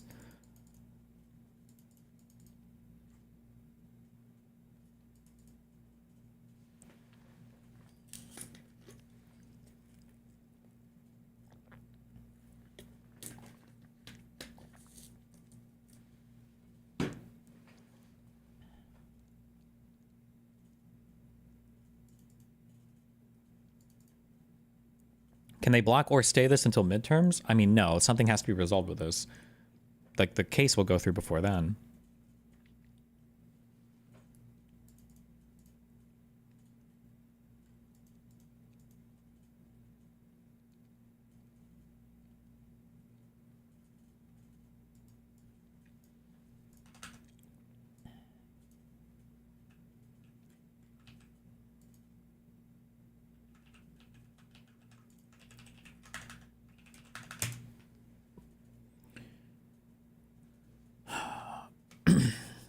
Application to vacate the order issued by the United States District Court.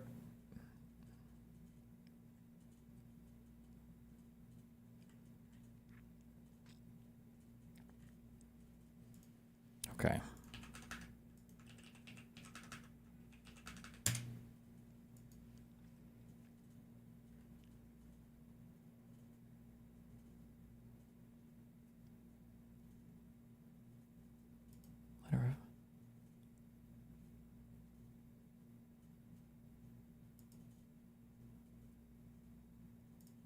Wait, is this the...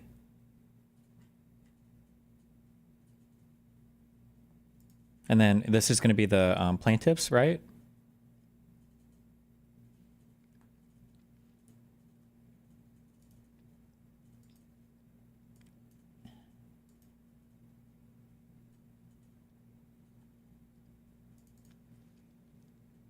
Okay, we might read this.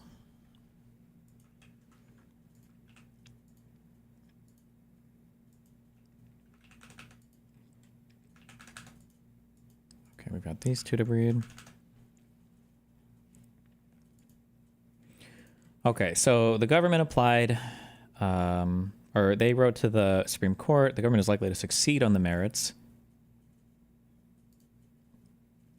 The district court ordered the government to pay, within 36 hours, nearly $2 billion on thousands of foreign assistance payments requests for already performed work without knowing what all those requests actually are or even how to identify them.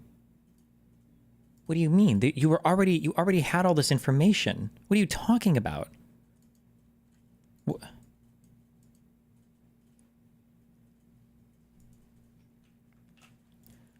The vast bulk of them do not involve respondents, and the court refused to consider whether it has jurisdiction to command such payments when issuing the order, instead purporting to consider jurisdiction only in this morning's stay denial. That jurisdictional problem is severe. Congress created an intricate and exclusive statutory scheme to address disputes over contractual payments for already performed work. The court's order in this APA suit sidestepped that scheme entirely and is thus unlikely to survive this court's review. Boop. There's going to be boring legalese. This is going to be a fucking retard response, though, isn't it?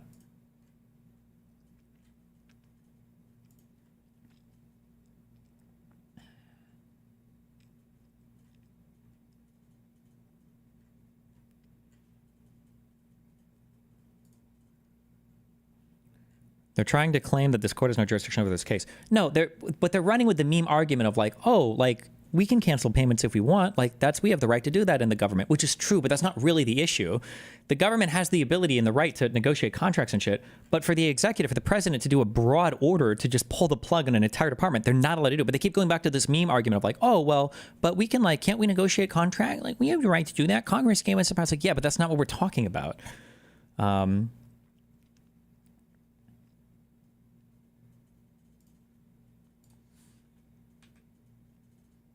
The district court's order represents an extraordinary usurpation of the president's authority, causing significant and irreparable harm. Under the guise of enforcing its TRO, the district court ordered the government to, by today, pay all invoices and letter of credit drawdown requests on all contracts for work completed prior to the entry of the court's order. Although the previous order did not address or resolve claims under any specific funding instrument, or even identify them, the court ordered the government to permit and promptly pay letter of credit drawdown requests and requests for reimbursement. Blah, blah, blah. The government's understanding is that the universe of potential payments encompassed by this order, which is not limited to requests submitted by respondents, approaches $2 billion, although it's difficult to be certain.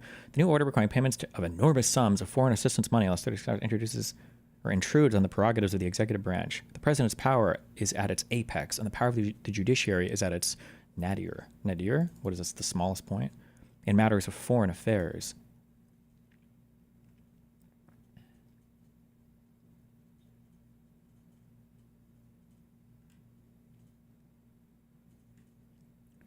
Are consistent with the president's policy priorities, but from conducting even basic diligence to ensure that payments are free from fraud and abuse. You can still do this. The lower court already answered this.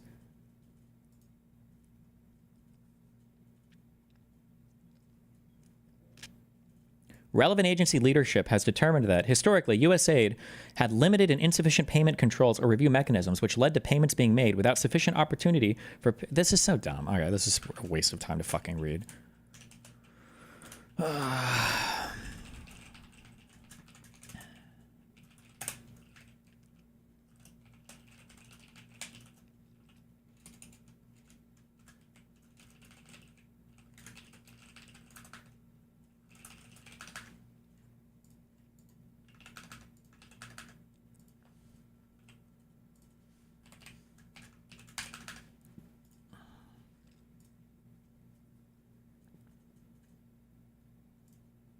This court, okay, so the defense argues to ensure orderly adjudication. I'm surprised that he could appeal this right to the Supreme Court. Why didn't they have to go to an appellate court first? To ensure orderly adjudication and prevent piecemeal review, Congress has constrained federal courts' appellate jurisdiction with limited exceptions to review of a district court's final judgments. Accordingly, the general rule is that orders granting, refusing, modifying, or dissolving temporary restraining orders are not appealable. The general rule is that orders granting, refusing, or modifying, or dissolving TROs are not appealable. This jurisdictional rule is sensible because such rulings are time-limited and directed solely to preserving the status quo in the face of a strong showing of irreparable harm. Underlying the government's application is a TRO requiring the government to administer U.S. aid and State Department programs under established laws and practices with parties briefed motions for preliminary injunctions. TRO expires March 10th, 2025. Government's application, though, is even less appropriate than an application seeking review of a TRO. The government asks this court to summarily vacate a minute order directing to comply with the TRO, again, a TRO as to which the government has not sought review. The sound reasons counseling against interlocutory review of a TRO apply with even greater force to review of an interlocutory order reiterating the TRO. That's true. The government is even asking for a review of the TRO, and they didn't ask for a review of the TRO from the Supreme Court. They asked for an enforcement of the TRO is what they asked for a review of. It's so stupid. Whatever. This is fucking retarded.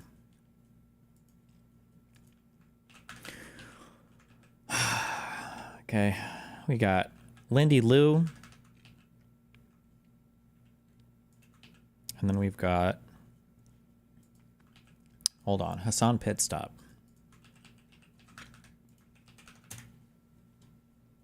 Anti-Semitic. Wait, everyone, he's thinking about going to Gaza? Thinking about it. Bro doesn't want to watch the nuke and address the elephant in the room, yet squeezes and milks every moment once Ethan brings up your name. Talk about the allegations, red flag, red flag, red flag. Come on. This one is too stupid as a foot soldier for you to ban them like this, okay? The thinking about going to Gaza thing is also kind of stupid because I was invited by literal fucking journalists that work in Gaza. Well, I don't understand where he gets this, like, he obsesses over this term, like, journalists. I was invited by journalists, like the journalists, like real journalists, real live journalists, actual journalists. Like, bro, anybody can take pictures and sell them to the AP or write an op-ed or an article for, like... Okay. And I, unfortunately, most likely will not be able to go because the people that I did talk to said that they could not give me security assurances that Israel would not fucking kill me. What an unbelievable fucking lie. He's such a coward. Holy fuck. I thought he was going to say security assurances that he wouldn't get killed in, like, by a fucking terrorist attack or some bullshit. He's saying the IDF would kill an American, and is he Turkish as well? I don't know if he still has Turkish citizenship or not. I'm guessing. An American citizen? Israel's going to kill an American citizen going a E-celeb? Come on, bro. Are you fucking serious? Or anyone, really. Because Israel is not allowing Western journalists to enter the Gaza Strip, by the way. Think about that. Okay. I keep hearing everyone hoping for midterms being the next big opportunity for us to change things back or gain more power for the Dems. Can you explain for us uneducated what we could hope to gain from midterms? Is showing the current administration and showing the world and showing the rest of America like who we are or what we stand for? Because right now, Trump won the majority of the support in the United States across like 2 or 3 different worlds, right? Across the House and the Senate, across the presidency. So as it stands right now, they can argue that they have this, you know, popular mandate of the people and all that bullshit. So you have to see if the American people think something differently. Okay? It's not even because like Hamas is scary and they're going to kill you or whatever. That's not the fear. That's not the problem there. The problem is Israel could fucking nuke you at any moment and America will apologize to Israel for it. But yeah, no, it's such a laughable thing, dude. It's such a laughable thing. Not just me, by the way. Anyone at any given moment. It's also, oh yeah, that's another thing. Sabra hummus. Saying Sabra hummus sucks. Anti-Semitic. The highest level of anti-Semitism.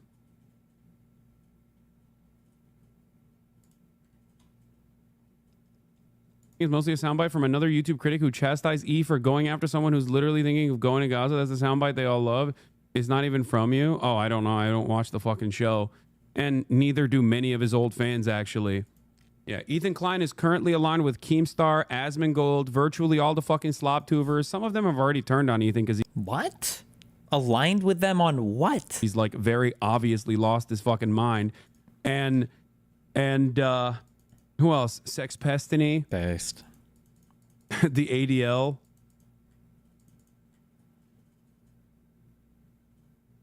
It's crazy. Their Amazon Prime deliveries, because, you know, that would be the... What am I dodging? I'm the one who says I want to literally talk to. I am the one who is saying I want to talk to Ethan. He's the one who is running away because he cannot fucking take any pushback whatsoever because Ethan is a fucking coward. The only people that he can get highs off of is dunking on random TikTok kids that are super fucking dumb, okay, or just pearly things. And when he actually talks to a person... What? The projection is crazy. Does Hassan literally just go through his shit and then like, okay, I did this. I'm just going to say Ethan did this. Like, he's literally describing himself verbatim, right? The only thing he can do is debate like 14-year-old Israelis from his chat and then like random people that he can drag in that he thinks have no background on the issues that he wants to argue over. Who is knowledgeable on the issues that he wants to debate on. He looks like a fucking fool, even when that person was his friend and tried to very gently explain to him what was up. That led to an extended crash out over the course of an entire fucking year. Crash Just out. say he's pro-Palestine? No, I'm not going to say he's pro-Palestine. Okay? You in like 30 seconds went to a TikTok stream to brainwash them? Yes, dude. Yes. Dean and Parker and all of these fucking people are actually just dumbasses, right? They're so easily brainwashed. But wait, but Ethan is? Well, I don't understand. If Hassan brainwashes them, they're not brainwashed. By the way, and Hassan went there explicitly to brainwash them. He literally goes there to try to discourage them from watching a piece critical of him and literally tries to flip all of their opinions about him by hanging out on their fucking TikTok live, right? But those people aren't being brainwashed. But if Ethan disagrees with them on anything, then he's brainwashed? Or if anybody disagrees with, like, it's all, like, so tired. Come on, dog. You really think so? I'm not talking about people like Dean, dumbass. I'm talking about that one random fucking TikToker that he had on that he was... Yeah, not Dean. Dean agrees with me. So Dean's cool. Shitting on. Or the Nexium sex cult guy. Or just pearly things. Okay? If you want me to watch the H3 nuke, I said I would do it alongside Ethan. Like, what is the... How long has it been since Ethan even spoke with Pearl? Is that 1 year or 2 years? I don't remember how long ago their combo was. By the way, outside of the one Palestinian he had on was that insane Sneeko fan you met at the encampments. Oh, that fucking freak. Ugh.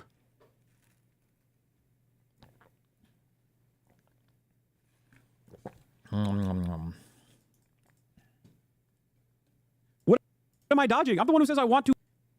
Like, coming after every pro-Palestinian person, linking alongside... Coming after? Why do people talk? Bro, it's the internet. It's not real life. No one is coming after you because they retweet you and they criticize you. Grow some thick skin, especially when you're sitting here watching fucking Bad Empanada, the world's most professional fucking Twitter doxer who's been banned more times on Twitter than I've been. Like, Jesus Christ. Yeah, linking up with like the ADL and also Sex Pestiny. Paste. We're and so his linked up. Brigadier General. Isn't he the one who, anything to avoid addressing any of the substance of the debate? But this is what drama streamers do. Anything to avoid addressing any of the substance. Anything possible to avoid addressing any of the substance. Dan DDG Saltman, okay? To say that, like, to literally go along with his lies, by the way. Like, Dan Saltman straight up fucking lied to every news outlet. And the thousands of emails that he sent saying that Twitch had fucking banned every Israeli account or some shit. Then they realized that they fucking lied to every goddamn person. Like, it was literally a mistake. By the way, that I caught on air. We were the ones that caught it, by the way. And it wasn't that they'd banned Israeli accounts. It was that they'd banned them from creating new accounts. Like, it wasn't even like a full-on, like, oh, I fucking lied. It was clearly a mistake. It was wrong, but we corrected it. And they tried to be like, oh, all right, well, you know, oopsie. I guess it's fine. 60-year-old fucking weirdo, too. 60? Oh, shit. The ages are getting higher and higher. Oh, my God. Daniel Blake Saltman, who got millions from Sean Diddy Combs to make, what was it, Tiny Chat or whatever? It's every new conspiracy, every possible, every old, every new, all of them, all in one thing. Holy shit.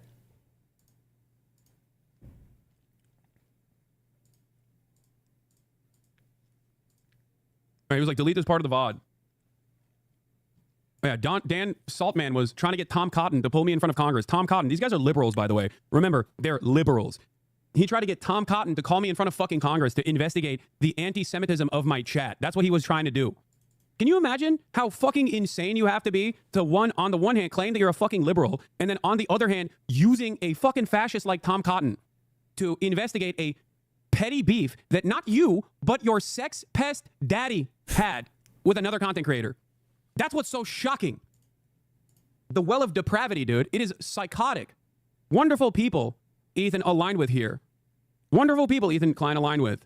Isn't he the guy fantastic time? Isn't he the... What a fucking... This is what I was talking about when I said, like, there's a literal fucking genocide going on, and that's what Ethan Klein was spending all of his time on whenever he addressed Israel or Palestine.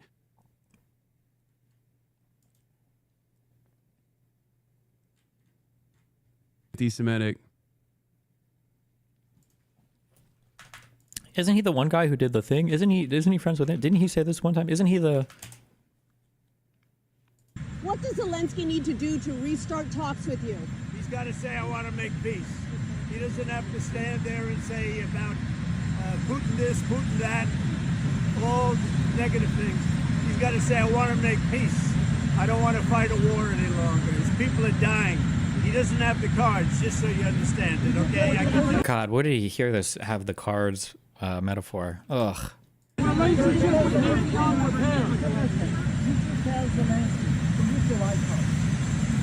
don't have to tell you that. What does Zelensky need to do to restart talks with you? Okay. Hold on. We're gonna do a voice match, okay? A voice match.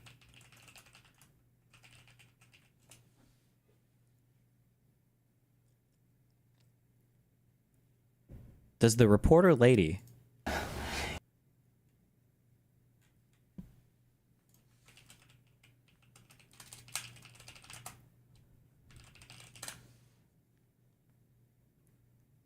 Hold on, fuck.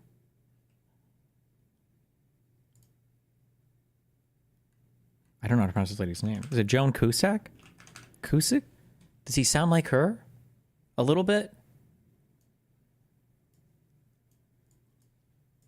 You know, this is the first time any teacher has ever asked me to do anything outside of school. No way. Yeah, it's true. In 6 years. What does Zelensky need to do to restart talks with you? He's got to... Nuclear bomb. No, and if anything goes wrong, it's my head. All right, it's my head in the smasher. A little bit? These parents will come down on me like a nuclear bomb. Say I want to... What does Zelensky need to do to restart talks with you? He's got... I can't make a mistake. I gotta be perfect. And that pressure has turned me into one thing that I never wanted to be. What does Zelensky need to do to restart talks with you? I think so. Close enough.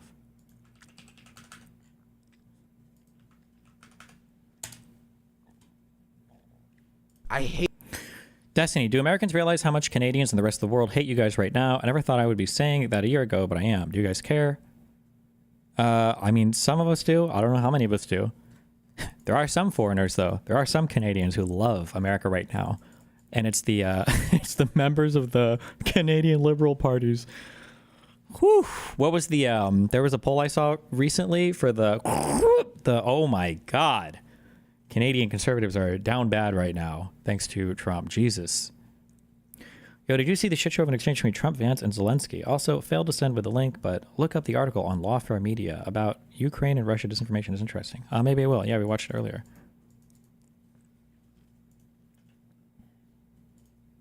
I hate it so much. Because it always boils down to it. It always boils down to you have to run defense for the white kids. You have to focus on the white kids. You can't have a safe space for black people because we need to bring in the Gen Z white kids. It's always what it goes back down to. Always what it goes back down to. Literally, always.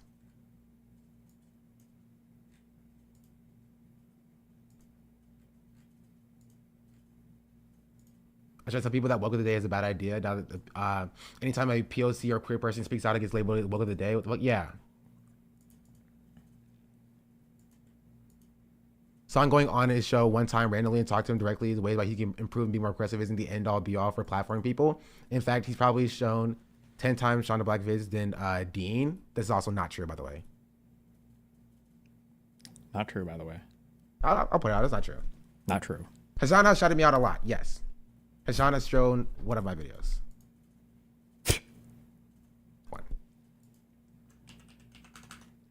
Who just kind of sounds jealous to me. Who is this? One of the guys who threatened to kill me multiple times. He's the one who said that we would have socialism right now if not for me. Apparently he's mad. Shonda Black calls out the Hasanabi fan base for happily promoting Dean Withers instead of smaller leftist voices. Or making a big deal out of nothing, man, fuck you. And if you think somebody being right-wing as a kid and changing isn't sincere, then you don't belong on the left, man, fuck you. Damn. Fuck this fucking community, bro. Fuck them. Damn. The Hassan Piker community, too. That's who he's talking about. Oh, no. Fucking assholes. And they wonder why black people don't like this space, bro. And they wonder why black people don't like this space, bro. Fuck this community. Fuck this community, bro. Fuck! Rip. Need more DEI hosting, I guess. Liberal Party of Canada reaching basically unprecedented levels of we're back. Oof, Jesus.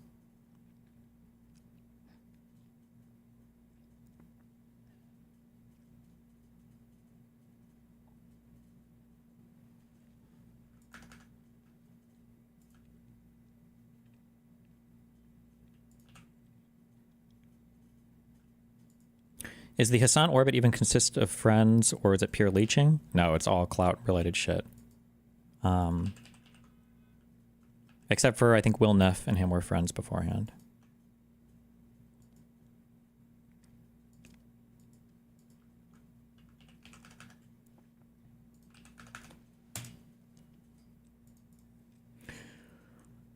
High-level Trump sources tell me the White House is now uncertain if they can even get, or if they can get the Russians and Ukrainians to stop fighting, because this episode with Zelensky raised questions about whether he can move forward toward a peace deal. It also raises questions about whether U.S. will pause aid to Ukraine.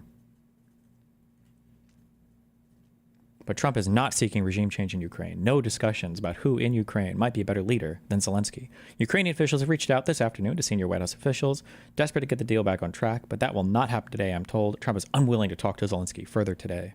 When Rubio and Waltz went into the Roosevelt room to ask Zelensky to leave, Rubio made it clear that any further engagements today would be counterproductive. Waltz told Zelensky he had made a tremendous mistake, and it was a grave disservice to Ukraine and to Americans, both. No phone calls between Trump and Putin have been scheduled, but multiple European officials have called top Trump officials since Zelensky left, asking how the minerals deal can be salvaged. Trump fully intended to sign the minerals deal today. 2 official binders were prepared. Treasury Secretary Scott Bessent and his Ukrainian counterpart and the 2 presidents were going to sit at a conference table in the East Room, and then Trump at their successive podiums. But there were suspicions before Zelensky arrived today that it might fall apart because the Trump admin had been pushing for weeks for a minerals deal signing at the ministerial level, and Ukraine had refused. Zelensky wanted security guarantees. U.S. officials thought negotiations would be much harder with Putin, so today might have been in disbelief that it had been Zelensky who has been more difficult, making maximalist demands, sources told me. I wonder if this was all planned to just blow up then.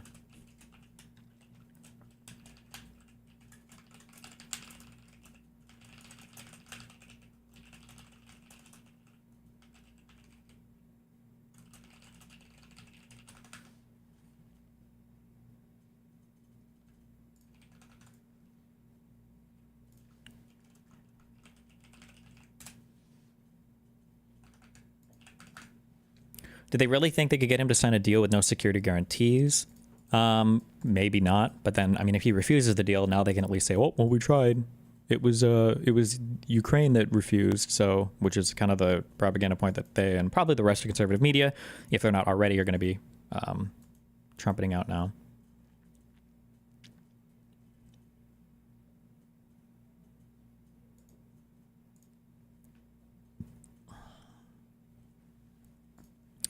Destiny thoughts? I mean, Asmongold, he's usually based on Ukraine, right? On one hand, Trump is saying, with America, you hold all the cards. And on the other, he is saying he doesn't want Zelensky to want an advantage. These contradictions happen a lot lately. Why don't people call it out? Not worth. Nobody in American media can say anything bad about Trump because he'll kick you out of the press room. You'll be banned from ever doing interviews with him. So Trump has surrounded himself with sycophantic journalists. It's all the echo chamber shit. But I've said this is how the media works as well. on all of the conservative podcasts. You just invite people that you agree with already, and then you just basically circle jerk each other's points. There's no real pushback, and then it gives you so much more appearance of authority or appearance of unity around ideas because you just surround yourself with people who are all there to like reinforce the same point of view, basically. Long time, so I hope we're gonna get it solved. In the back, please. Thank you, Mr. President. Prime Minister Starmer claimed repeatedly that somebody says Russia started the war, Russia's losing the war. What kind of sense does it make if they win something from this? It makes sense because they have nuclear weapons.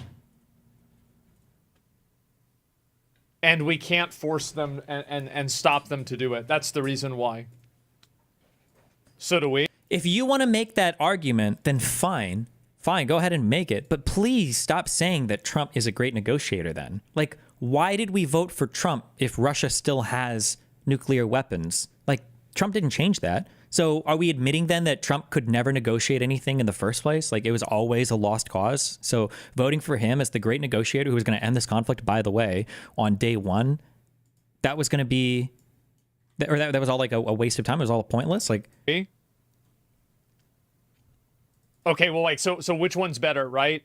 Ukraine gives up some land or we have a nuclear holocaust? We all know what the answer is. That's just the truth. True. Germany either gets Poland, we have to give land, or it's just going to be World War II. We can't do that, guys. Appeasement works every time. It shouldn't be, but it is. That's how I see it. I hope. Now, maybe somebody else has insight that I haven't thought of, but man, it looks bad. And again, like, this is coming from somebody, like, I'm very pro-Ukraine. Like, I'm not against them at all. Like, I've been positive towards them the entire. Yeah, maybe we need a little bit of World War III at this point, actually, to remind people of like who's who and who stands where. Time. But I can't see how you can look at this any other way.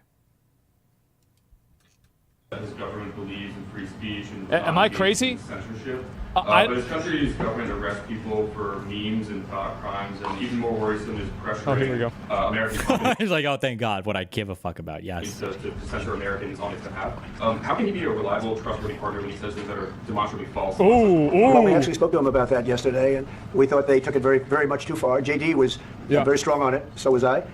So was Marco, and we've been speaking to him about it. Marco, would you like to say something about that? We have concerns, obviously, with the conduct of theirs, particularly as it impacts Americans. And there's real concern that American speech, which is no, he's completely fucking right. Like, I don't want to have our companies censored globally because of some bullshit EU thought crime law. It's ridiculous. Finally, the real issues. Could fall into the hands of British or any country's jurisdiction. And so this is a point the Vice President made in Munich, and I think why? It's very because you want the actual real truth of why I really believe that? I have very few principles in life, but free speech is one of them. I think it is a core Western principle that dates all the way back to ancient Greece. I think it is the foundation of discourse. It's the foundation of democracy, and it's the foundation of the free marketplace of ideas. And if you don't have that, you don't have anything. And so I view this as like, if you take away people's freedom of speech, you are taking away their freedom, like you're putting their mind in a cage, effectively. Oh my God, I'm good. I don't need to.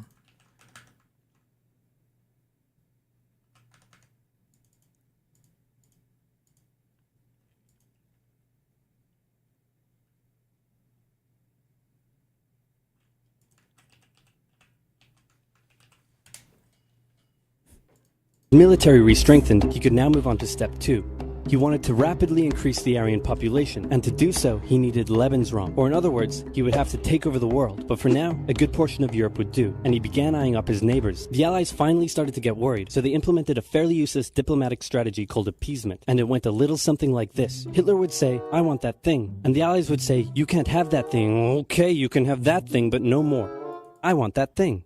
And repeat. Wow.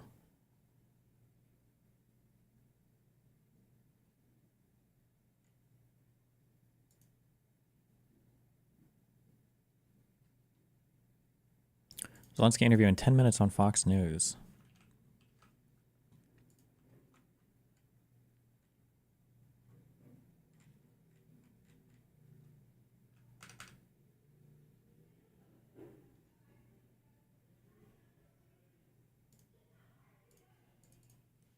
Does anybody have a link for where it'll be broadcasting from? Interviewed by Brett Baer.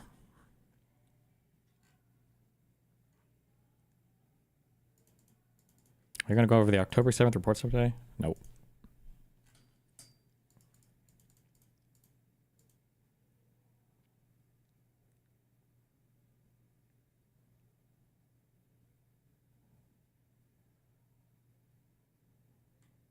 Fuck, I don't know if I can watch a live stream of that or if Fox News will DMCA people for it.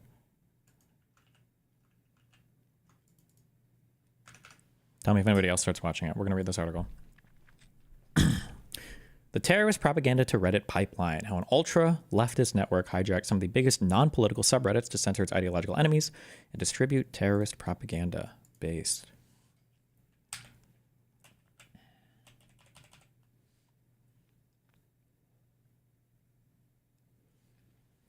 Destiny, you don't get it. There's two choices. Either cede Finland, Sweden, the Baltics, Poland, Germany, England, Brazil, Mexico, Canada to Russia, or a nuclear holocaust. You don't want that, do you? True.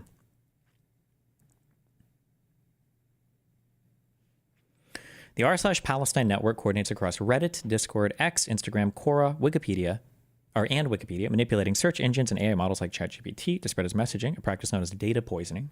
The network systematically launders propaganda from U.S.-designated terrorist organizations, including Hamas, Hezbollah, and Palestinian Islamic Jihad. Key subreddits infiltrated by the network include r/documentaries, r/public freakout, and r/there was an attempt, misleading millions into believing its content is organic. And through coordinated vote brigading, subreddit moderation, and content manipulation, the network influences public perception while evading platform moderation and legal consequences. Reddit's trust and safety team has been repeatedly warned about the network's activities, but has failed to act, allowing terror-linked propaganda to proliferate.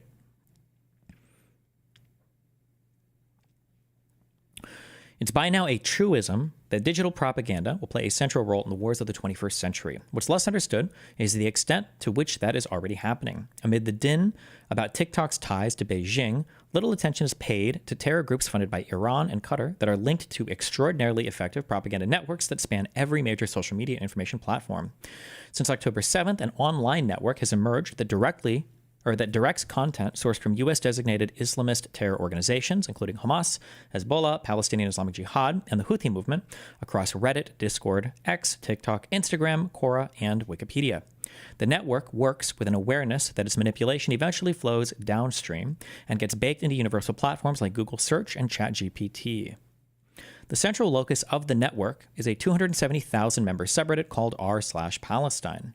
A Discord server with the same name functions as command and control for the r/Palestine network and is promoted prominently on the subreddit. On the Discord, whose new members must undergo an ideological purity test consisting of questions about their views on Israel, Zionism, and October 7th, a Reddit task force channel coordinates posting to Reddit, identifying comment sections that need more pro-Palestinian commentary, mass upvoting of anti-Israel posts, and downvoting of pro-Israel posts, a practice known as vote brigading. The Discord has separate task forces for Quora, TikTok, Instagram, X, and Wikipedia. Do they have, oh my God, we have links. Oh, there's the Discord.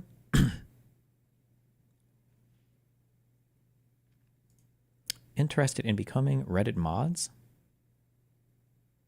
Upvote/boost. Items that need visibility through upvotes or shares will be linked here. This is supposed to be against the Reddit TOS, by the way. Linking externally for updates. Open discussion channel for the Reddit forum. Comment sections that need more pro-Palestinian commentary will be linked here. Content from various sources to create original posts with. Items to cross-post and any relevant subreddits will be linked here. Jesus. Okay. That was this right here. Damn, we got a whole ass organization.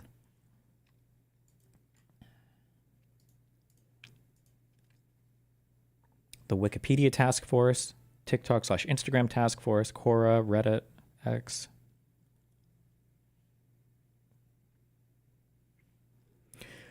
On Reddit, the network consists of no fewer than 110 subreddits controlled by around 30 core moderators who are part of the network. Its central subreddits, including r/Palestine, r/Israel crimes, and r/apartheid Israel, are topically relevant and built around overlapping ideologies that include anti-Zionism, anti-capitalism, radical Marxism, Islamism, and anti-Western and pro-Iranian regime sentiment. Other core subreddits in the network include r/Pan-Arab, r/fight_disinformation, r/global news hub, and r/suppressed news. But it's with a cluster of million-member-strong subreddits infiltrated and now controlled by the network that have nothing to do with the Middle East, or even politics generally, that the r/Palestine network is particularly effective, and which illustrates an extraordinary degree of unambiguous astroturfing meant to convince unsuspecting users that there is a widespread anti-Israel, anti-Western Marxist movement online. These include, but aren't limited to, r/documentaries, 20 million members, r/there was an attempt, 7.2 million, r/public freakout, 4.7 million, r/FOMOI, 4.3 million, and r/I'm a total piece of shit, 2.1 million.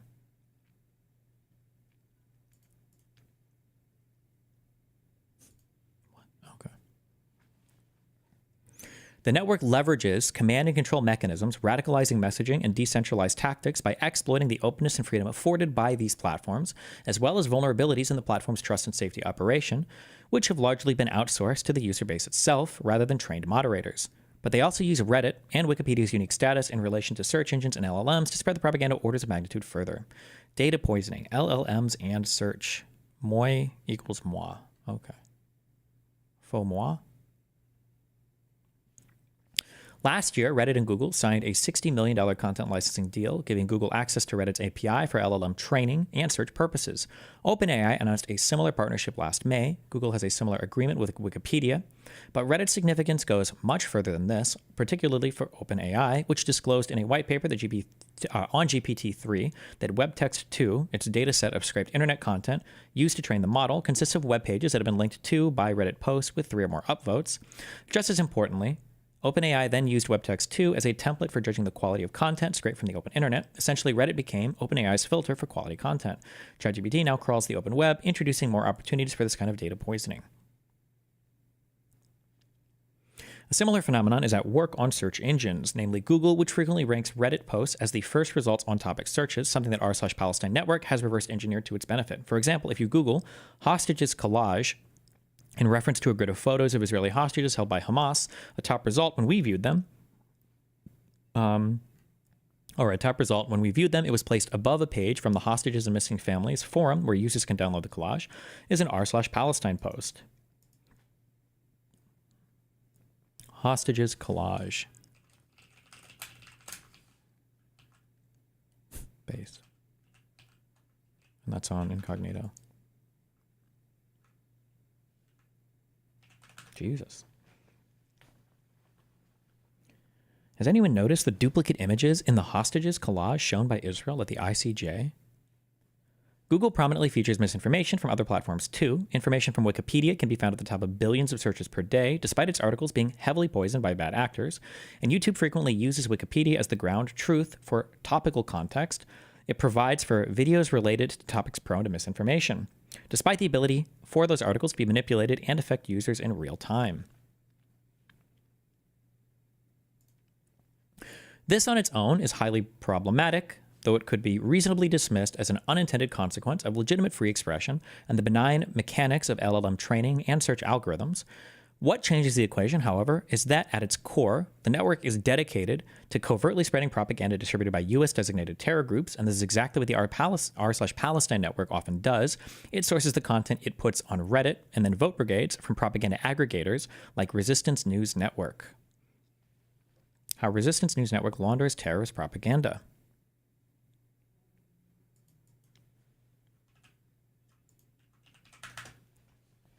Screenshots I obtained seem to indicate that RNN pulls content from a color-coded list of Telegram channels run by U.S.-designated foreign terror organizations headquartered across the Middle East. Many of these channels aren't available in the U.S. due to restrictions on terror-related content, so RNN's translation and reposting of the content represents an effective, if illegal, workaround of U.S. terror law. While not the sole distributor of content produced by foreign terror groups, RNN is the main one. It aggregates and distributes content from U.S.-designated groups in Israel, Palestine, including Hamas, the group that launched October 7th attacks, during which its militants deliberately killed children and for which Human Rights Watch accused it of war crimes.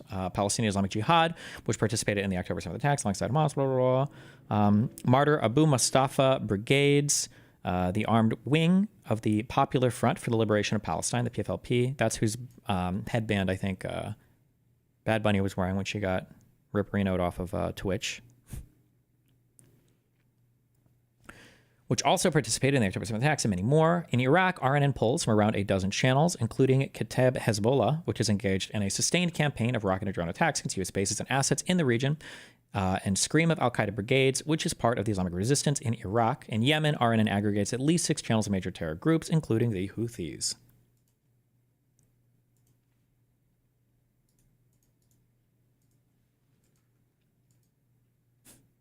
That's a good source of information. All right. Jesus.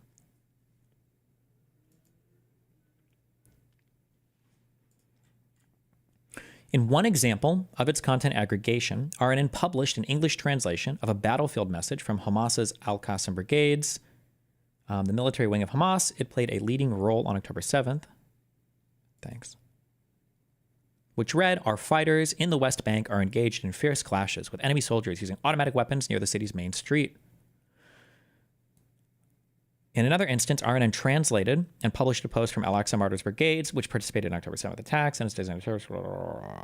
"We are engaged in fierce clashes with the Zionist enemy forces, storming the city with machine guns. RNN has a particularly tight relationship with Sami Dun, which the U.S. government classifies as a terror entity, with the Treasury Department calling it a sham charity that serves as an international fundraiser for the PFLP. Terrorist propaganda to Reddit pipeline. On Reddit, terror group propaganda aggregated by RNN is able to tunnel under the walled gardens of Telegram and into the groundwater of public debate. In one case, a user in r/Israel Exposed, a subreddit controlled by the r/Palestine network, posted a quote about the alleged detention of a Palestinian boy under the title Israeli soldier Israeli soldiers abduct and beat children.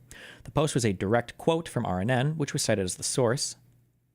While the content of the clip can be interpreted in different ways, the post is one of many examples of how the r/Palestine network funnels content from RNN onto Reddit. In the TrueAnon subreddit, also controlled by the group, a user posted a screen grab of a message from the head of the Houthis posted in the group's Telegram channel. "I call on America to send more MQ-9 drones as Yemeni air defenses enjoy grilling them."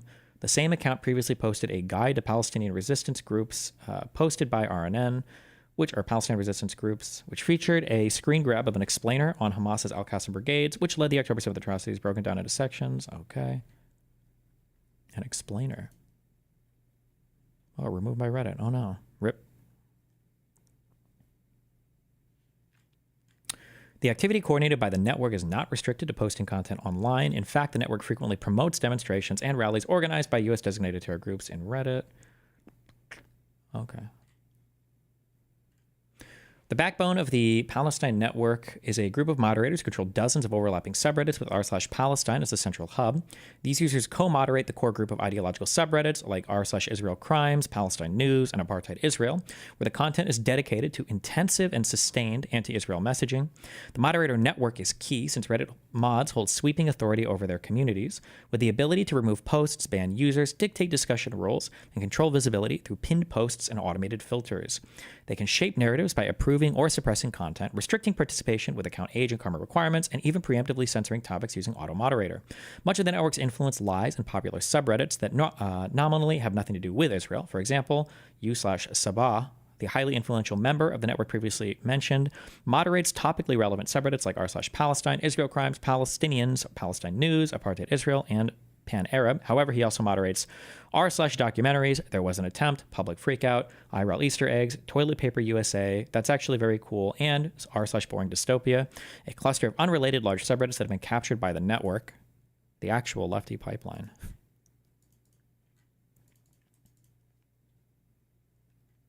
Tell me if anybody else can watch that Fox interview. I don't want to get fucking dinged for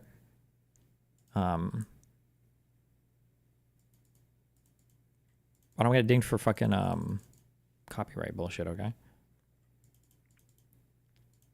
Asmon is watching it right now. Is Asmongold streaming on YouTube?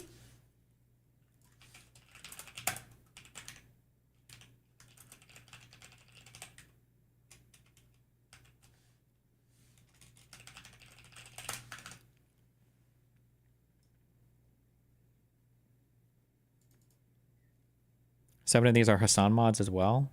Based. I always thought that it was really weird that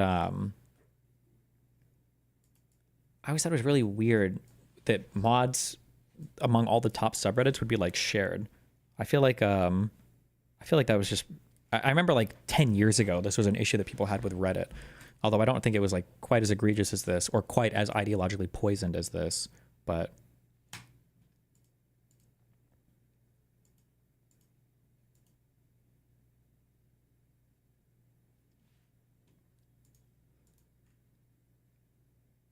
is Twitch generally less strict about DMCA than YouTube? Yes, there is no live DMCA on Twitch that I'm aware of. That is automated. That's why so many of them watch copyrighted content all the time.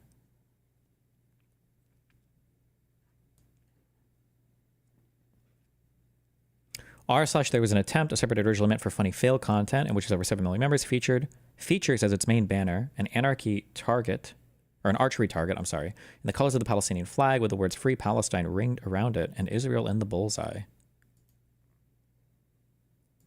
Oh, I remember, was it October 7th or was it later when like so many of these subs were like all of a sudden became pro-Palestine or support Palestine, like the banners, even though they like a lot of them weren't even political.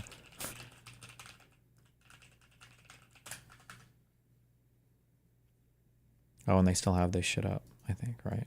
Nice.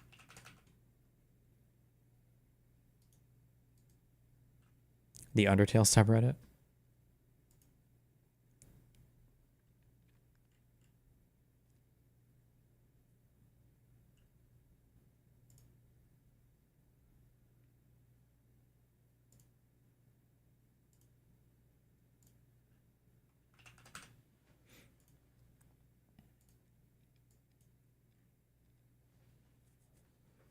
The sheer volume of posts in r/there was an attempt obscures a steady tempo of anti-Israel content.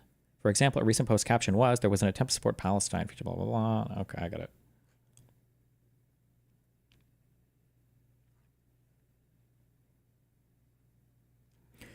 The 6 subreddits recommended by r/documentaries are exclusively controlled by the network, also suggests blatant astroturfing, and effectively makes r/documentaries the top of a multi-step funnel that sends users into ever more topical network subreddits, each of which contains successively more terrorist-sourced propaganda. r/news hub, world news video, boring dystopia. Why would documentaries even link to a boring dystopia? That's supposed to be like an anti-capitalist subreddit. There was an attempt. Public freakout. Public freakout? Why? I don't understand how documentaries relate to that at all, but okay, Jesus. Okay, link the Fox News thing. We'll watch it. If I get DMCA'd, I'm taking a week break though, okay? Because that's how long my YouTube shit is going to be shut off for. Link me the Fox News thing.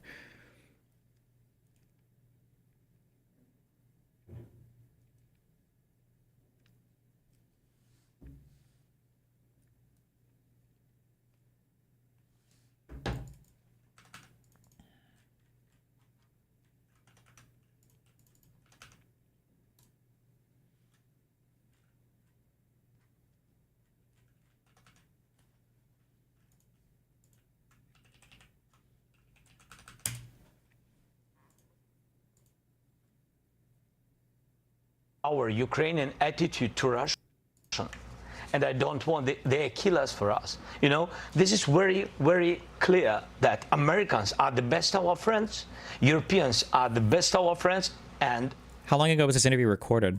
Russian, they are enemies. And it doesn't mean that we don't want peace. We just want to recognize the reality, the real situation. President Trump is convinced that you will never sign a deal with Vladimir Putin. Is he right? No, I think so. What I think. Ukraine wants peace, and we will Looks like today. I wonder if it was before or after. It must have been after the diplomacy. press conference. We will have negotiations. I only said that. I think so. It's about justice. I don't know why multiple people are saying it's live. They literally said it was a recorded interview that will air. So I don't know why multiple people in my chat are typing it's live. I don't know if you're just guessing, or I don't know why you would type that when you don't. Obviously, you don't know, since they literally said that it's a recorded interview being aired. Lasting peace. It means that we have to be very strong at the table of negotiations, and at these negotiations, Ukraine and Russia, like sides of this war, have to be, and the United States and Europe. That's what I said. So we are ready for peace, but we have to be in strong position. What does it mean? Just to know that our army is strong, that our partners with us, and that we have security guarantees. Am I not right? Leaving the White House today, President Trump said this. He's looking to go on and fight. He wants to come back right now, but I can't do that. What do you make of that? Do you want to continue fighting? Do you want peace? And if he had the opportunity to go back to the White House right now, would you do it? No. First of all, we want peace. That's why I'm in the United States. That's why I visited President Trump. And thanks for the invitation again. The deal on minerals is the first step to security guarantees. It's meant for the peace, closer to peace. That's why I'm here. And we have tough situation. To understand it is to be in Ukraine. You saw it, Brad. You was once. Thank you again. So I think that's very important to understand what's going on. But I respect my soldiers and our people, our civilians who work and support our warriors. I can't say just stop. Nobody will stop because everybody afraid that Putin will come back tomorrow. We want just and lasting peace. It's true. We want security guarantees. We raise this topic about NATO the quickest way, but not all the countries are on this side. I said, okay, if not NATO, nobody is pushing. If not NATO, let's build NATO in Ukraine. That's my position. Europeans are ready to have contingents on our territory, boots on the ground. United States thinks maybe to help, maybe USA backstop, have to be just to guarantee that they are with Europeans. Look at Europe, it's strong. It became stronger, but they also want to have allies like the United States. That's what I said. I just want to understand what the peace. It's not my question, Brad. This is the question from all our people. You mentioned when I traveled to the front lines with you last year to see the situation, to mark the anniversary of the war, and this is what you told me back then. Will Ukrainians survive without Congress support? Of course, but not all of us. It will be a tragedy for all of us, not only for Ukraine, not only for Ukrainians, for all Europe. Yeah. So the question today is, can Ukraine win this war or hold off Russia without continued U.S. support? It will be difficult for us. That's why I'm here. That's why we speak about the future negotiations. It will be difficult without your support, but we can't lose our values, our people. We can't lose our freedom. So a lot of people, Russians came to our territory, you know it. Russians came to our houses, and everybody knows, everybody saw it, video, images, a lot of things. They killed so many people. Just to forget it, just to say that Putin is a great guy? No, without us. We don't want it. That's why we speak about, you know, everybody remembered how it was the first days of the war, how they came. Nobody wants in Ukraine, yes, of course, nobody will forget it, but nobody wants to have, again, new wave of occupation. That's why when we say, no NATO, what security guarantees can we have? I'm not pushing, we are not pressuring, we're just asking, we're just sharing very clear messages to our friends, to Americans. Right. If you stay with us, thank you so much, but let's do the infrastructure of security guarantees. Let's just share with our people, just with our people, that America, stay with us. That's great. We count on it. But just to share it and to say it, that's all. How does the war end? How do you get to a deal? You're at a place right now where there is no deal.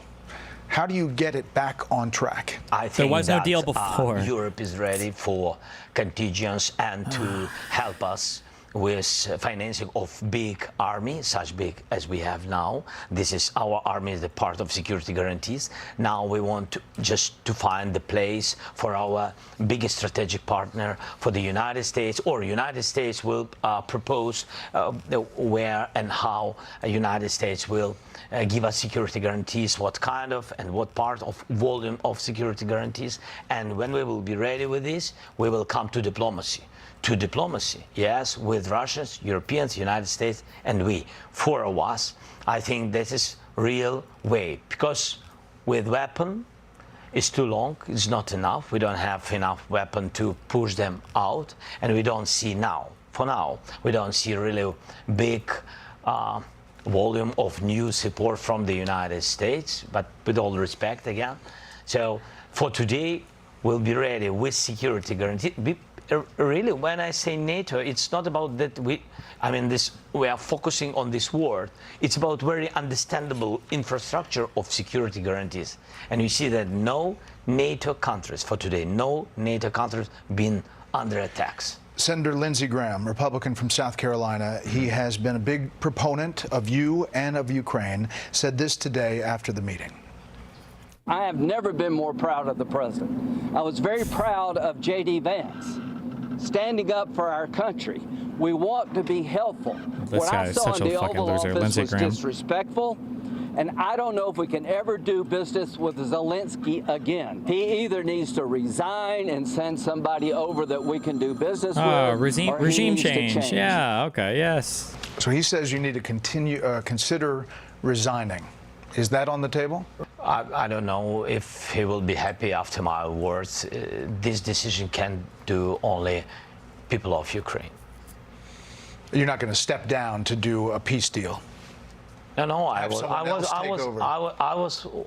always ready. I'm not sure that is a good idea for this such proposals. But anyway, I always said if United States will support NATO, so I think that it's enough for Ukraine. So I think I did all I had to do. And if somebody is not happy with me, okay. But between us, yes, Americans vote for American president. Each European country vote for their president, and only Ukrainian. With all respect to Lindsey, if I can say Lindsey, we know each other. Yes, and only Ukrainians. Democrats vote have had for their president. Democrats have had the opposite reaction to the Oval Office meeting. Democratic Senator Chris Murphy from Connecticut posted this: "What just happened in the Oval Office was a planned ambush designed to help a brutal Russian dictator and hurt America's security. Trump has become Putin's lapdog, and America's global power is There's no hemorrhaging way that as Zelensky America can sides respond with to dictators this, over apparently. democracy. What an embarrassment." Do you think the confrontation in the Oval Office today was pre-planned, like Senator Murphy suggests? No way. I don't know. Yeah, you can't. You don't know. You think maybe? I don't know. No. I don't. I don't know about it. I think no. I think it was just a really tough situation because we've been very open, very direct. What set you off? What made you mad? Oh my because God. they said your Made tenor him and mad? tone Set him off? It's not about mad. It's not, Brad. You see, how to say, when you are in the United States, and for example, president or vice president or somebody or senators, it doesn't matter, big politicians, yes, when they, for example, say that Ukraine is almost destroyed, that our soldiers run away, that they are not heroes, that Ukraine lost millions of civilians, that his president is dictator, you know? What is the reaction? It's not about me. The reaction is that where is our friendship between Ukraine and the United States? That's it. This is feeling. And that's why I do not want to lose our great partners at the United States. And I just said that it's not the first time. I said it by phone, and we had some other conversations, and we had in Munich meetings, and I said, please, be correct. I want to be very polite. Be correct with this number. When you say about the number, each person is important. When you say about 1 million of losses, we don't have any million of losses.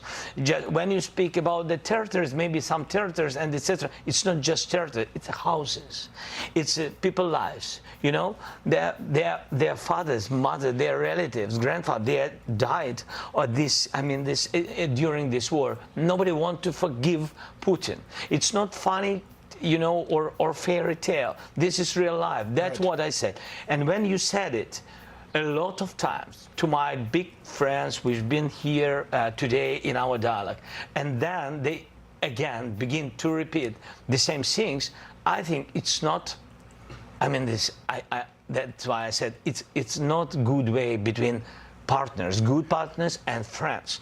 That's it. And I think that if journalists asking questions to president, with all respect to vice president, I mean, he has his interview. Mr. This President, is our dialogue. shouldn't this dynamic, if you're going to be like this, be behind? Don't say private, but he's making these bad claims publicly. Of course. And so do you regret that? Are you regretting that happened today? Regretting? Yes, I think it was not good. I think it was not good because we had a lot of different dialogues. I'm always open to media, but there are very sensitive things. I just want to be honest, and I just want our partners to understand the situation correctly, and I want to understand everything correctly. That's about us. Not to lose our friendship. A couple more things. What are the next steps in your mind? Here we are today. What are the next steps? I think so. United States wanted this deal very much, and we've been not against this deal, but we wanted to understand what parts in security guarantees will take this deal and what next steps. Just again to understand for our people, during the war, what you don't like, even sometimes hate, surprises. It's understandable. Many terrible things this war brought to us. So we don't want any surprises. Yes, that's why we want to be very fair with our partners. And I think this deal, it was prepared by teams. It was not simple during weeks. And now it's ready. I think that they have to sign. The countries have to sign. The ministers have to sign. That's it. I don't know when they will do it. It depends on the American side. So exactly. the minerals deal did not have security guarantees listed in it.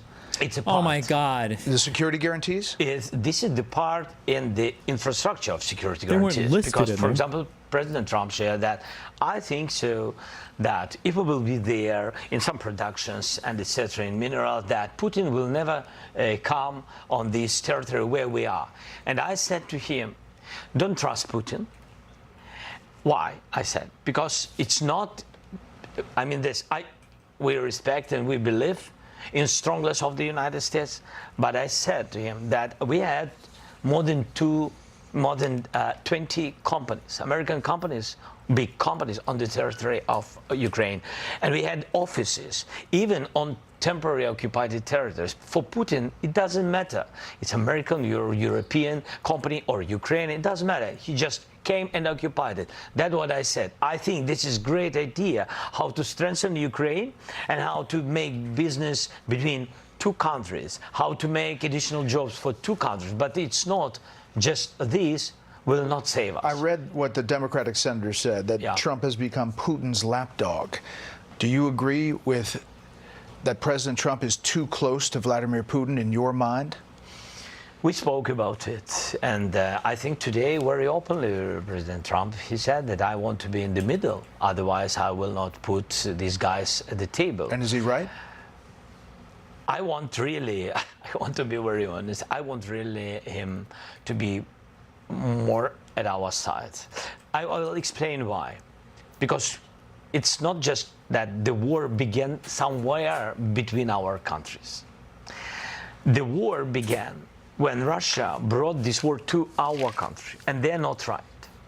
And they are not right. They didn't respect our territorial integrity. They brought the war on our territory to our families. Sorry for repeating, to our houses. And they're not right. And of course, all the Ukrainians want to hear strong position of the United States on our side. From one side, it's understandable. From another side, he wants to find some way of dialogue with Putin. But he always said, as I remember, he always said that peace through strength. And that's why I think that he's strong, United States strong, two parties together in this question, two parties always together against Russia. You're very strong to do strong steps against Putin.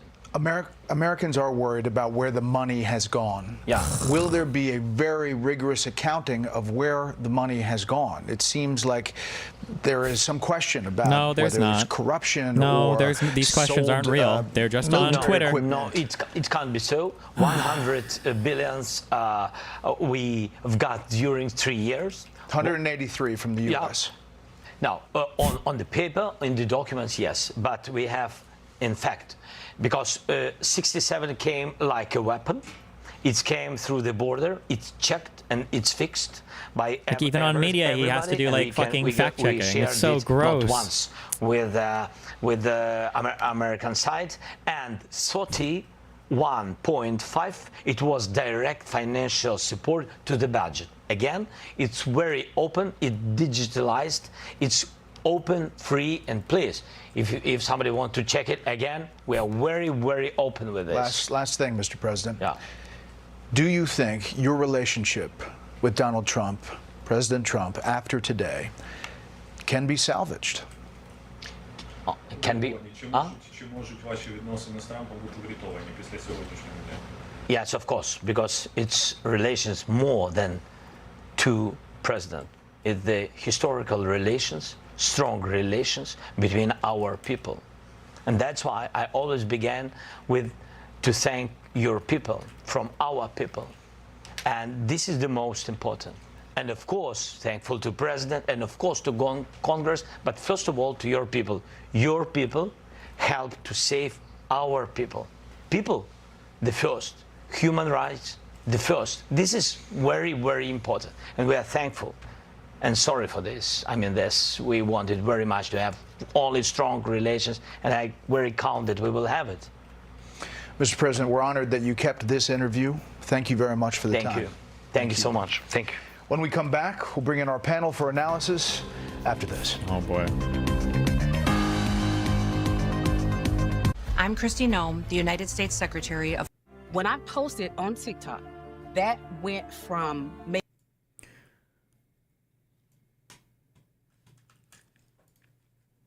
Okay, people in chat keep asking this question.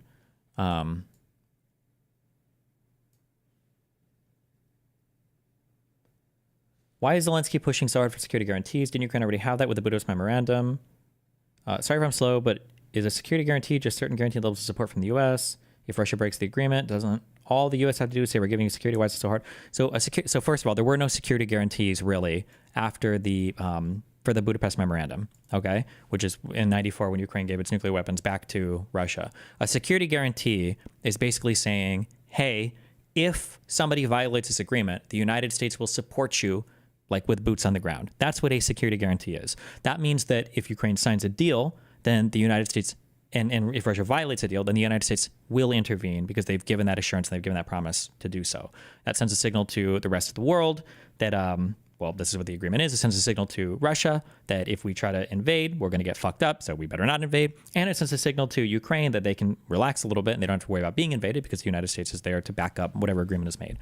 There is no deal, in my opinion, who knows, maybe we'll be proven wrong by tomorrow, but I don't think there's any deal that Ukraine ever signs without a security guarantee. Because why the fuck would you? It's not worth the paper it's printed on.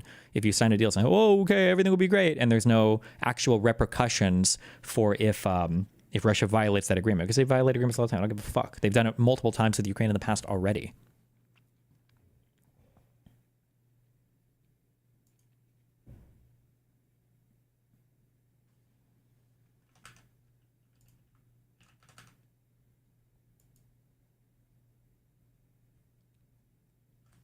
He will sign the infrastructure, though. I think that's what he said today. I don't think he was... I could be wrong, but I don't think he would ever sign that agreement without any kind of security assurance. Why would he just sign away parts of the country for nothing? What's a realistic security guarantee that doesn't involve U.S. boots? Because I don't think there will ever be a deal like that. If that's the case, then the U.S. has no business negotiating this deal. But it could be UN troops. I mean, the UN doesn't even have... Or like a UN peacekeeping force or something that doesn't involve the U.S., I guess. Or any other nuclear powers. So like a UN peacekeeping, is it UNEF? UN emergency forces, I think, usually. But it has to be something like that. But if the U.S. can't actually commit any real defense to Ukraine, then the U.S. has no business being involved in those negotiations because the U.S. can't ensure anything.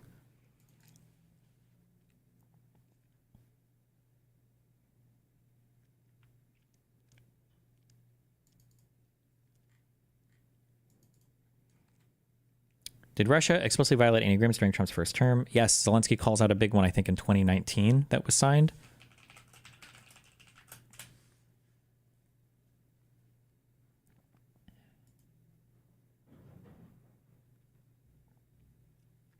In December of 2019, Ukraine and Russia agreed to implement a full and comprehensive ceasefire. The agreement followed prisoner swaps and the withdrawal of Ukraine military. In 3 areas, the two sides agreed to swap the remaining prisoners and disengage military forces in 3 additional regions.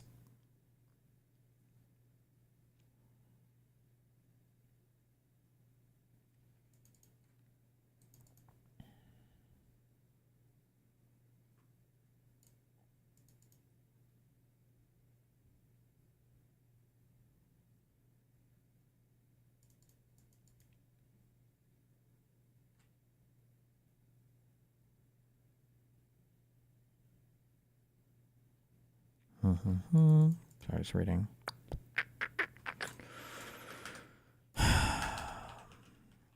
Jesus. That was one the USA didn't want to participate in. Sure, but it was agreement made in Europe during Trump's administration. Like,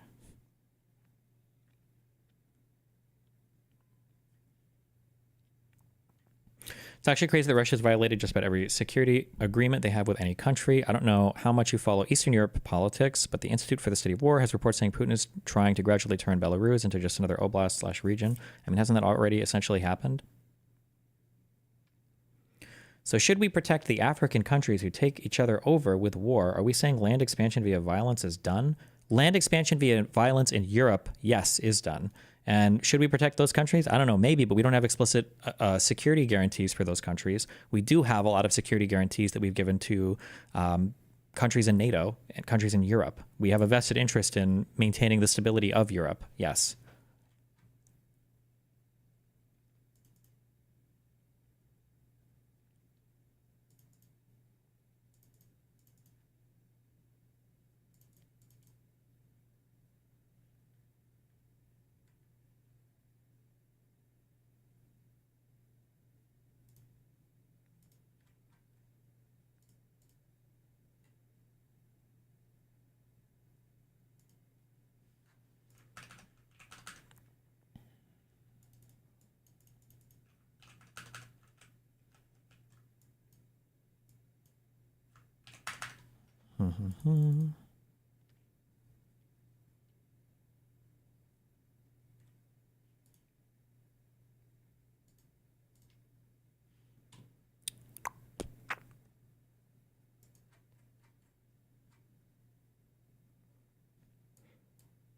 The network extends far beyond Reddit. Oh, this thing. Oh, we've got Zay the Squirrel. Zay Squirrel, a radical Hamas-aligned account on X, Discord, Reddit, and Instagram. Zay Squirrel, whom I previously identified as being crucial to Wikipedia manipulation efforts based out of a Discord server called Tech for Palestine, moderates r/news and politics, and is also approved to create community notes on X.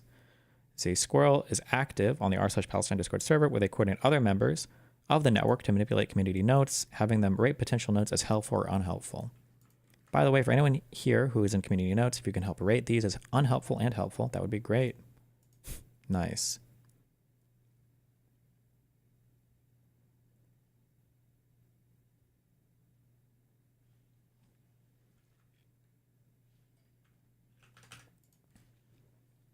They oversee similar activity on Quora.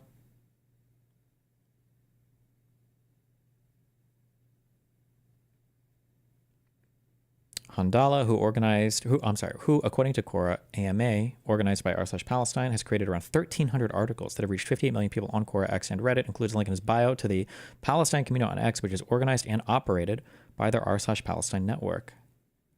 Damn, I wonder what kind of shit he posts. What is the Palestinian history that you think every Palestinian needs to know? To all Palestinians, whether you're in exile because of Zionist ethnic cleansing or in refugee camps or living under the brutal Zionist settler colonial apartheid regime, holy fuck.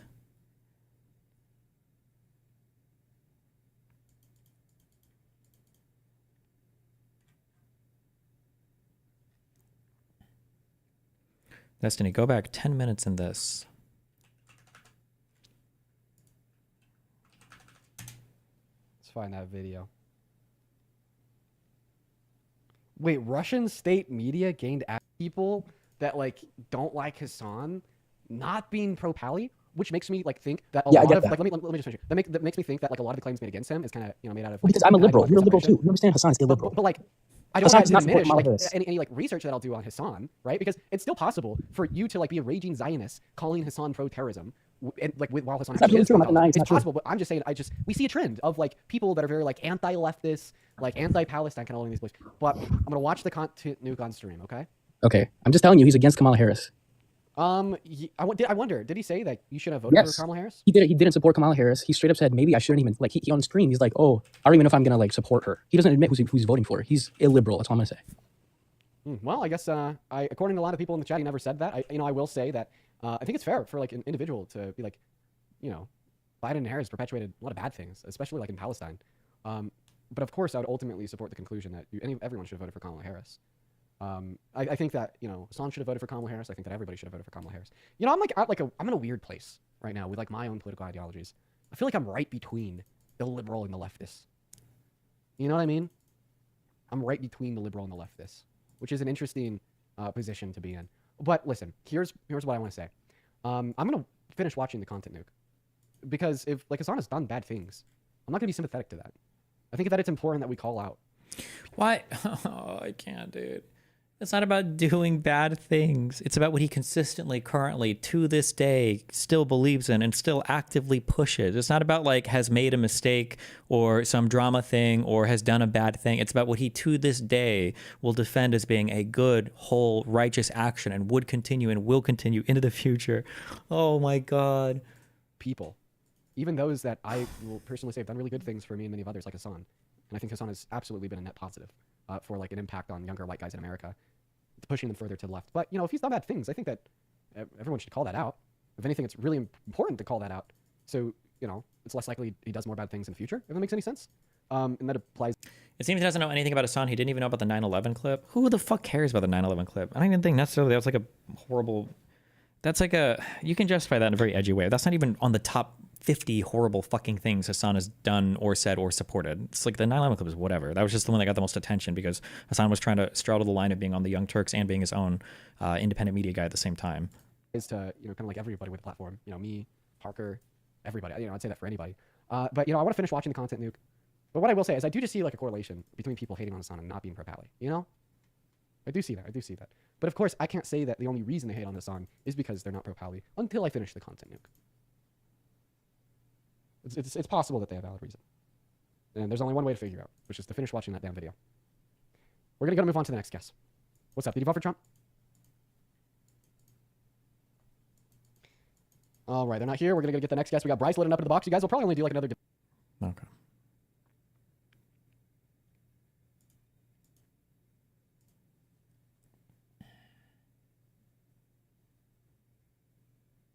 Jesus.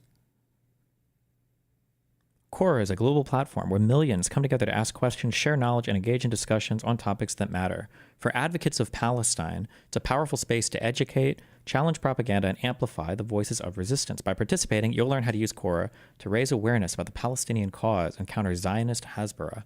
Dude, fucking no offense, Jews, you guys wish you were half as fucking organized as these pro-Pallies on fucking, and the Marxist weirdo people and all those super far leftists. Holy fuck. Jesus Christ.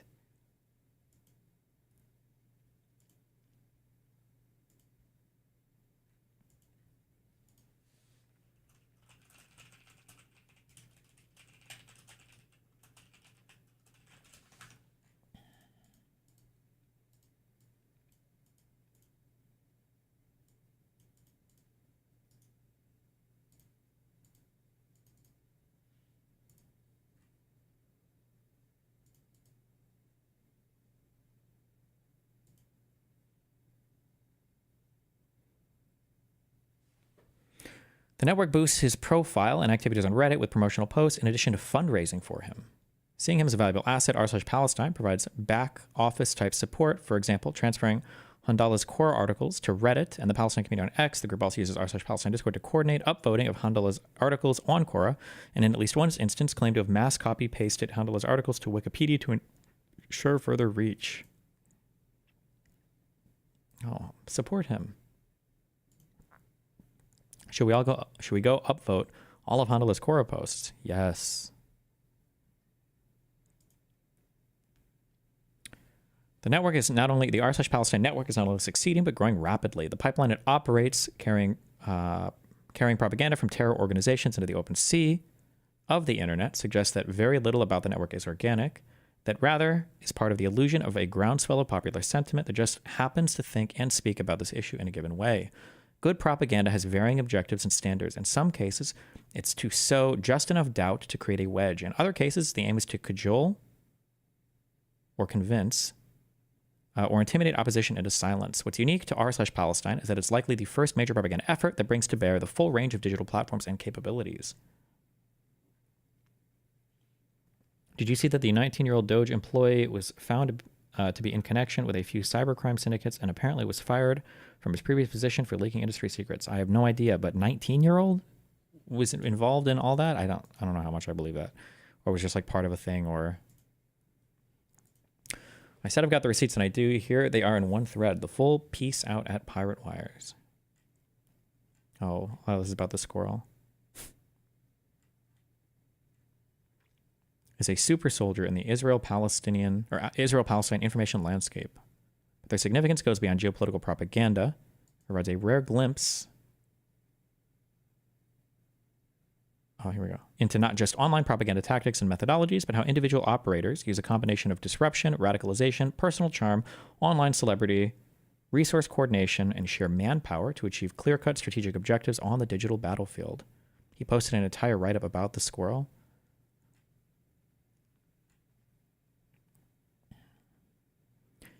The squirrel effect is also spilled over into the world of Twitch streaming, with Z going after two of the biggest online streamers, Ethan Klein and Destiny. That's me.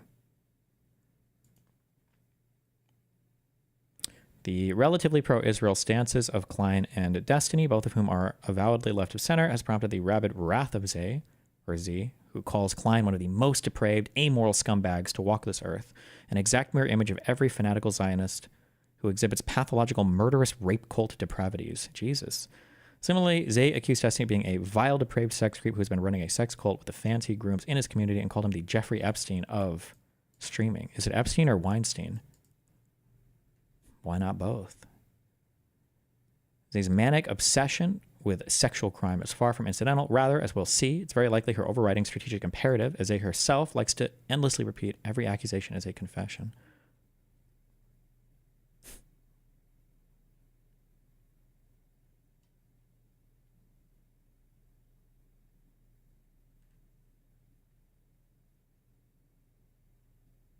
This is my favorite New Year's Eve because Death to America is trending. Jesus.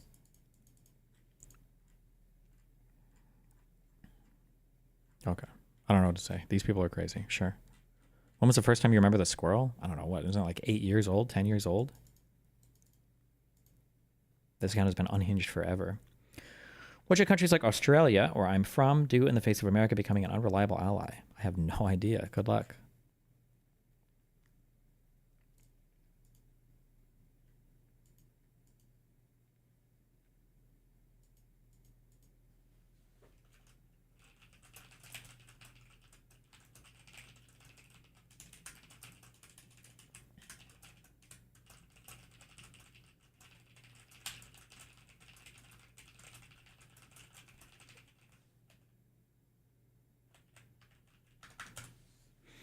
We were so close to funding her immigration to Cuba. Yeah, I don't think she would have moved, buddy. Okay. Well, we caught up on all the material we had, except for this video.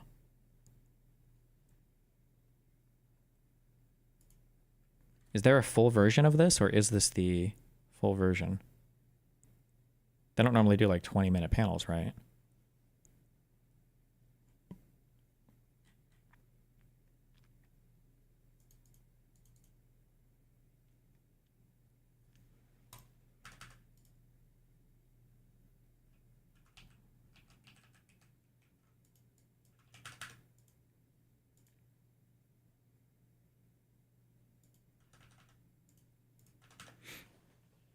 Does Ukraine have 350 billion USD?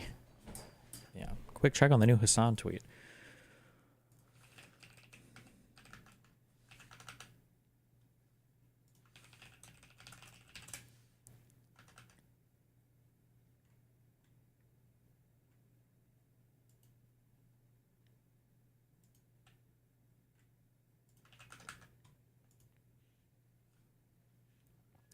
How do you feel now that America is becoming everything the crazy leftists always said it was? Except not really, because leftists made weirder, different accusations, and fuck the illiberal people. Leftists are weird, commies and socialists are weird, and fascists are weird. Fuck them both, okay?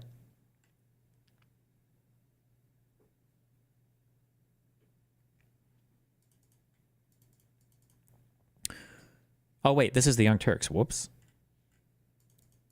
What about that cabinet meeting? Oh shit, true. Wait, does anybody have a link to the full cabinet meeting?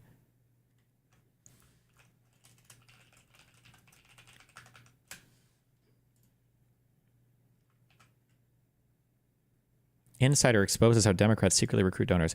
Oh, this is just going to be Anna agreeing with whatever unhinged, crazy, absolutely retarded shit that Lindsay, is it Lindsay Lou? Says. Oh, Lindy Lee, sorry. 100%. Or I wonder if they even... Oh, did she bring her on? My body does not respond well to, Makes you extremely anxious. And I would just expect it to just take it without question. I tried to... Oh my God, she's even on that anti-birth control binge that conservative women were on like a year and a half ago. Oh, I don't even know. Well, okay, hold on. I'm so glad you asked me about... Shut up! This is February 25th, so the episode probably aired on February 24th.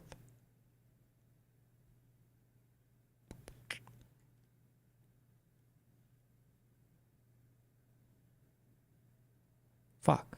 She would have made the thumbnail, right?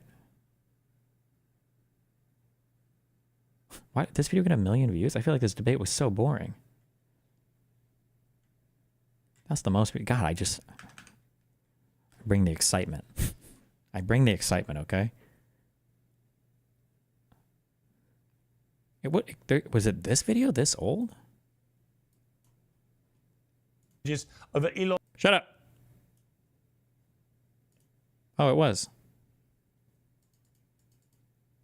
Anti-birth control isn't a trend. Republicans have hated it forever. No. There was this new thing, like, I think a year or so ago, where Republicans started talking about how evil and crazy it was that women are destroying their bodies with birth control and the evil hormones are ruining them. Like, I saw, like, a resurgence of it. I know they've always been, like, anti-birth control, but I feel like there was, like, a resurgence of it lately but the focus was less now on women being sluts and abortion being evil, and now the focus is on, like, women's health. It's a women's health issue that they're forcing young girls to take birth control.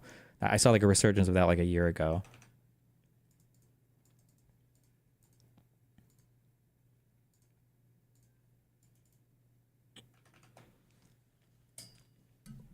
Ugh. Okay. Here, I want to play this and then I'll be back. Tell me if I miss anything good. 1 sec. Don't die. Well, I'm looking at this panel, Pierce, and it's it leans left, let's call it that way. And I'm up for the fight. As someone who I think speaks for a lot of MAGA folks, I recommend we just be very wary of the folks that are late to the game. I know that I have a lot to... The pill is a serious thing. It's unbelievable how it's prescribed to every little girl that has some little issue. True, they should be prescribing ivermectin instead. Prove, but give me a chance to prove that. Don't shut the door. Don't trust the tech bros. Elon Musk was an Obama supporter, comes around to Trump, and now all of a sudden he's your buddy. I would Google Rasputin. Sweetheart, I have a house in Pennsylvania. I actually campaigned for that. If you're going to talk like that to me, please not don't, sweetheart. MAGA rejects her. Sorry, Lindy. MAGA rejects her. Take it from me that Vladimir Putin is not going to stop. Donald Trump promised to end this war if you were elected, and he's doing everything he promised. This is a fantastic opportunity. Rubio's becoming a great statesman, a great diplomat in a very short period of time. Donald Trump saying he's for peace is laughable at this point. I don't know what Donald Trump was in the past. It's the same Donald Trump, Piers. Now, last month said he wants to Canada, Greenland, Panama Canal, and Gaza. That's not war. What are they going to hand him to us? President Trump's cyclonic start to his second term has sent ripples across the Atlantic and begun a massive reshaping of America's relationship with the rest of the world. As we speak, European leaders are holding emergency talks in Paris. Russian officials are meeting Marco Rubio in Riyadh, Saudi Arabia, for war talks that so far do not include Ukraine. Zelensky says he knew nothing about the meeting and is awkwardly heading out to Riyadh on completely separate business. President Trump spoke to Putin last week and insists that the Russian dictator is ready to end the war. Do you think he wants the whole of Ukraine, or just what do you think he wants? No, I think he wants to stop. That was my question to him. because if he's going to go on, that would have been a big problem for us. And that would have caused me a big problem because you just can't let that happen. I think he wants to end it, and they want to end it fast. Both of them. And Zelensky wants to end it too. Well, the US has been criticised for selling out Ukraine by dealing directly with Russia, by ruling out a full return to Ukraine's 2014 borders, and by saying that post-war peacekeeping forces must be provided by Europe and Europe alone. But here's the reality. There is no peace without Putin's say-so. Trump vowed to end this war, and he'll need both Ukraine and Russia to do it. This is what it takes to bring Putin to the table. This is, unfortunately, where the process must begin. At the heart of Trump's foreign policy posturing is a clear demand for Europe to take responsibility for Europe. Vice President Vance launched a stunning broadside against the EU in a big speech last week. Defence Secretary Pete Hegseth read the riot act at NATO. The US alone currently pays for 16% of NATO's budget, and 25 of its members spend less than 2.5% of their GDP on defence. That cannot continue. And frankly, why should it continue? British Prime Minister Sir Keir Starmer has already now pledged UK troops to a future peacekeeping mission in Ukraine, and others will surely have to follow. Back in DC, Trump is preparing to fight a slew of legal challenges over Elon Musk's cost-cutting Doge, and they're not backing down there either. They will fail. It's the president's right to control the budget, and these are our tax dollars that have been squandered away, Martha. Look what happened at U.S. aid. It's really remarkable that every American isn't outraged by what's happened at USAID. When we work our entire lives to pay taxes, and then you find out that $2 million is going to Guatemala for sex changes, that's not going to happen. Well, like it or not, President Trump means business, and so far, it seems to be working. To debate all this, I'm joined by the host of the Dean Obeidallah Show on SiriusXM, Dean Obeidallah, Julie Roginski, the commentator and founder of Salty Politics, host of Bolling on YouTube and podcast platforms, Eric Bolling, and former Democratic National Committee fundraiser, Lindy Lee. Well, welcome, a stellar panel. I'm sure we'll all be extremely calm and civil to each other, won't we? Won't we, Eric? Well, I'm looking at this panel, Pierce, and it's it leans left, let's call it that way. And I'm I'm up for the fight. Let's do it. Let's bring it on. I'm used to panels like this. Julie, I think you'll find that Lindy has drunk the Conservative Kool-Aid since you last saw her. Eric, I'm not sure if you remember, but just a few weeks ago, you retweeted an attack on me. Oh, I like this start. Come on, what was that about? Oh, no, yeah, you did. I'll tell you exactly what it was. You I said remember? be very, very careful. Yes, of course I do. I remember. I said that I believe you could be a Trojan horse. I believe that someone who spent the better part of the last election supporting Biden and Kamala Harris all of a sudden sees the light after Donald Trump wins an election. I mean, you're not that much different from Mark Zuckerberg and Jeff Bezos and the rest of them. But I think we should all be careful. You're a busy guy, Eric. So I don't blame you for not paying attention to my media appearances. But I've been criticizing Biden well before Election Day. I raised concerns, and that's why I think pull back from the Democratic Party. I've been pretty much MAGA since the day one, and as someone who I think speaks for a lot of MAGA folks, I recommend we just be very wary of the folks that are late to the game.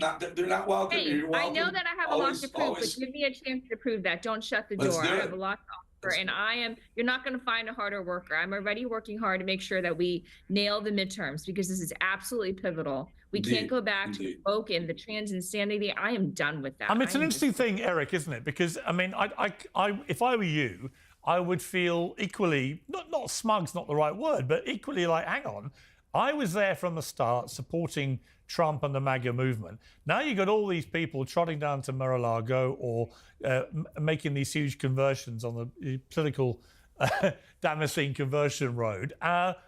And, I think you're right to probably be a little bit skeptical. Not of Lindy, I've on a few times. I'm not saying for a moment, Lindy, you're not. I'm a nice one, Eric. And I don't want anything. So allow me, Lindy, allow me.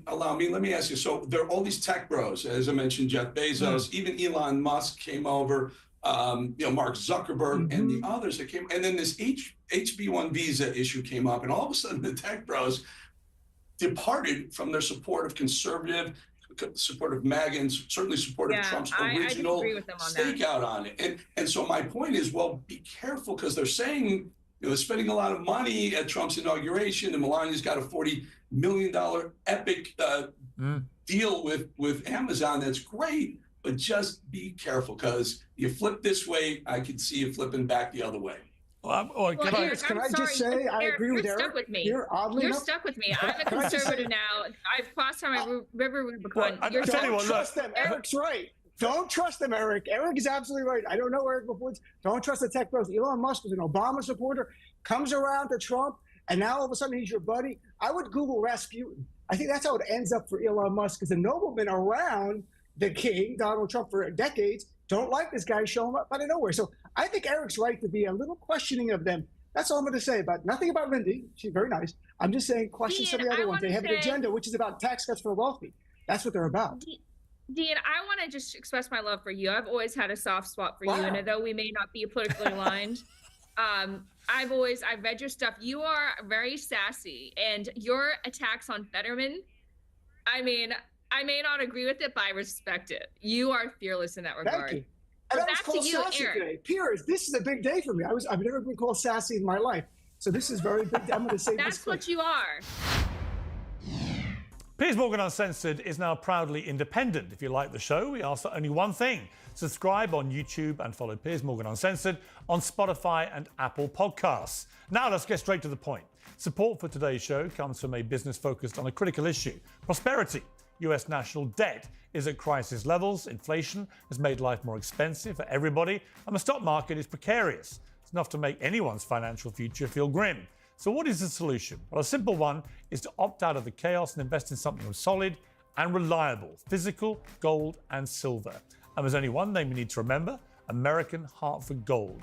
This company has earned the trust of thousands of customers with an A+ rating from the Better Business Bureau and glowing reviews you can see for yourself. They offer an incredible range of gold and silver bars and coins. They can be delivered directly to your door, or they'll help you set them up in a tax-advantaged gold IRA.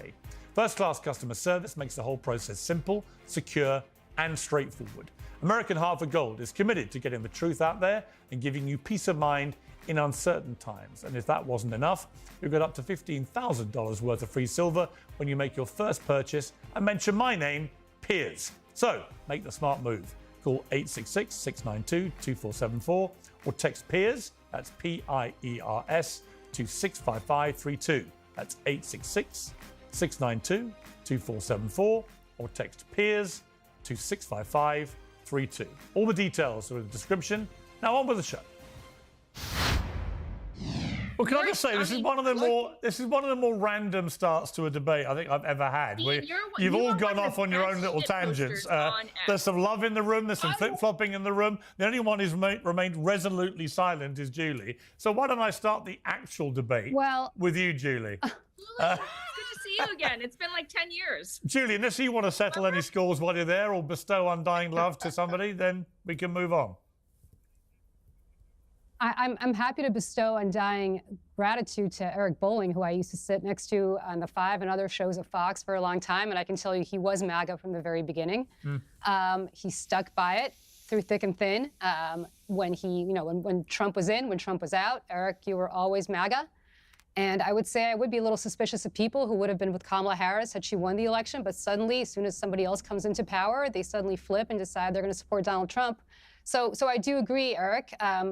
Say what you will about you. You and I don't agree on anything, but you were misguided about MAGA from the very beginning, and you stuck by it. And I'm very suspicious. I am very suspicious of people who suddenly flit to power like moth to a flame, because I'm positive, Lindy, that if Kamala Harris had won, you would be here defending her to the hilt. Julie, there are some things that I did not know before Election Day. Wait a minute. For example, we had no idea that they lied to us about the 3 to 4 battleground states that we were supposed to win.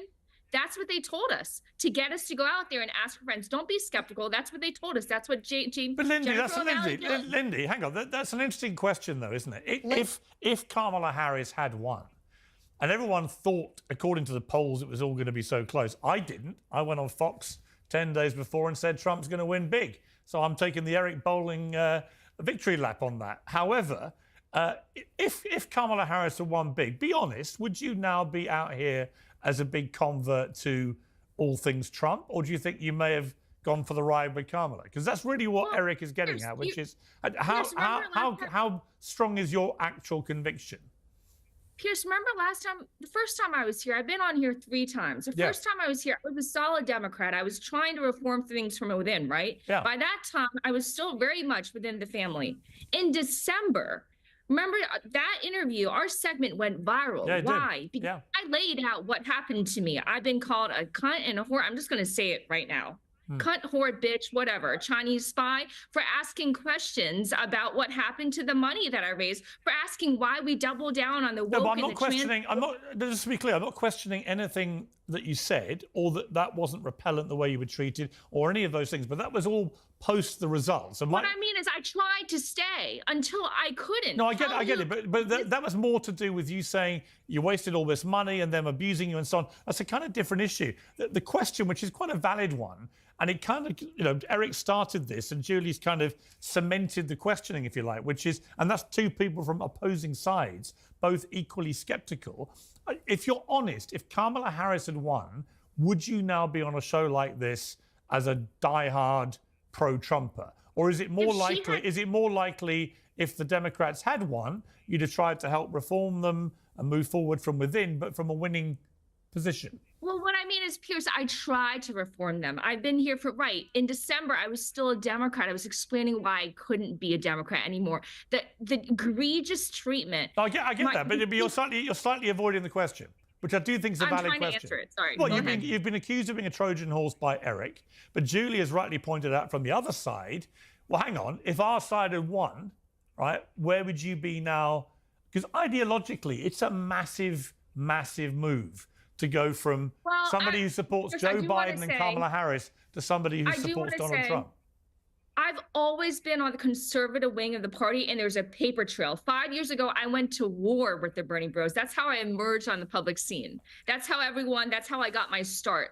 I, as a conservative, refused to vote for Bernie Sanders because he went against everything I believed in. I think the question, Belinda, I'm going to ask one more time. But the question really is, would you have been identifying as a conservative if Kamala Harris... That's what I mean. 5 years ago, I was already identifying as a conservative and attacking Bernie Sanders. No, that's not my question. My question was, if Kamala had won, would you now be appearing on this panel as a conservative or as a Democrat? I would be appearing, if not as a conservative Republican, I would be appearing as a conservative Democrat, as I've always been. I have tons of Fox News articles over the years identifying myself as a conservative Democrat. Come on, I've had this around my neck for 15 years, okay? Faith is a very important thing. Look, call me old-fashioned, but what is a conservative Democrat? I mean, aren't you either one or the other? I'm sorry? Well, aren't you either a conservative or a Democrat? When I first became I wasn't aware of this weird hybrid where you could be both. Well, I'm from suburban Pennsylvania. When I first became a Democrat, it was actually pre-Obama.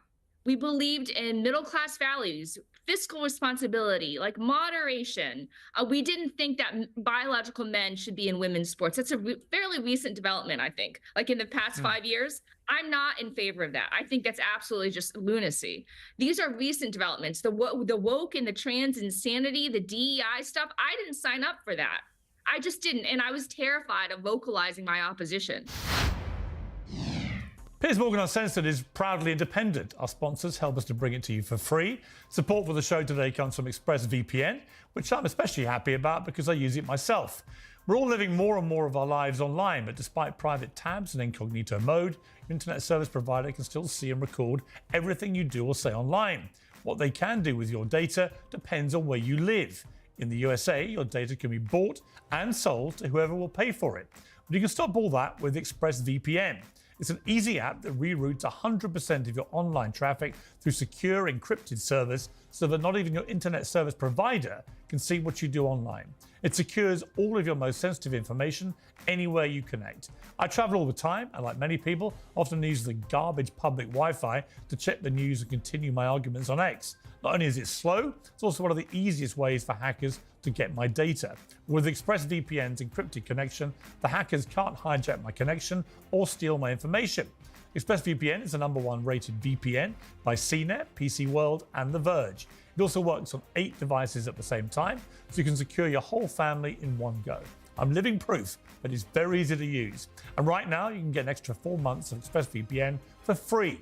Find out how by scanning the QR code on screen here, or go to expressvpn.com/peers. Once more, for the people at the back, scan the QR code or go to expressvpn.com/peers. That's PIERS. Now, on with the show.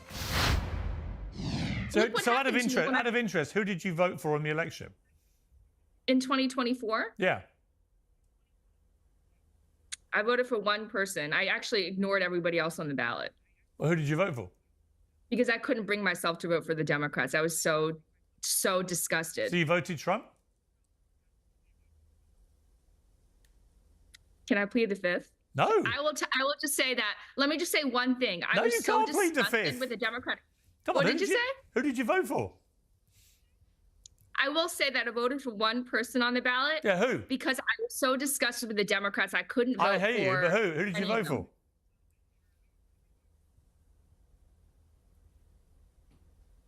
Do I have to answer? Yes. It's uncensored. Come on, spit it out. See, I can't win with this because I raised. You could be honest. I mean, if you're honest, you win, right? I mean, that's. Well, no. Well, people. Well, my donors and all the Democrats will accuse me of sabotage if I. Come on, Lindy. Who did you vote for? I voted for Bob Casey. I didn't vote for president. I just couldn't because I'm just so disgusted. Well, let's get a reaction. I'm so disgusted by the Democratic Party that I couldn't bring myself to vote for any of them. You voted for. Just stop speaking for a second. You voted for Bob Casey, who is a member of the Democratic Party, which is the party that who's one of the most conservative members, who's pro-life, famously pro-life. I know exactly, sweetheart. I have a house in Pennsylvania. I actually campaigned for Bob Casey. If you're going to talk like that to me, please don't sweetheart me very much. So I'm not. Listen to me, because you have to stop speaking for a second. Let me be very clear with you. You were out there until the very last second, positioning yourself as a surrogate for Kamala Harris, despite the woke stuff that you now disdain, despite the fact that you think that Democrats stand for only trans issues and nothing else that apparently you campaigned on all these years for Democrats, first for Biden, then for Harris. So the bottom line is, everything that you now disavow, you tried your very best and tried very, very hard to get in front of every TV camera that would take you to campaign for Kamala Harris, who you now claim supported trans and DEI issues that you think are completely misguided. So the bottom line is, everything that you're saying now about how you're going to help MAGA means that you threw out every value that you stood for. Because you can't be, Eric Bolling and I have known each other a long time. We don't agree. Let me finish speaking. I was very quiet when you spoke. Let me finish speaking. Eric and I don't agree on much. Interrupted me. Eric and I don't agree on much. We have completely diametrically opposed views. So if I suddenly said to Eric today, Eric, I am going to campaign for MAGA, and everything that you've been saying for the last 15, 20 years that I've known you, Eric Bolling, you have been right on everything. Eric would rightly say, Julie, you sat next to me on TV show after TV show and we argued. I know where your heart has been. What has changed? And if I said to Eric, you know what? People went on social media and called me the C word and called me the B word. You know what Eric would do? And Eric, I don't want to speak for you. I think you'd laugh at me. Because you'd say, are you really throwing away every single thing that you stood for because some randos were mean to you on Twitter? And that's exactly what you're saying you did, Lindy. Absolutely not. That's the problem that people have with you. Hold on. You don't know anything about me. We haven't spoken in 10 years. So you don't even know the values that I hold. I still very much believe that I've been following you very hard. Issue. Can I finish? You asked me to finish, right? So I'm going to finish now. There are issues that I hold dear to my heart. And the environment is the top one. I also believe that gun violence is a serious issue in our country. Those things will never change. And I hold these issues, just because I'm now supporting the Republicans doesn't mean that I somehow relinquish these values. But I have been slowly shifting to the right. personally, there are things that have happened in my life. There are people that I've met. I don't want to talk about it, but I've been. Okay, I tried to leave my speakers on, but I was not paying attention. I heard slowly shifted to the right on the last one. Honey, fucking chill. Has she said anything super crazy yet, or no? Shifting rightwardly, but I have been slow now. Now there are issues that I still that are very. Please watch when she couldn't answer Pierre's question for 2 minutes of silence.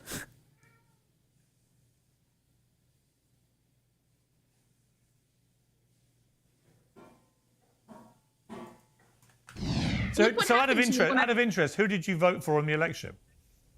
In 2024? Yeah. I voted for one person. I actually ignored everybody I think we watched a clip of this, I think, or maybe part of this. But... else on the ballot. Well, who did you vote for? Because I couldn't bring myself to vote for the Democrats. I was so disgusted. So you voted Trump? Can I plead the fifth? No. Why would you... If you don't want to say who you voted for, that's fine. But why would you try to pull that after saying who you didn't vote for? Like, if somebody's like, oh, the secret of the vote is my thing and I shouldn't have to say that, fine. But if you're going to say who you didn't vote for... I will just say that. Let me just say one thing. I was so disgusted with the Democrat. What did you say? Who did you vote for? I will say that I voted for one person on the ballot. Yeah, who? Because I was so disgusted with the Democrats, I couldn't vote for. I hate you, but who did you vote for? Have we heard her say Jill Stein before? Because I feel like the answer is Jill Stein. But if I've already heard her say it, then obviously. She wants attention? Yes. True. It's uncensored. Come on. Spit it out. See, I can't win with this because I raised You could be money for the honest. I mean, Democrats. if you're honest, you win, right? I mean, that's... Like, what do you mean you can't win with this? Like, what does it say about your politics if you're so fucking ashamed to just say who you voted for? Like, I don't understand. Why not just say it? What? Well, no, well, my donors and all the Democrats will accuse me of sabotage if I... Come on, Lindy. What? Who did you vote for? Hold on. Let me just check real quick. This is 11 days ago. Okay, February 17th was before, or was it after the election? No, this is after the election, right? 11 days ago was after the election. Who is she sabotaging? What are you talking about?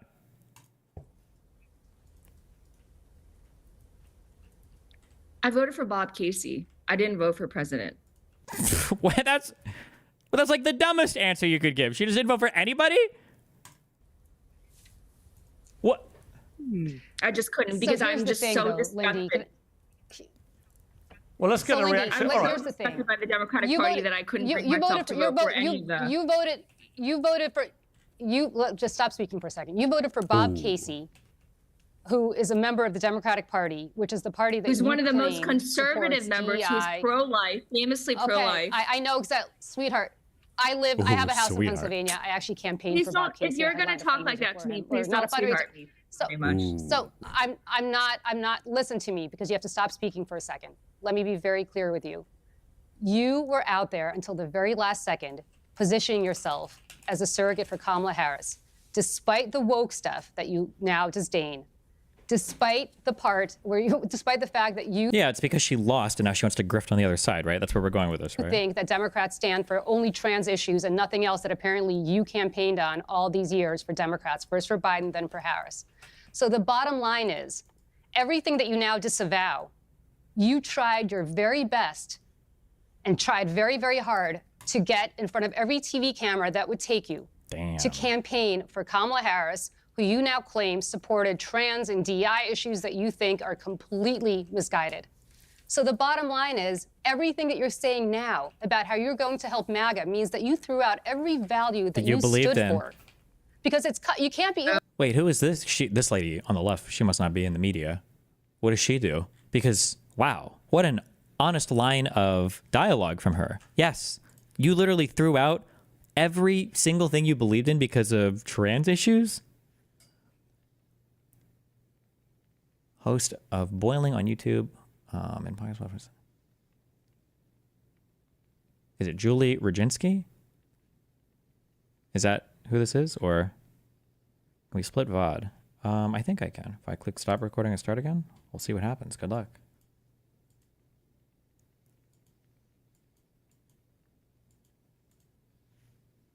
Look, Eric Bolling and I have known each other a long time. There's some things that are values that hold today that are contrary to the Republican Party. We don't agree. Let me finish speaking. I was very quiet when you spoke. Let me finish speaking. Eric and I don't not. agree on much. Interrupted me. Eric and I don't agree on much. We have completely diametrically opposed views. So if I suddenly said to Eric today, Eric, I am going to campaign for MAGA, and everything that you've been saying for the last 15, 20 years that I've known you, Eric Bolling, you have been right on everything. Eric would rightly say, Julie, you sat next to me on TV show after TV show and we argued. I know where your heart has been. What has changed? And if I said to Eric, you know what? People went on social media and called me the C word and called me the B word. You know what Eric would do? Eric, I don't want to speak for you. I think you'd laugh at me. Yep. Because you'd say, are you really throwing away Your every whole single thing? Thank you. Yes. Now I see why Anna loves this girl so much and why she probably brought her on and glazed her up. It's because this defines Anna's entire political belief system. Who was mean to me last on Twitter, I'm going to believe the exact opposite of what they believe in. That you stood for because some randos were mean to you on Twitter. And that's exactly what you're saying you did, Lindy. Absolutely that's the problem not. that people have with you. Hold on. You that's don't know the anything about that people me. We have haven't with you. spoken in 10 years, so you don't even know the values that I hold. I still very much believe that I've been following you very hard. Issue. Can I finish? You asked me to finish, right? So I'm going to finish now. There are issues that I hold dear to my heart. And the environment is the top one. I also believe that gun violence is a serious issue in our country. Those things will never change. And then also, yeah, people wanted to point out that Lindsay literally tweeted out that she'd voted for Kamala, I believe. We saw this already, though. I already voted for @Kamala Harris in Pennsylvania. Philly said they received my ballot. What are y'all doing to elect our beloved VP Harris? Tell me in the comments. I wonder, do they bring that up in this? Well, these issues, just because I'm now supporting the Republicans doesn't mean that I somehow relinquish these values. But I have been slowly shifting to the right. Personally, there are things that have happened in my life. There are people that I've met. I don't want to talk about it. Oh my God. But I've been shifting rightwardly. Frankly, it's none of your business. I don't owe you an accounting of. It's none of your business. My job used to be a Democratic strategist, and now I'm here on a show discussing politics. But it's none of your business what my individual political beliefs are? What? Hello? What are we talking about here?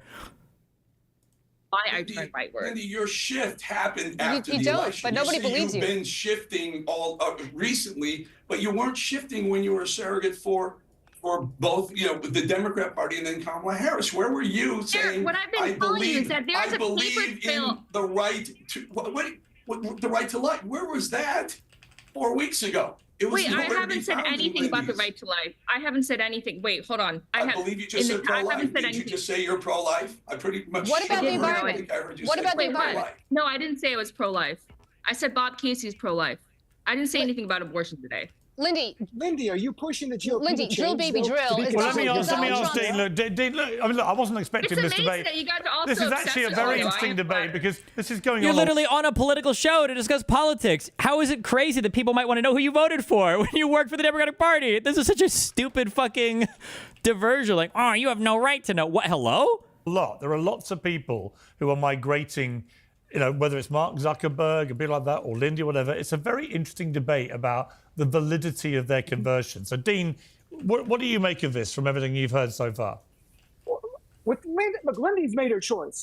And if she's going to be consistent with her values in the GOP and try to change the GOP to be consistent with her views on saving lives from gun violence, on addressing climate change, well, that would be a good move within the GOP. The GOP needs that. I'm not here to attack Lindy. That's her choice.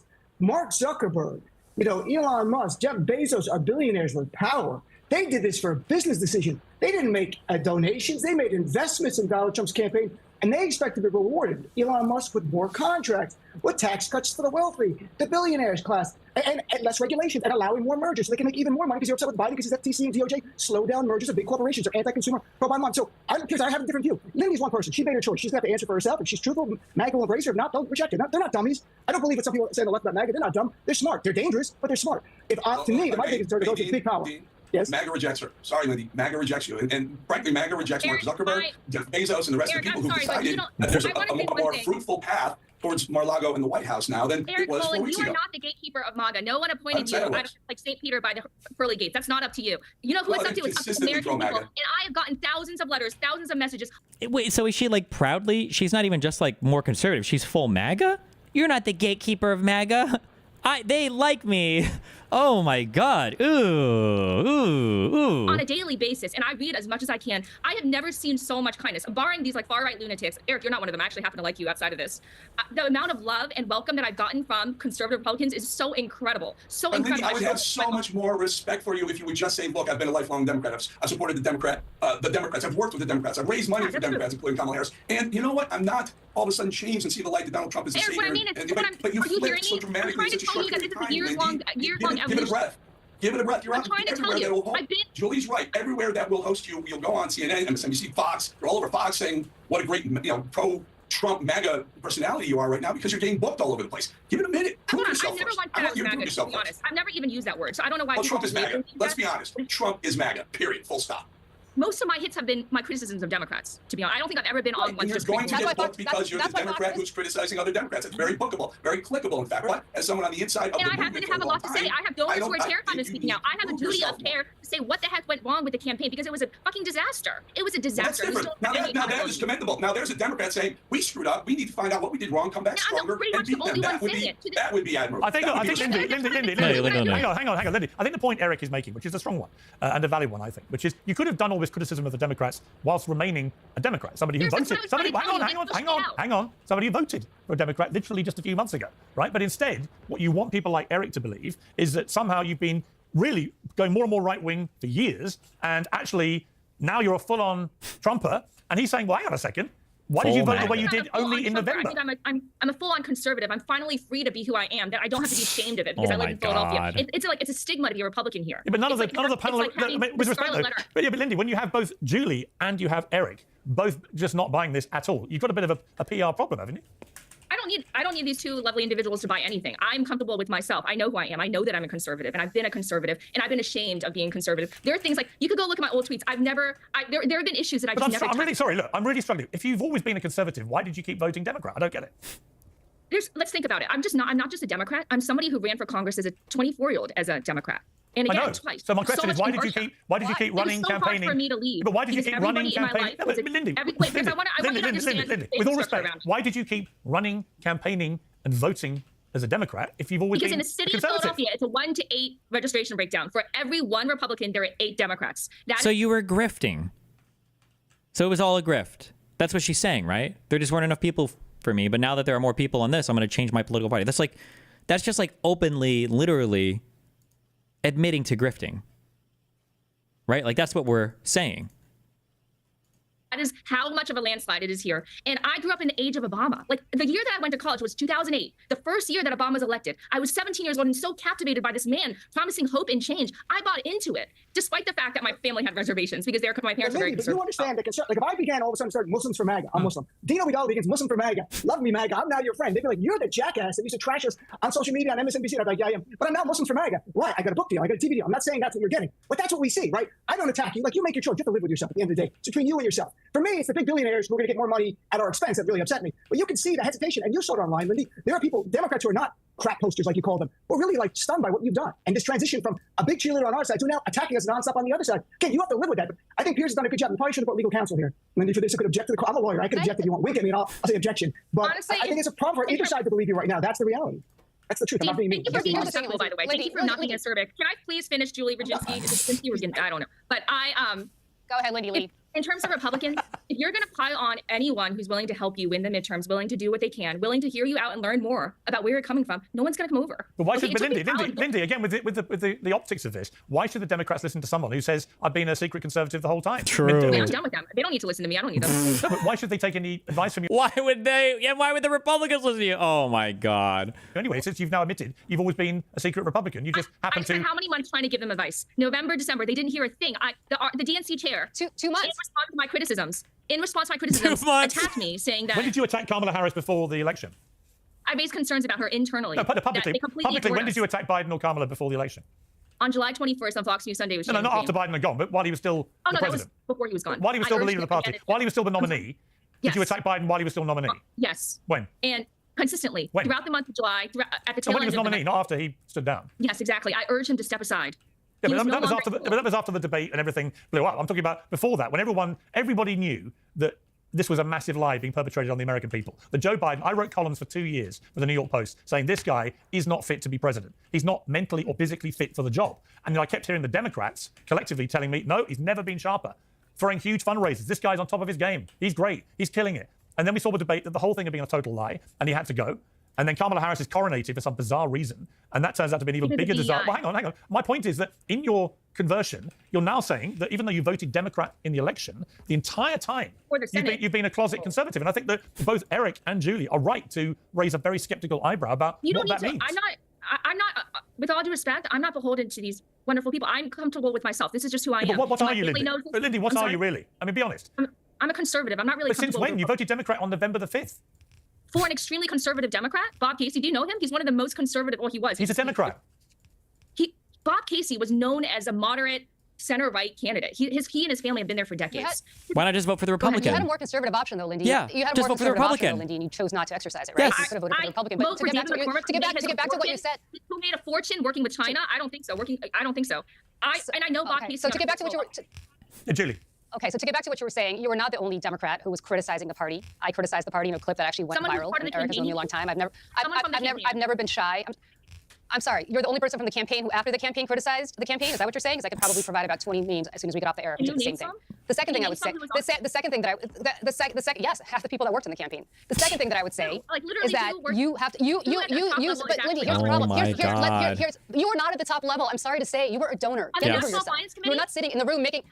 You are congratulations. You're the National Finance Committee because you raised a few bucks. You honestly refused to take any accountability for what went wrong. To this day, we have not received a careful accounting of how they set $2.5 billion on fire. Don't even get. I mean, come on. And let me tell you something. And let me tell. Okay, Lindy, you gave money. Lindy, you gave money. You weren't happy about how it was spent. I gave money. I wasn't happy about how it was spent. Nevertheless, here's the difference between you and me. You pointed out two issues that you said that you care about. Gun safety is one, and climate is the other.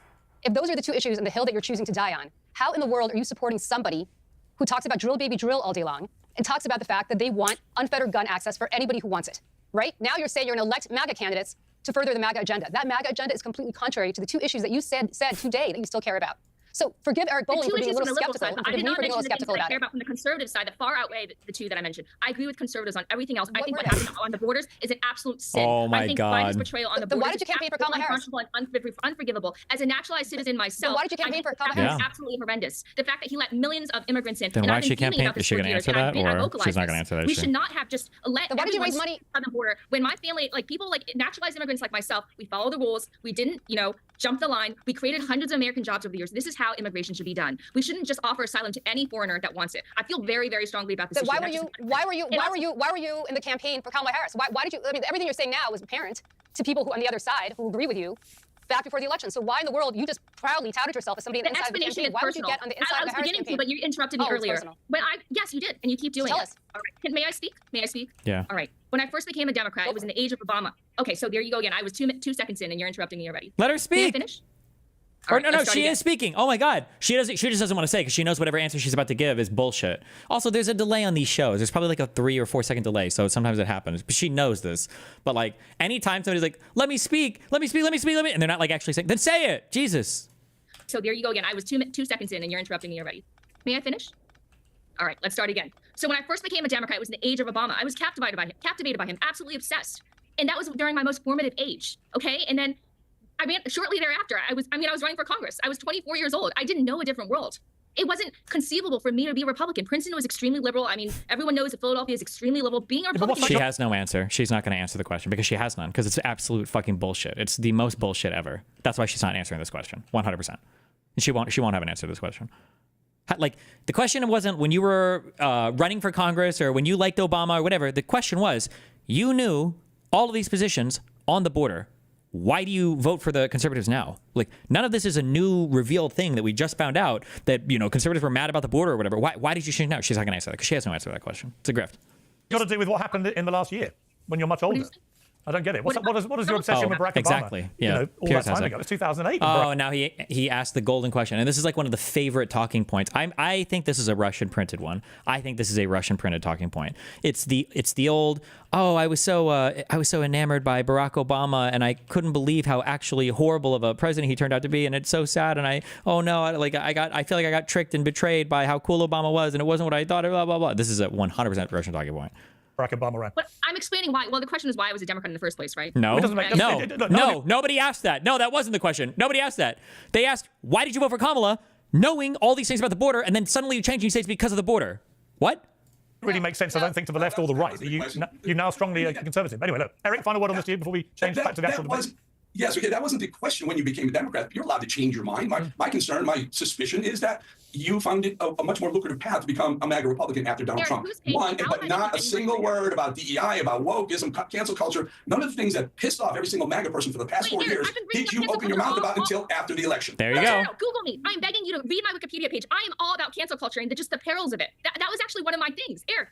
And so you were okay with Kamala Harris's position on cancel culture, woke, DEI, pro-DEI? You were okay Absolutely with not okay with it. I felt like we had no choice but to support her because in this party, in the party of woke, you can't skip a black woman. You know, that's the truth. We had a lot of you were so, hang on, just to be clear, you were so against wokeism and DEI and everything else that you felt compelled to vote for a woman who happened to be a woman of I color. didn't vote for her. I just told you I didn't. Well, you voted for a Democrat. You felt compelled to raise money for her. Why would you raise money for her? Nobody put a gun to your head, Lindy, and told you that you had to be on the inside of the campaign that you now tout being on the inside of. Nobody told you to be a fundraiser in the National Finance Chair, whatever you said. You could have not done any of it. This is my world. You have to understand. This is my life. All my friends are Democrats. I just left all my friends behind. This is not easy. I just left this church. Let me ask you, are you making a ton of money out of this? Yep. Absolutely not. I haven't made a single dime. I'm a donor. I haven't made a single dime. So when you appear on TV, you don't get a fee or anything? What'd you say? When you appear on television, you don't get a fee or anything? Do you want to pay me today, though? No, absolutely not. But have you got a book deal? Have you got a book deal about? See how she didn't answer that question? Why about your position? No, I just want to be me. I'm financially independent. I'm good. I just want to be me for the Do you know first what time. me is, though, Lindy? That's the big question. Yes, You really know what me is? I absolutely do. I'm conservative. Because me went to vote for a Democrat on November the 5th, and me is now saying I've been a conservative all along. Honestly, my vote for Bob Casey was out of friendship. I've known this guy for a long, long time. He's a fundamentally decent guy. So you were friends with him, and that's why you support him politically? So you're just bi? Like, everything she's saying, it's so funny if you just think about it for 2 seconds. Like, okay, so you couldn't be what you politically wanted to be because of your chance of winning an election. So that's a grift. And now you voted for one guy because you were friends with him? Well, that just kind of sounds like, not plutocracy. Oh, fuck. When you have when it's all your friends and whatever, that you appoint to positions and shit. Fuck, what's the word I'm looking for? Nepotism, yeah. So you vote nepotistically? Is that it? If you're friends with them, you vote for them? This is retarded. Why? This is... You were traduced by Barack Obama. You're obsessed with him. That's why you became a Democrat. And then you voted for Bob Casey because he's a mate. There's not much political conviction here, is there? It's basically whether No, I actually think my decision not to vote was a huge act of conviction. It was rebellion. It was because Pennsylvania is extremely crucial. My decision not to vote was significant in itself. That's certainly not pro-Trump MAGA. That's certainly not pro-Trump MAGA. And to this day, I am not MAGA. I'm just conservative. What? Oh, there you go. So. Wait, Lindy, what? Lindy, why in the She's not world? Democrat. Did your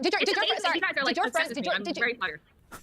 No, nobody's obsessed with you, but you raised this issue. Why in the world? Did your friends tell you? I don't know what to tell you. Did your friends put a gun to your head and tell you to raise money for the Democratic Party all these years? Did your friends say we're not going to be friends with you anymore? This is my world. This is just my world. What's your world? It's the world that you made. It's the world that you made. They did beg me to raise money. They came over. They bet you had to? What was it, like a gangsters? Like, oh, we need to get the money. We need to get the money from Lindy. If Lindy doesn't raise money, who knows what'll happen to her? Like, what do we? Hello? No, he pressured me. I'm sorry. I actually, frankly, enjoy trying to get in bed with you? It's really fun. I'm good at it. I raise a lot of money. I have a lot of wealthy friends. You raise a lot of money, Lindsay, for a party you say that you don't agree with. You're a conservative and always happy. So why would you aggressively raise money for a very left-wing Democratic Party? Here's the first time I came on your show, I was still a Democrat, determined to reform the party. I soon realized that they're not open to reform. They don't want to change. They want to double down on identity politics. We had Jamie Harrison going out there 2 weeks after the election saying, we got to double down on the one thing that distresses me the most about this is that you misled donors to support Vice President Harris, saying you were supporting her, and then you didn't vote for her. To me, that's the most troubling thing in this entire conversation. Oh, no, wait, the donors That's like a scam, basically. You're out here telling all these people, if we assume everything you've said so far is true, or just the half about the conservative shit is true, you're literally telling people to not only vote for somebody, but you're trying to raise money to vote for a candidate that you didn't believe in or even vote for? Like, that's even worse. What the fuck? The donors don't donate because of donors. The donor. Wait, she just about to say the donors don't donate because of me. I thought that was your whole job, was raising money. That was the whole thing you just said. You were in such an important position because you were getting people to donate. Wait, what? To me, that's the most troubling thing in this entire conversation. Oh no, wait, the donors don't donate because of donors. You're on the fundraising committee. Wait, you're raising money. You're going to people. Give money to Vice President Harris. She's the best candidate. It comes election day. You don't even vote for her. You should apologize to the people who donated on behalf, listened to your plea and gave money. I'm serious. That's the only. This is not personal. That's the only part of this that troubles me. My donors, they're my personal friends. They're proud of me. My donors? Do they? What does that even mean? My donors? Like, did they donate to her personally to donate to the Democratic Party or what? What? We're standing up for them. We're standing up for them, asking Yeah, but for their Indy, money. how did you, out of interest, how did you persuade your donors to give the money if you didn't tell them positive things about Kamala Harris? I'm really curious. Yeah. How did you do that? I earnestly believed during the campaign that the Democratic Party would provide the most stable and most numerous opportunities for the American economy, because that's actually where the focus of my donors are. They work on Wall Street, they're business people, they work in finance, Silicon Valley. They just want a stable and prosperous economy. That's their number one priority. And given the facts at that time, I thought that's what Kamala Harris would offer. Really? Absolutely. I mean, just given the facts. What changed? That she lost? What changed after November 5th? What changed? Just that she lost? As the campaign progressed, we realized she wouldn't litigate the case at all. She spent a month hiding from the press and wouldn't do any interviews at all. She refused to distance herself from one of the most unpopular presidents in history. She just wasn't able to make the case. Did you stand up and say that publicly? I'm sorry? Did you publicly stand up and say to your donors? Did you publicly go on TV and say, I would never I was publicly wrong sabotage the campaign like that. Absolutely not. Why not? Why not if you disagreed with her? If you think that she was wrong and you were already defending MAGA, why not do what you did actually could matter? And they just didn't listen. Did you tell? All right, but did you tell the campaign that you were a secret conservative the whole time? They know that I'm conservative. Everyone knows I'm a conservative Democrat. I went to the war. I went to war with Bernie. Who did you tell that? This phrase conservative. I went to the what? War? What? And they just didn't listen. Did you tell? All right, but did you tell the campaign that you were a secret conservative the whole time? They know that I'm conservative. Everyone knows I'm a conservative Democrat. I went to the war. I went to war with Bernie. I went to war with Bernie. Oh, okay. That doesn't make you a conservative Democrat. That would just make you an ordinary Democrat because Bernie's significantly to the left of most of the party, but okay. Did you use this phrase conservative Democrat? I've never heard of it before. What is a conservative who's also a Democrat? Do you want to see a paper trail of me saying that I'm a conservative Democrat over the years? Do you want to see it? I don't even know what the phrase means. I mean, do you mean a moderate Democrat, or because a conservative is a Republican, right? She can go to whoever wins. She can go to that side. No, True. It means like we're the Democratic. It's like a Clinton Democrat, you know? Someone who's very conservative on social issues. But Clinton wasn't a conservative Democrat. What? He was a Democrat. I think in today's standards, he's very much conservative. I just Even Barack Obama. Remember Barack Obama? He was against gay marriage. It sounds like, which given what you... I don't know if Barack Obama was against gay marriage. I think Barack Obama was against having a publicly positive position on gay marriage. Those are two very different things. You're saying about this issue, it sounds suspiciously like you want to be politically fluid, which is a very wokey thing to be doing, isn't it? Eric Bowling, you're stuck with me now. I'm going to be like one of those. I wouldn't put money on that. Anyway, look, we have spent 45 minutes discussing. We've got 15 minutes left. Why don't we just try and talk about what you were all? I'm just trying to help you, Eric. So I don't know. I'm going to say it's been a fascinating examination of somebody's. Can you trade someone to the left? Can we get someone from your side? Can we pick someone like a draft choice for later? We've traded. Can we get someone on our side? There was a meme, someone like, we traded Lindy Lee for Laura Loomer. You guys can have Laura Loomer. We don't want Laura Loomer. No, wait. We want Laura Loomer. And Eric doesn't seem to want you. Right, was my cohort on the right supposed to be Lindy Lee? Eric Bowling is not the gatekeeper. All right, let me wrestle back the original purpose of booking you all, which is because it has been fascinating. I've got to say, from the moment you went with the Trojan horse off the top there, Eric, we were off and running. And actually, it's a very interesting debate because a lot of people, Lindy, as you know, have been debating your credentials and your credibility and stuff. I think we've got to the heart of a lot of this. You've now said how you voted. I think that in itself is very interesting, so people can make their own minds up. Let's just turn, Eric, to the big story right now, which is Ukraine, Vladimir Putin, Donald Trump. And Anna was glazing her on this? I believe you could be a Trojan horse. I believe that someone who spent the better part of the last election supporting Biden and Kamala Harris all of a sudden sees the light after Donald Trump wins an election. I mean, you're not that much different from Mark Zuckerberg and Jeff Bezos. I know that I have a lot to prove, but give me a chance to prove that. Don't shut the door. I have a lot to offer, and you're not going to find a harder worker. I'm already working hard to make sure that we nail the midterms because this is absolutely pivotal. We can't go back to Woken, the trans insanity. I am done with that. Well, the woman that you just heard, conservative Eric Bowling, accused of being a Trojan horse for MAGA, is a former fundraiser for the Democratic Party. Her name is Lindy Lee. If you're politically engaged, you've probably seen her interviews on cable news and lots of other different shows. And after helping Joe Biden and later Kamala Harris raise millions of dollars for their campaigns, including Biden's re-election campaign, Lee went on to defect from the Democratic Party and support Donald Trump. Lindy Lee, it's a pleasure to have you. Thank you so much for having me. You guys, I've been watching you since I was out of college, so this is very surreal for me. That's awesome. All right. Well, I wanted to kind of start off by kind of understanding how you kind of got to the place you're at right now. So let me start by kind of giving a little bit of the explanation you provided on Piers Morgan's show, and then I'll clarify what I'm asking you specifically. Let's take a look at why you soured on a portion of the Democratic Party back in 2016. Ideologically, it's a massive, massive move to go from somebody who supports Joe Biden and Kamala Harris to somebody who supports Donald Trump. I've always been on the conservative wing of the party, and there's a paper trail. 5 years ago, I went to war with the Bernie bros. That's how I emerged on the public scene. That's how I got my start. I, as a conservative, refused to vote for Bernie Sanders because he went against everything I believed in. Okay, so you were against the Bernie wing of the Democratic Party, which I identify as like the economic populist wing of the Democratic Party. Wing is a little generous. I would say Oh, even she is like creating a little bit of space here to be best friends with this wonderful person.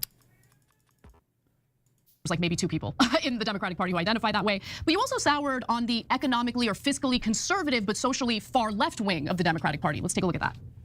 When I first became a Democrat, it was actually pre-Obama. We believed in middle-class values, fiscal responsibility, like moderation. We didn't think that biological men should be in women's sports. That's a fairly recent development, I think. Like in the past 5 years, I'm not in favor of that. I think that's absolutely just lunacy. These are recent developments. The woke and the trans insanity, the DEI stuff, I didn't sign up for that. I just didn't, and I was terrified of vocalizing my opposition.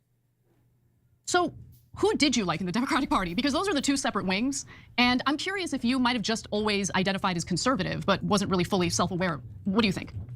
First of all, thank you so much for asking questions with respect. Over the last couple of weeks, I've been kind of on the edge of my seat waiting to be attacked because of my views. Thank you so much for being gracious about it. Oh my God. As the years went on, I don't think I really like anyone. I most closely identify with my friend, Governor Josh Shapiro. But even he is to my left on several issues. I think you know, it's weird because you and I have gone through similar experiences. On the Sean Ryan show, I talked about how I was assaulted just by standing outside. I mean, that's something that you've been through as well. And it didn't just happen once, it happened several times in a progressive run city. We have an extremely left-leaning DA who's funded by George Soros, and he doesn't prosecute minor crimes, and it results in unlivable streets. And this is the state of American cities today. I mean, this is just one of the many reasons why I decided to leave. It's been extremely hard. This is not easy. If I wanted an easy life, if I wanted peace, I wouldn't have done any of this. But it was necessary. I no longer fit into this party, into this cult.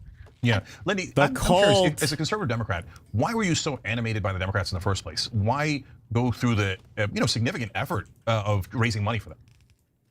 This is just my entire life. This is my life. In the age of It's Obama. my existence. He was elected in Obama. 2008. I was 17 years old, and I remember being just so ecstatic, so overjoyed that this would be the era of hope and change. And obviously, we were quickly disillusioned, but it was my most formative era. It was my default position. I grew up in suburban Pennsylvania, where the default was, moderation, conservative Democrats. And that's essentially what the collar counties of Pennsylvania are known for. It's a swing area. And I didn't really have a reason to question my entire belief system until the last couple of years. And this took me a long time to come here, but over the last couple of years, it didn't just happen suddenly, as people say. This has been a very gradual process, and it's also been deeply personal to me. Okay. And one thing that I've never said before is something that happened to me Oh my God. over the course of this past decade. I was put on birth control in 2018 because of health issues, and it completely upended my life. How so? I really never said this before, but it's really had such a traumatic and tremendous impact on my thinking.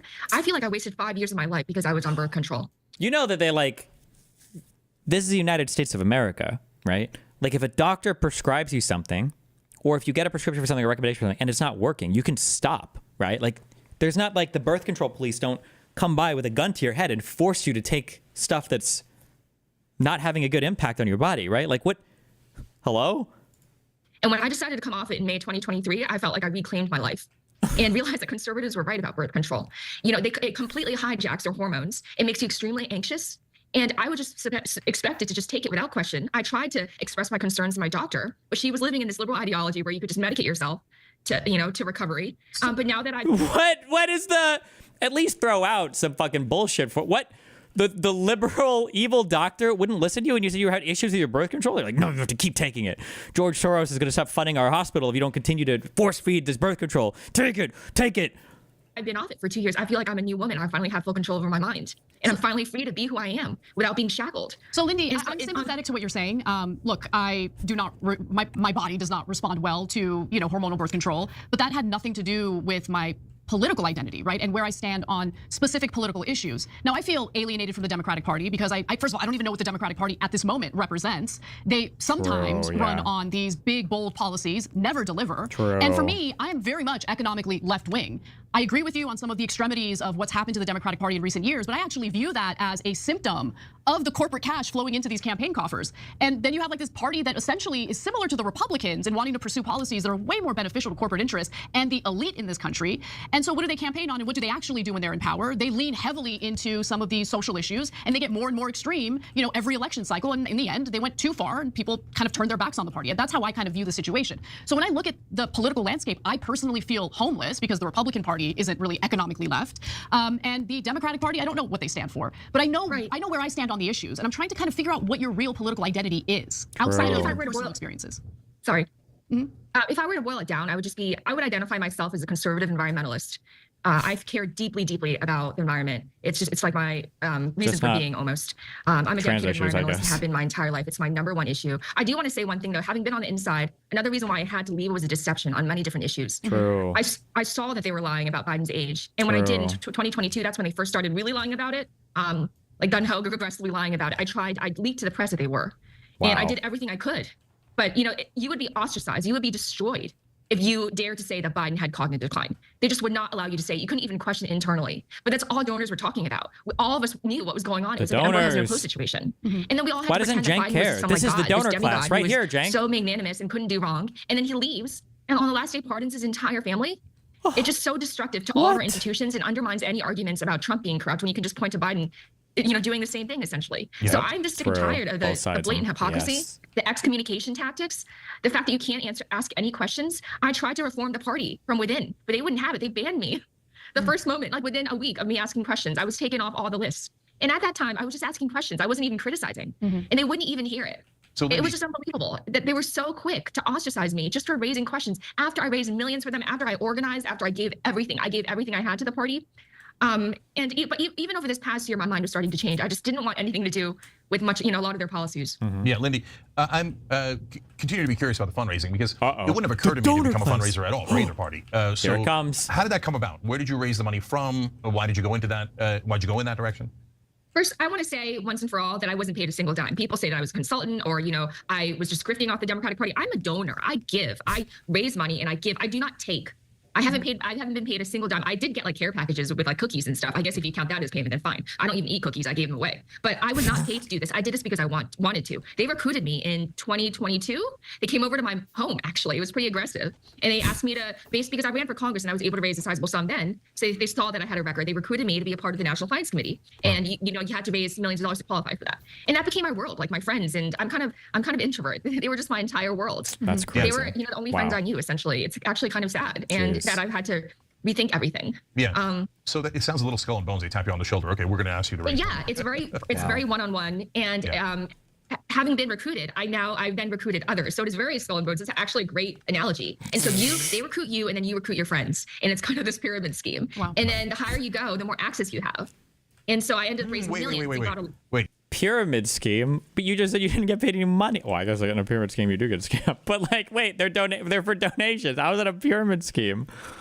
What? He's like, wait, you got access? Oh, he's so excited now. Lindy, that's super important. So look, obviously you run in a wealthy circle, right? Like if I went to go recruit money for my friends, I'd raise $50, $75, maybe a couple of them, right? And then God bless, et cetera. But so that's interesting that if we're being honest about it, in this wealthy class of folks, they're getting recruited for the Democratic Party, the Republican Party. That's like a common occurrence the rest of us are totally unaware of. So that's already interesting. But you said it's normal to me, so I don't even realize it. Yeah, that's so normal to you. For the rest of us, that's okay. But tell us about totally the access. The access, and it feels like there's a little bit of a Scientology kind of thing going on here, where you move up the ranks. So if you move up the ranks, what extra access do you get? I wish I could show. I actually have a PDF that details exactly what you get. For example, at the convention. What'd you say? Can you send that to us? That PDF? No. Can I send it to you after and you can show it? Yeah, of course. Okay. I don't know. It's somewhere in my emails. Yeah, but let me just describe it now. At the convention, there were different gradations. Like if you were to raise 100,000, I think it was like, you get to go to an event with the president, like the bare minimum. Oh my God. Okay, that's crazy. What else? Holy shit. But if you raised 2 million, I think was the highest. You got like your VIP skybox. You got your own. You got your own lounge. You got to meet privately with Harris after her speech. They laid it out so carefully for you. And even at the time, I was like, isn't this like blatant pay to play? I even raised concerns. I was like, you don't want this floating around, do you? Because they pay to play is getting to shake hands with the nominee. That's pay to play. That's crazy, dog. Holy shit. Those have been some wild handshakes.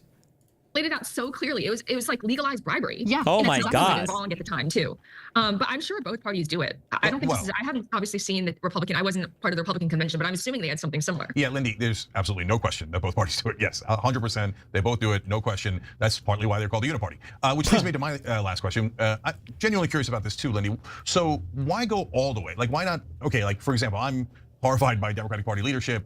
You say you'd get excommunicated, et cetera, if you challenge Biden's age and competence. I lived all that. I did it. You excommunicated in every possible way, et cetera. But that didn't make me like Trump anymore. So like, Biden's terrible, Harris was terrible, the corruption in the Democratic Party is terrible, but the corruption in the Republican Party is, at a minimum, just as terrible. So why go all the way to Trump and MAGA? Oh, I like how he just said, like, he both sides did at a minimum. That's good job, Jank. Oh my God, dude. First, I didn't intend for any of this to happen. I was recruited by the Republican Party. I guess this is kind of like what we were saying before. Well, What? So just like the same thing is happening to you again? Like, hello? What? Does this person just have no agency? She's just like a rich kid. By the way, when she talks about like a donor and money and all that, her parents are rich as fuck, just so you know, right? This woman has never done anything in her life to actually legitimately earn cash before. All of this is because she comes from a rich as fuck family, 1 trillion% guaranteed. But well, they're smart. Can I just interject before you finish? Because I do want to hear what you have to say. But Republicans understand how to build power. And so while Democrats can't wait to purge you, Republicans are waiting to take you in, because they want to build coalitions and they want to win. And I think that's what happened in this last election cycle. So can you talk a little bit about how they recruited you? What do you mean by that? It happened almost immediately. By the way, over the last couple of weeks, though, I've had to take a step back because the far right fringe of the Republican Party, honestly, it's been miserable. It's probably been the most difficult time of my life. And this past week, I was under so much stress, I was like spitting blood. So I'm not even sure. I'm in a very difficult place right now. What? And as you said, I'm kind I was spitting blood? Wait, what is she? It's probably been the most difficult time of my life. And this past week, I was under so much stress, I was like spitting blood. Do you think that maybe whatever your health problem was, it probably wasn't the birth control then? What's happening? Or maybe she accidentally took a birth control pill and that's what happened. So I'm not even sure. I'm in a very difficult place right now. And as you said, I'm kind of, I'm without a home. On the one hand, I'm being attacked for leaving, but how do you stay in an abusive relationship? And then the family that I'm trying to join is abusing me too. Well, Lindy, let me just give you a word of advice, because I'm obviously going through something very similar because I disagree with some of what's been going on with the Democratic Party. Yep, that's the only reason, by the way. The only reason anybody is mad with Anna, and this is why all the hate she gets is so undeserved. It's just because she disagreed. That's it. She just had a couple of simple disagreements, and then boom. That's why everybody's mad at her right now. In case you didn't know that. But I think what guides me is my own moral foundation, but also where I stand principally on the issues. And so if my principles guide me, I'm not going to be wooed by either political party. And so if for the time being I'm politically homeless, it does suck, but I'd rather be an independent voter and make decisions as the elections come rather than, constantly declare my loyalty to the Democrats when time and time again, they've disappointed me at best or infuriated me with their corruption at worst. Or the Republicans. Yeah. But Lindy, I just want to go back and let you finish. So how did they recruit you? A number of people in the leadership reached out to me very graciously in a very human way that I never got from the Democrats. And I've been with the Democrats for 15 years. Well, I like how 99% of fear mongering over like political shit is people just describing ordinary things and then people freaking the fuck out about them, right? Like they use like the craziest words. Like, you ended up working for software company X? What happened? They got me when I was young. Really? What do you mean they got you? Well, in our high school classes, towards the end of the year, they would send operatives to our schools. And what those operatives do is they would brainwash children. Brainwash? What would they do? Well, they would give these presentations, and even the teachers were in on it. They'd like take us to the auditorium, and we'd go around to see these like propaganda booths that they'd set up. And then they would talk to us about how great supposedly working for their companies were. And sometimes they'd even get kids to work for them for slave labor for free. They'd get them to work for a couple of months or over the summer where they would slave labor, churn and burn them. And it's like, are you just talking about a job fair? Are you just talking about like what the fuck are you talking about? Like, listen to what she just said. The way that she described this, they were recruiting me. They captured me. They recruited me. How did they do that? So a guy emailed me who liked what he saw from leadership. Oh. Okay, because earlier you guys were comparing this to like fucking Scientology. Sounds like you got an email from dude who's like, hey, I saw your shit. You seem pretty cool. Do you want to like jump on to our team? Like, there's literally nothing weird or crazy or abnormal. Like, that just sounds like an ordinary fucking thing. They just use the craziest words possible to explain it. at best, or infuriated me with their corruption at worst. You know, or the Republicans. Yeah. But Lindy, I just want to go back and let you finish. So how did they recruit you? Yeah. A number of people in the leadership reached out to me very graciously, in a very human way that I never got from the Democrats. And I've been with the Democrats for 15 years. I never got the amount of, it was just like, they understood, these are individuals, I don't want to, you know, put a target on their backs because they get harassed because of me, but they reached out to me because I did see that I was in pain. And like, do you understand that you're describing a manipulative, like if we were to go by your way of describing it, you're describing a manipulative relationship, right? They saw that I was fighting with my side and they reached out and they understood my struggles and they offered to help me 180 my entire political belief system. By the way, I'm a person who's known for being able to raise large sums of money for politics. But anyway, they were so nice to me. It's like, yeah, no shit. This is like with the Tates when people are like, can you really hate Andrew Tate? Like, if you ever hang out with him, he just seems like the nicest dude in the world. Yeah, he's accused of being a scammer. No fucking shit, he's nice. That's like saying there's this really like scumbaggy car salesman, and when you meet him, he's the biggest asshole in the world. No, he's not, because if he was, he wouldn't be a good scummy car salesman. He's probably a super nice guy. That's the whole fucking point. it's been very hard. And I do want to say, I know exactly where I stand on issues. The problem is I'm right kind of dead in the center. I think a lot of Americans it's are. very, I'm sorry? I think a lot of Americans are. Right. So it's very difficult. And I'm in in Philadelphia, where there's a 1 to 7 or 1 to 8 voter registration. No one talks to me anymore because they're just so, so shocked that I'm conservative. So, but again, it's just been very difficult. Lindy, I don't know what else to do really, other than to just keep telling the truth and just being who I am. You also could just like get a job, or like, what did she graduate in? Like, you don't have to do any of, like, no one is forcing you to do politics. Like, why do you, like, can't you just like go live a normal life? Like, she's acting like her whole, I don't know, like she has like this 30, 40, 50 year career in whatever industry. And now she's like, I don't know what to do. Like, it's like, what is she, like 29? Like, you just like go do something else. No one is forcing you into any of this. She's acting like she's like a slave at like a fucking concentration camp. Like, just go do something else. But it's just been very harrowing that people lie about me. Oh, sorry, she's 35. And it's hard to prove a counterfactual. Yeah. And I'm sorry. Yeah, look, been there. So we know how you feel. People lie about us all the time, and then if you're trying to prove them wrong, they say, "Oh, you're being defensive," and it goes in loops, right? So, but I'm curious about the other thing that you said. How has the far right been terrible to you? If I vocalize their lies, I give them more airtime, but I'm sure you can they say just these very despicable things about me that are entirely not true, and they will never forget some of them. Most of them have been amazing. I just want to say, but there's this fringe that just can never forgive me for being who I am. And they're upset that I'm getting airtime and they're not. They feel like I'm jumping the line. They even said so. This is not me extrapolating or imagining. They said this. They said, we've been MAGA this entire time, but why are you putting this person on air? And she's just been here for a little while. So they feel like I usurped their role. And I just want to say that I'm not here to take anything from anybody. We can all coexist. I don't want. Who thinks that? What? Job in the Trump administration. You couldn't pay me to work in the government. I'm okay with being who I am. I don't need to be on anyone's payroll. I just want to be myself. Okay, so she doesn't even want to do a career in politics. She just said, you can't even pay me to be in government. Then what are you doing, little sis? Why is she even out here? What, just like, if this is causing you great mental anguish and pain, like, just leave. No one is forcing you to do any of this or be here. What the fuck? I care about the environment. I care about social conservative values. That's pretty much it. I care about our country. I would do anything for America. And so for these people to accuse me of being a traitor to our country, it's just so obscene. It blows my mind. Lindy, sometimes I'm just stunned. I'm just stunned that's happening. Look, did it get racial? Again, it's not everybody. You're just those folks. Yes, I can't even say it because it's just so horrible. And if I say, if you're, the political trope is if you're explaining, you're losing. And I don't, it's like the Streisand effect. I don't even want to repeat it. It's so bad. Yep, I get it. So I want to come back to the final question that I had theoretically, it was final back then, which is, but why then race for either side? Why not just say, hey, look, these MAGA guys aren't for me either, and the Democrats aren't for me, and I'm in no man's land, and I'll wait for someone that resonates with me, but I'm not going to go help MAGA because there's a lot of things I disagree with them on. Well, I agree with them basically on almost every social issue, I think, except the environment. And right now, this is. Can we walk through some of those issues, please? I want to hear what we're in alignment on without saying trans. Can we just say real quick, like, what are some social issues that you align with without saying trans? Just something that I happen to be really good at and enjoy.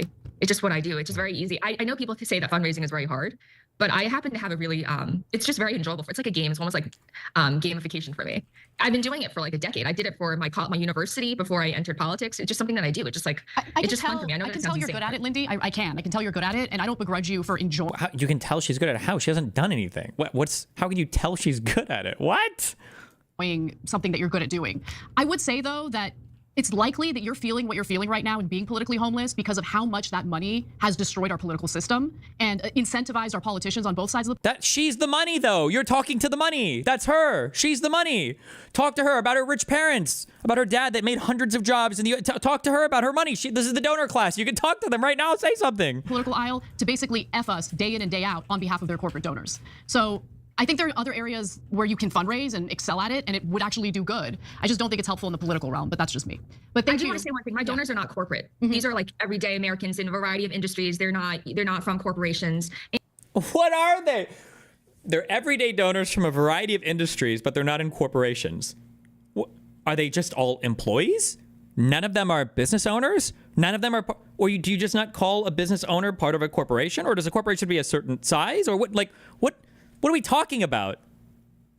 Yeah, I thought earlier she said they all work like in tech and Wall Street and everything else. Like, And I want to say, I agree with you, but one party cannot unilaterally disarm. Both have to at the same time. So until both parties reform at the same time, until we do something about Citizens United, it doesn't make sense for one party to just say, okay, we're not going to do this anymore, you know?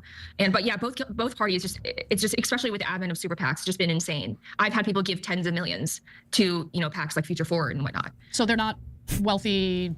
They're not wealthy donors. They're like, these two are trying so hard to milk. Cenk just wants the dirt on the donor class, and Anasie's like a traveling fellow who is also why I left the lefting right now. But they're like, everything she's saying is so fucking stupid.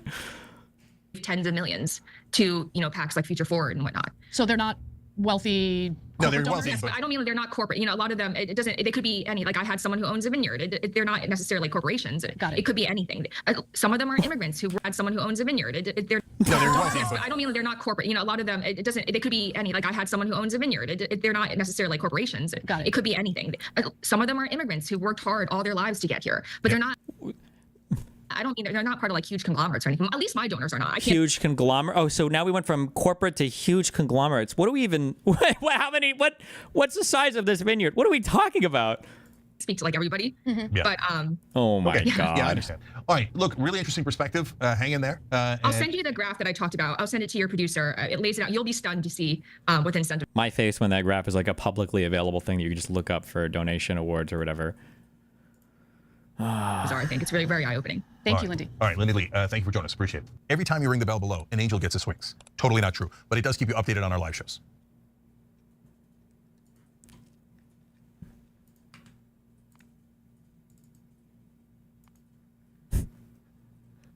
So what?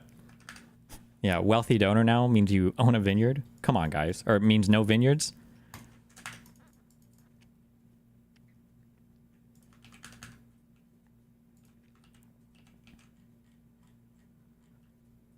At 6:51. Oh, we got some good Adam and Sitch memes. Oh boy.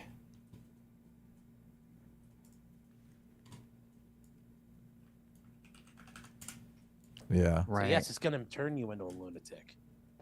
Food and Oh, it's the fake lawyer guy from our favorite place on the internet, making the rounds. So guys, be careful if you're on those ADHD drugs. Yeah, I know a lot of people take them very liberally. It's you're taking basically legal meth. Yeah. So yes, it's going to turn you into a lunatic. Why? Do I want to do this? The stigma against ADHD medication right now? I don't understand why people say that, like it's like they're making a coherent point. You're taking legal meth. Like if you go to the hospital and you have severe pain, would anybody come in and be like, "What is that? Morphine? What is that? Fentanyl?" You know, you're taking basically legal heroin. You're taking legal street drugs, right? You know that's what you're doing. Like, what do you think drugs are? What do you think almost all drugs are? They're all derivatives from like similar compounds that do similar things. Like if somebody's prescribed like ketamine, like, oh wow, you're taking a legal. I don't know if ketamine's used for general anesthesia anymore, but like, what? Okay. Or if you do ketamine for anesthesia, like, oh, you're taking a legal, you're going into a legal K-hole. Nice, bro. Food and exercise are the best medicine you can have. Your food should be your medicine, and your medicine should be your food. Eat True. Oh, we have an RFK worshiper in chat. Yes. healthy, exercise. You'll do much better than being hooked on some prescription drug. So RFK, yes. Apparently Adam's on the RFK team. There you go. Well, look, I don't listen to Well, RFK because his voice drives me insane. So, but if this is a message that he's promoting, I endorse. I totally endorse. I just wonder when he's going to outlaw being facts. I'm getting a little worried. I try to stay away from processed food. I think processed food is really bad for you. So Yeah. Well, as long as you're not on food stamps, Sean. Sean, do you drink a lot of like soda or? Stamps. No, not really. Something not my issue. Just I, Oh, okay. honestly got real freaking lazy. That was my biggest thing. Yeah, if you don't exercise, it's. That's really my biggest thing is eat. Where do the antidepressant and anti-ADHD drug culture come from? All of a sudden, it's everywhere. I think RFK probably propagated a lot of it, and then a lot of Joe Rogan dipshits. The idea that you can just like work your way and cure all diseases. If you think about it, it's kind of like chiropractic, but for food maybe. Where a chiropractic, the medicine of chiropractic practice says that every single disease that the body has can be cured with proper spinal adjustment. The only reason we ever get sick is because our spinal column is like out of alignment or whatever. And that's why they do spinal adjustments to try to cure a real chiropractor, well, to try to cure any disease basically. And I think for some reason people sometimes feel the same about food and exercise. Food and exercise are really good for you, like good food, and doing exercise is good for you for a variety of reasons, but it can't like cure cancer or cure like schizophrenia or, yeah, it's just cringe. Eating a ton of crap and just being really lazy. I mean, yeah. I like to say it's glandular, but it's not. You got to get like an Is this fat fuck lawyer making the rounds? His shit talk dusting something? Yeah, he's like apparently got famous for going after Ricada first or whatever. Now I'm his next person that this orbiter has decided to fixate on. So Insulin resistance? Not gonna win, not yet. You got to get like you have insulin resistance? Not gonna win, not yet. Okay. Well, better lose the weight. Yeah, no. You don't want to get insulin resistance. I'm like 30 pounds on my birthday, so. Okay. But it doesn't, when you're really fucking fat, losing 30 pounds means you're still really fucking fat. So. Right. But you gotta start somewhere. Gaza for Money for $5 says, have you seen the DMs with Rose where Destiny tells her about his PD? Jesus Christ, based. I'm glad my personal life can provide so much fodder for the entirety of the internet. Okay. I was gonna read, but I'm also gonna eat.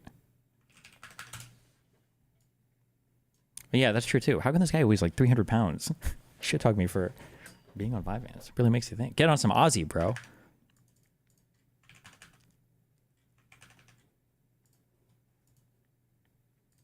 Destiny is self-diagnosing. Who is he fooling? Yes, that is true. I am actually a medical doctor who can write myself prescriptions. You're so right, King.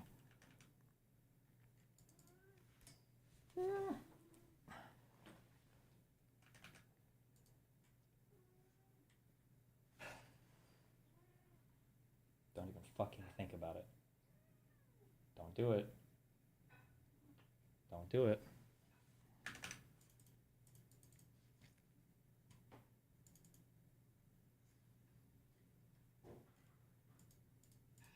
This video is...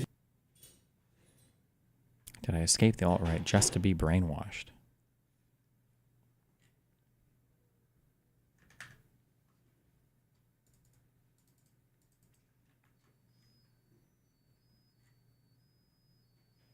Oh, wait, actually, you know what?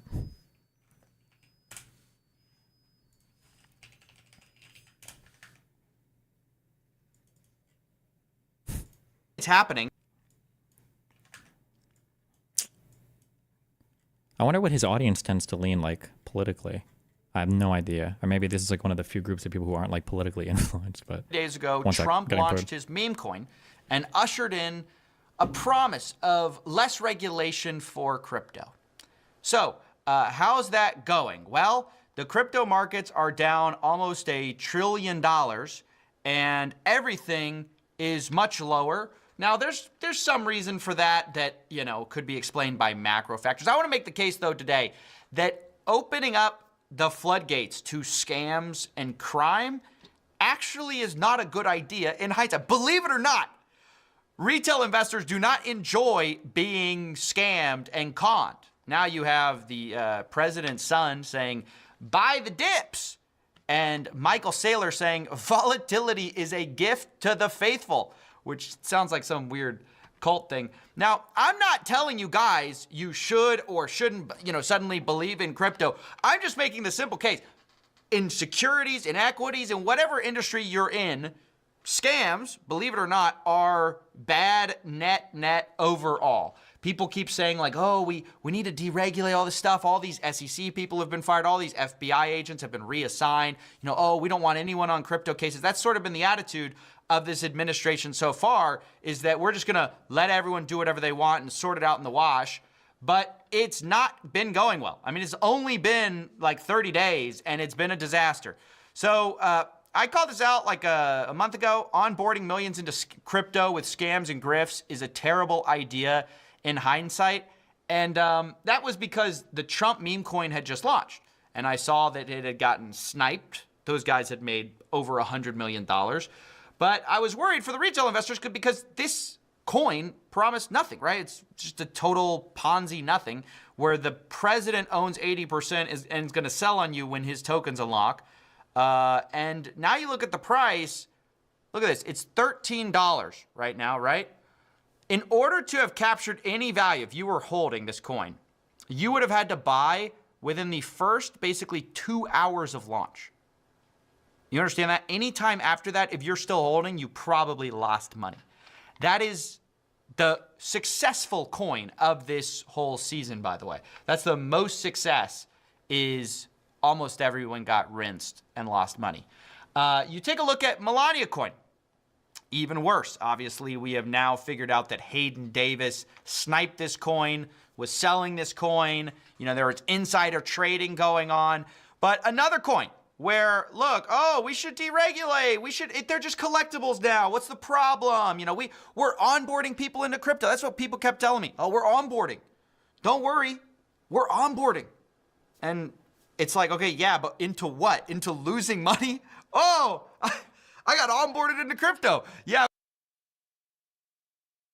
Sorry. One thing that CoffeeZilla misses a lot in this video is he discounts the onboarding process into crypto because he keeps saying that, like, oh, you're onboarding people into crypto scams and it's not good. He doesn't. That's not true. There's going to be a lot of people that are like addicted to gambling that now have a whole new outlet to gamble their money. Okay. And those people are on board now for life. All right. Or until they run out of money and steal from their family and end up as brokies living in the tunnels in LA. Okay, so what happened? Well, I lost all my money, but at least I'm into crypto. At least I understand crypto now. That's the logic of this space. And look, there's some people who are upset that I'm going to talk about this. They're going to go, you're convenient timing, right? But the thing is, if I talk about this when things are good, people are going to tell me, oh, you don't know what you're talking about. You know, look at how high the market is. Everything's going great. These cons are fine. But you have to go and assess after the fact, right? You obviously have to take a moratorium after things have gone wrong and say, okay, well, what could we have done different? And the answer is basically not launched a bunch of Ponzi's where insiders, devs, and people in the know benefit, KOLs, key opinion leader, whatever. So that's Jail Stool, by the way, I just showed you. That's the Dave Portnoy coin. He got into crypto. He also launched Greed coin. That went very well. Then you have Ryan coin. This is Ryan Garcia, the boxer. Now, why do you think people launch these coins? This is almost identical to the Trump launch. It's directly because Trump gave the green light to everyone and was like, hey, it's meme coin season. It's fine. Now this is all perfectly legal. You can do this without fear of consequence. So it's exactly what Ryan did. I do like that. In the beginning, they tried to pretend that, like, well, NFTs have some utility and crypto can do cool things and smart contracts and white papers and blah, blah, blah. But we've moved past that into just pure scammery. Like, these are meme coins. What's a meme coin? Well, you buy it and it's like a meme that you have. And other people get rich off you. Like, that's it. Oh, okay. The website is now down and everyone who bought basically lost money. Shocker, shocker. Same thing with Enron coin. We also know Hayden Davis was involved in that as well. Another huge scam, which was sniped. Then you have Libra token, another great coin from the Argentinian president. We all know how that went. I hope you're getting the point, which is that, look, we deregulated, right? And what happened? Just a bunch of people got scammed. Like, it wasn't like, oh, the innovation was incredible. It's like, what are we innovating on? How to scam more from people? I just hope that all these, look, because every time this happens, everybody says, look, you're ignoring the utility in this space. It's like, okay, all right. But when the utility, so like, I guess that's like the apps that are getting built, right? The future of finance. I guess that's like some of these centralized exchanges, for example, some of these DeFi apps. But when those very people do not call out these scams, these frauds when it's happening, and they only do it in hindsight, it's a problem. Like, for example, Coinbase, something that pissed me off, and Coinbase, Kraken, all the major exchanges listed Trump coin almost immediately. Even though anyone could have seen with a brain that this coin was not going to do well because it was. But yeah, I can imagine the stress on these big exchanges. You kind of have to list the coins because imagine if you're the only one that doesn't. How much of your user base are you sacrificing now, throwing into the wind because they're going to go sign up for some other crackhead exchange? Built on nothing, right? It's just built on zero promises, zero utility. There's nothing, right? There's nothing. It's vaporware. These exchanges, the builders in the space are happy to sell it to retail investors to print money, right? And then when everything goes wrong, it's, oh, dang, who could have seen this coming, bro? Who could have, I wish we had known. It's like, yeah, everyone knew this was going to happen. So that's kind of why I'm mad is it's like, okay, yes, you could say there are people who are building like products, but those people are also also benefiting from all these scams and grifts, right? Like Meteora, this launch pad on Solana, you could say, well, they're not running the scams. Yeah, they're benefiting. They're happy to take your money. The casinos are happy to take your money. And then they go, oh, well, we got to get these bad actors out of the space. It's like, well, say that when it's happening, right? This also happened with Steve coin, Steve will do it coin. That was tweeted about. We have this coin, which I will not say. This is the Atom 22 coin, which I guess was the ultimate top signal.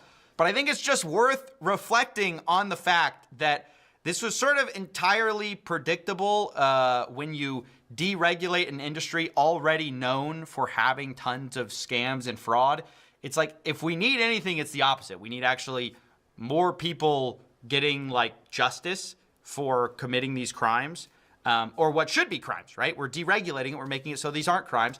And predictably, there was an explosion of scams and grifts when we deregulated it. And it's just bad. Even if you're completely in favor of crypto, you should be against this stuff. And so, yeah, I just feel like this is a really basic thing. And with the president's son tweeting buy the dips, I think it's worth reflecting where the dip came from. Yes. When so many of these shitcoins are scams, why do people even bother? I mean, I think that what happens is you hear of people getting rich from crypto stuff, and then you've never done it before, but now like your new influencer is into it. Like the Hawk Tua girl, I bet that they made a lot of money off people who'd never had crypto before. And then, so you have like probably 3 or 4 tranches of people. You've got people who've never heard of it before who are now hearing about it from the first time from their favorite influencer. So they come in and get scammed. There's probably like a general group of people who are like aware of crypto and stuff, but they probably think that they can beat the market. They're like, oh, I'm a good crypto, trader. Like I can come in and beat the market. Then you've got like your insiders, your snipers, the people that probably actually do benefit from these scams because they're probably, I'm sure there's some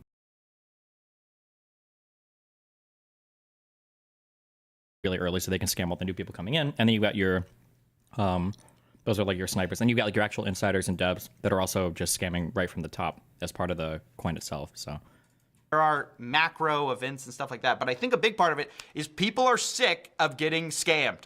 And until that stops and is cleaned up and people face consequences, you are going to continually face a populace that is incredibly skeptical of your products, and with good reason. Because the guy who's leading policy on this, Donald Trump, has a coin that is vaporware and rinsed a bunch of people who onboarded, right? There was tons of people, according to Moonshot, their platform payment provider, who they said they were brand new to crypto.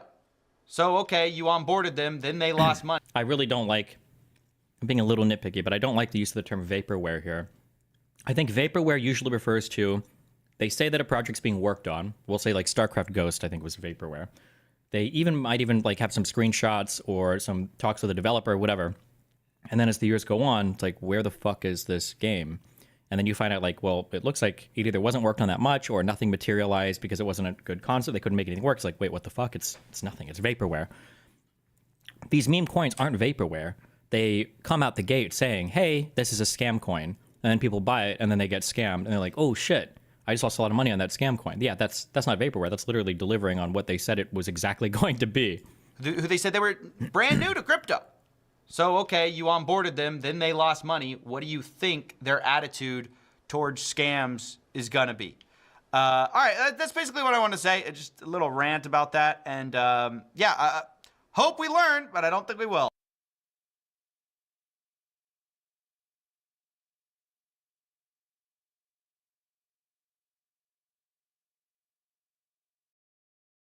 True and rip.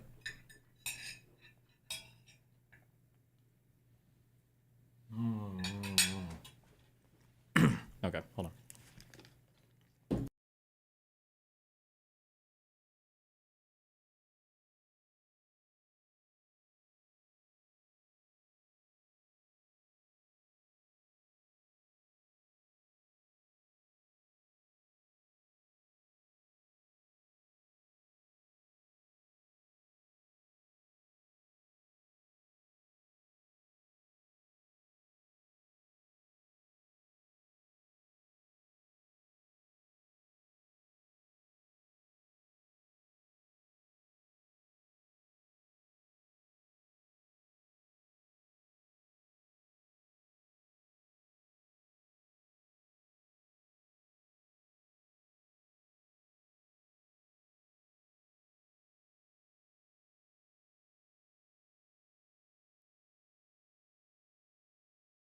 Ooh.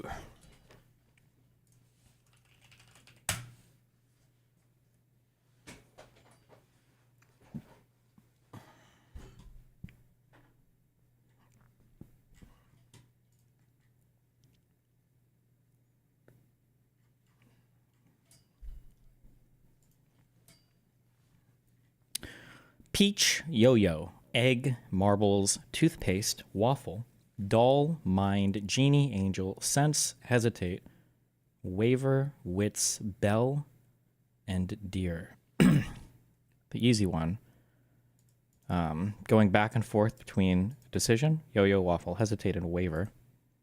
Hi, from Sweden. It's been scary to watch the political climate abroad change for the worse. Seeing today's incident unravel shook me deeply. Do you have any encouraging thoughts to share? How can the free world recover? Play Factorio, wait for the midterms. Good luck.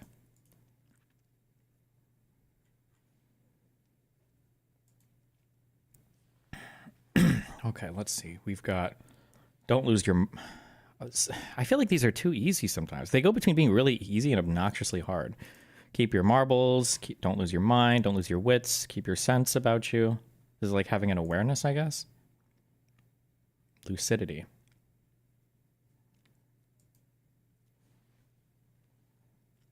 Okay, genie, angel, toothpaste, egg, peach, doll, bell, and deer.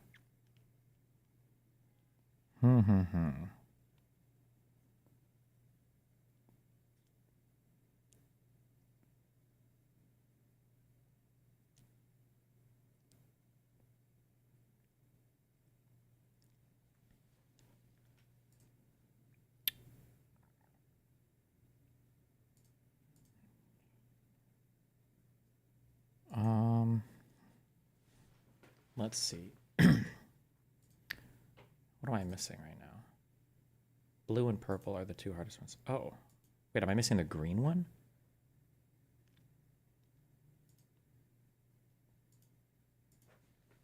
So there's an easy one here and a hard one here, or an easy-ish one. Genie, angel, peach, doll, bell, toothpaste,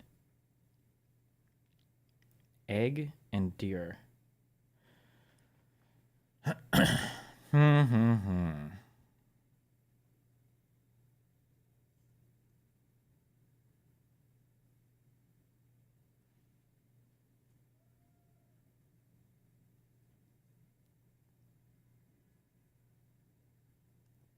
Egg whites, deer whites, toothpaste whites, an egg shape.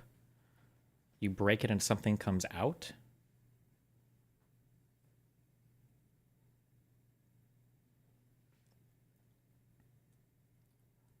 Cracked egg or cracked bell. Okay. Things that come out of a tube, toothpaste. Peaches? Can you get tubed peaches? Eggs don't come out of tubes. Okay. Angel.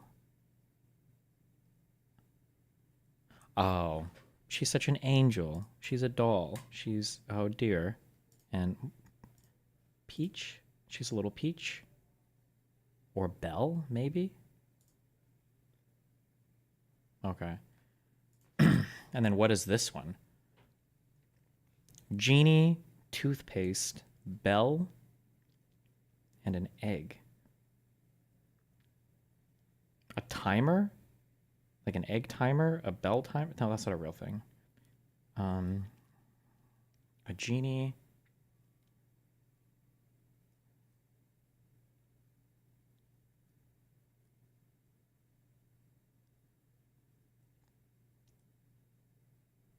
I have no idea.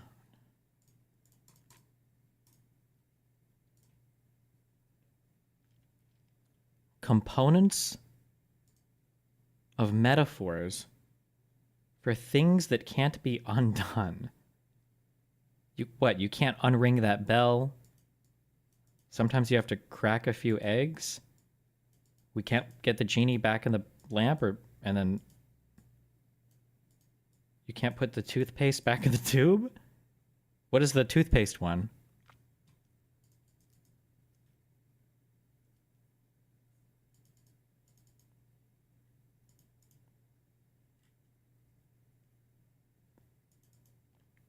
Is it that? You can't put the toothpaste back in the tube? Can't put the genie back in the bottle? Sometimes you have to crack a few eggs. What is the bell? You can't unring that bell, I guess?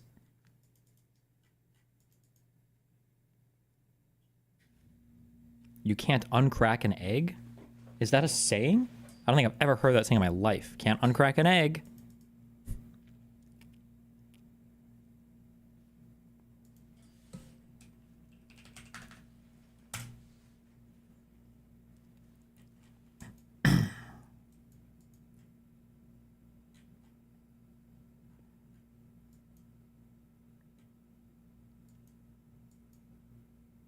What the fuck?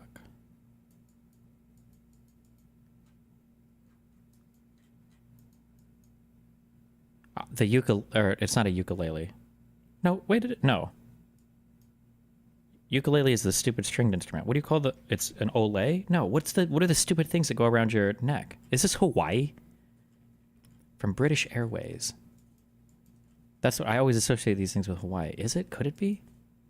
This doesn't look, this is like a long, open, oh, it's not Hawaii.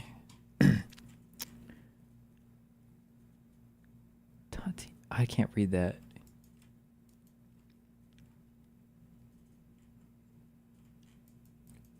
And this huge platform.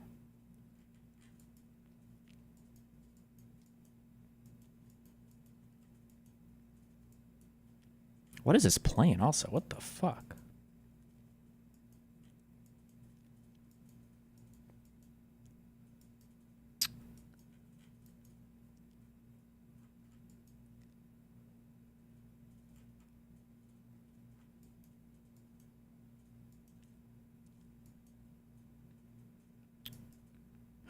Where do bongers go? Bro, I don't know. There's no way this is Hawaii. I can't guess Hawaii. Is the black and white fucking my mind? Is that a cruise ship? Or is that like a building in the back? Maybe it is. Maybe they're buildings. This is a Hawaiian island. Good luck. Fuck me. Don't care. Wait. Wait, what was that? Wait, what the fuck are these islands? What the fuck? I feel like I just discovered the Knights of the Round material in Final Fantasy VII. Where the fuck is this shit? Okay. Let's go ahead and guess this, even though there's no shot. This is the answer. Don't care.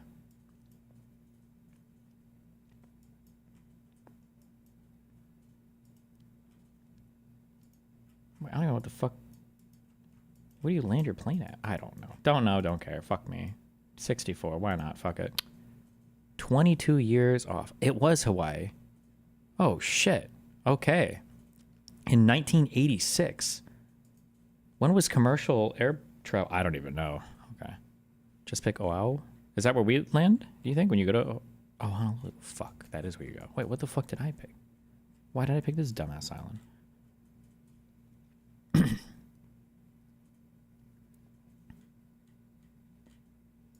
1986. Black and white? Really? We didn't have color photography yet? That's the rare Concorde plane that was the only supersonic passenger plane.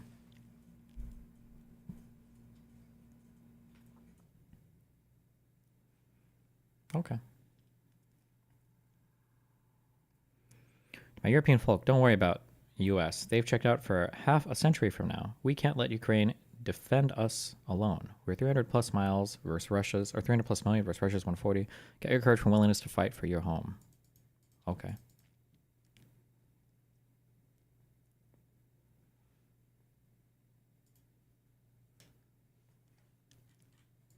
Oh, this here is the great London races.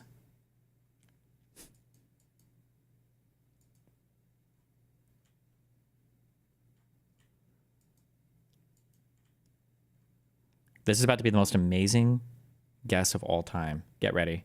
This is about to blow your fucking mind. This is about to blow your mind. This is about to blow your mind, okay? You're not even ready for how crazy accurate. Okay. Fuck. It would look too hilly to be London, but I didn't even try to look for a location. We were almost good on year though.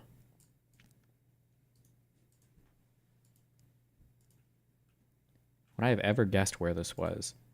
Man, these guys are feeling real bongerish to me. This guy is. He screams bonger to me.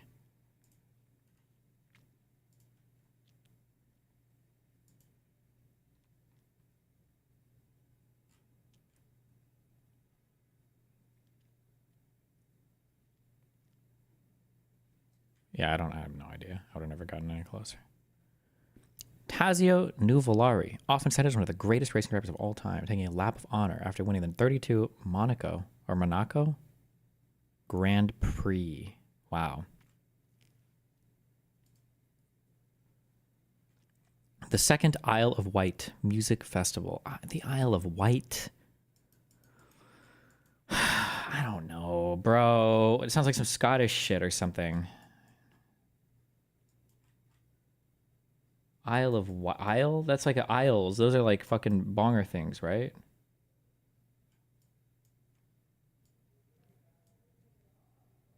Look at these names. The Minch? Really?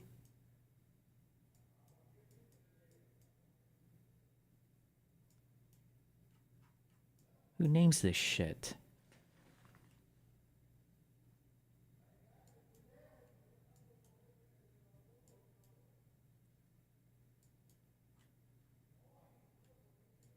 Oh my god. Imagine if I just stumbled across the Isle of Wight. Chad is going to be so fucking jealous of me. Holy shit. They're going to be like, how the fuck did you know?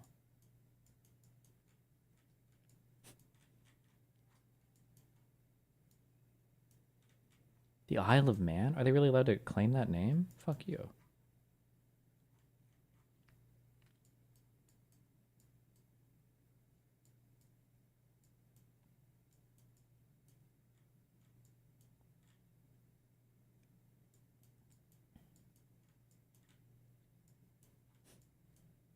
Dog Island? Come on. Ireland, are you even trying?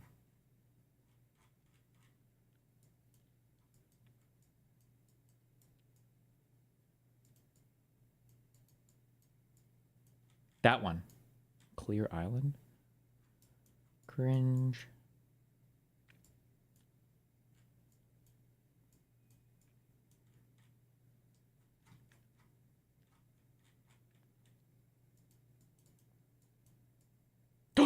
I am a fucking god. I'm a god. I'm a god. I'm a god. Okay, okay, okay.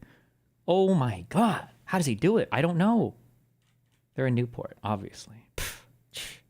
Easy. Actually, you know what? I bet I even know where the fucking concert is. Hold the fuck on.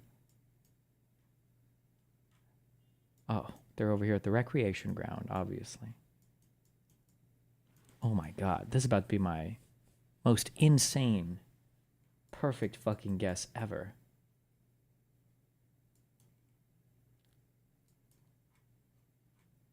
The Crow Shed. What the Crow Shed?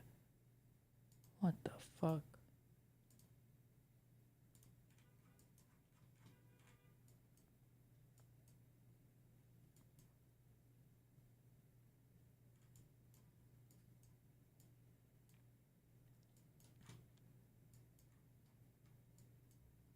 Okay, I don't want to go through this. I don't care. Wait. A cove. No. That sounds like we'd have a concert, right? Come down to the cove. The Puckister Cove. Okay.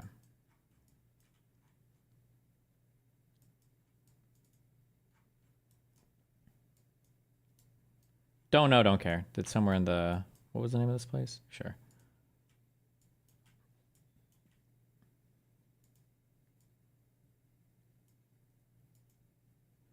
Okay, now, the second festival. What do we got here?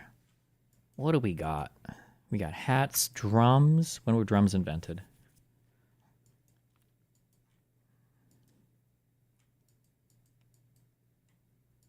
We got chairs. Oh my bonger god. Second Isle of Wight Festival of Music. What am I supposed to know the second one was? What the fuck is this person doing? Okay.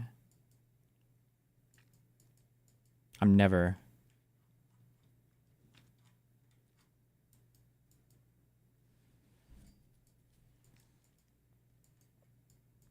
They got electricity. You know what? 62. That's as good a guess as any. Wait. Hairstyles? Bongers always look like they're from the 60s, man. I don't know. Sunglasses. Are these 60s guys? 70s? 80s?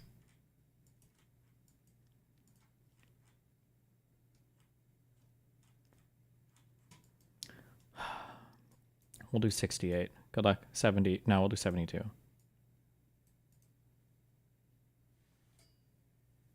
We take those. A view of crowds at the Second Isle of Wight Festival of Music. The festival gained international attention when Bob Dylan, who had turned down Woodstock, chose to play at the venue. Okay.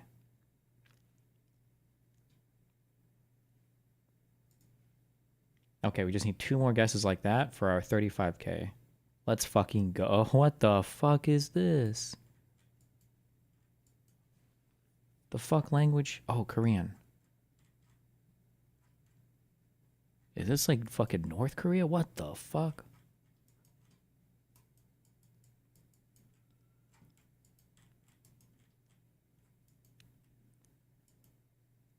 Probably not.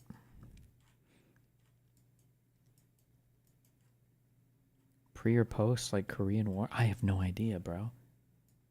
Fuck it. 68 again. I don't know. 68 again. And Seoul, because it's always Seoul. I don't know the time. 70. Rush hour in Seoul during the 70s. God damn it. Hell yes. Okay. Okay.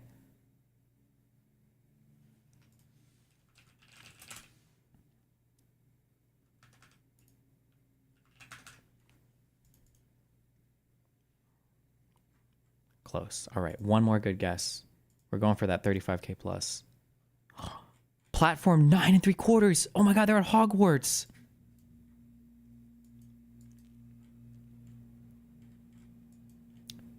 Oh my god.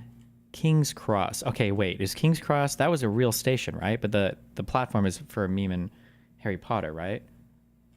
In London. The tube. Did it go to King's Cross? It did, right? I'm not making this up. There's an actual stop. Right? It is.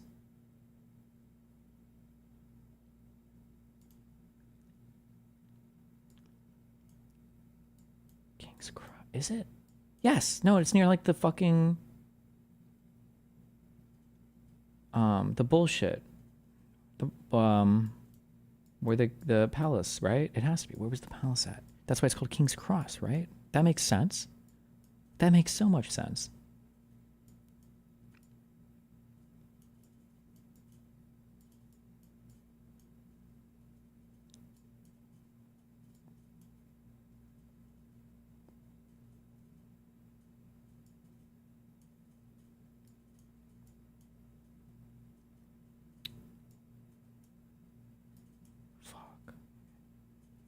Oh my god.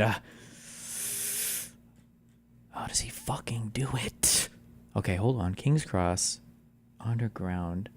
Holy fuck. We're about to get... This is about to be unbelievable. This is about to be an unbelievable guess.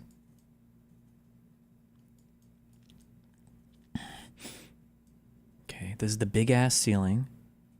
Okay, circle. They're on like the...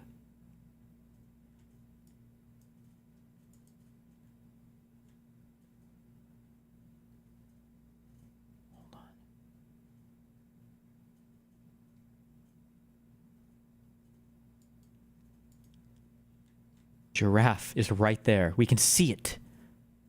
So they're across from that. Right? Giraffe is right there. So they must be like over here somewhere, I guess. Like here? Yeah, and this is the children's play area. Okay, so he's standing like right the fuck here. Right? We're looking, that's the indoor children's play area. We look right across there, we see, okay. Okay, year. Man, this looks super modern. I want to say like 2025, but they're bongers. It's not that modern. Wait, no cell phones. No cell phones. Do they have cell phones yet in Bongerland? I think they do. Even in Bongerland, they got them. But are these like Amish women? Maybe they don't believe in cell phones. Fuck, hold on, hold on. I don't see any cell phones. Oh no, okay. Think about it. Does he have a phone in his pocket? Hold on. No, I don't. Wait, is that a phone imprint? No, I don't think so. Is it? Oh, it might be. Hold on. That might be a cell phone. Ooh, she's got her badge around. They're trying to trick us. They're being sneaky. None of these people are texting? Oh, wait. No purse and no cell phone. So they can't have cell phones because where would she be storing it? Old ass watch. Okay, hold on. The smiling white man smiling near an immigrant? Not modern at all. They didn't hate immigrants yet. So this is pre-Brexit. Okay. All right. I got it. We're in... It's 2004. Let's go. Fuck. 2016. I got the location perfect. There's not a single cell phone in 2016? Nobody? What? Oh no!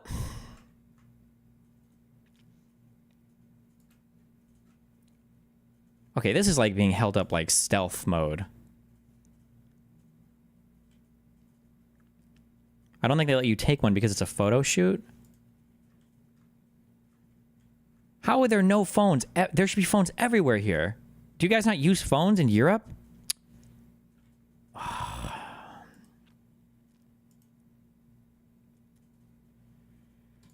There is a cell phone? I see her holding one. Who else has one?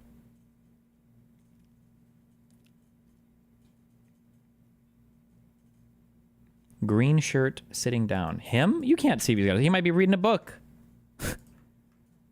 They do crazy shit like that in the Bongerland. Why would you assume he's looking at a cell phone?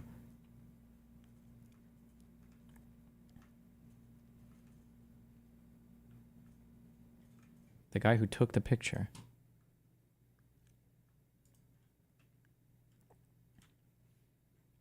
They can't read?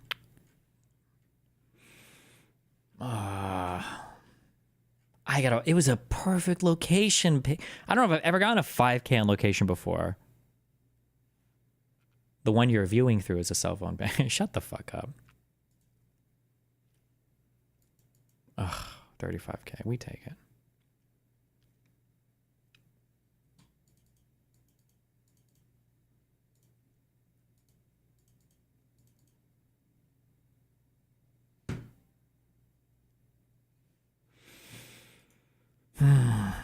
Okay, listen, tomorrow we'll read. Tomorrow is the beginning of March. It's a new month. It's a new world. Hopefully we're Back on schedule, back on time. Everything is great. Okay. 1 p.m. sharp. It's going to be so good. I love you guys. Be careful. Stay safe. Don't die. Okay.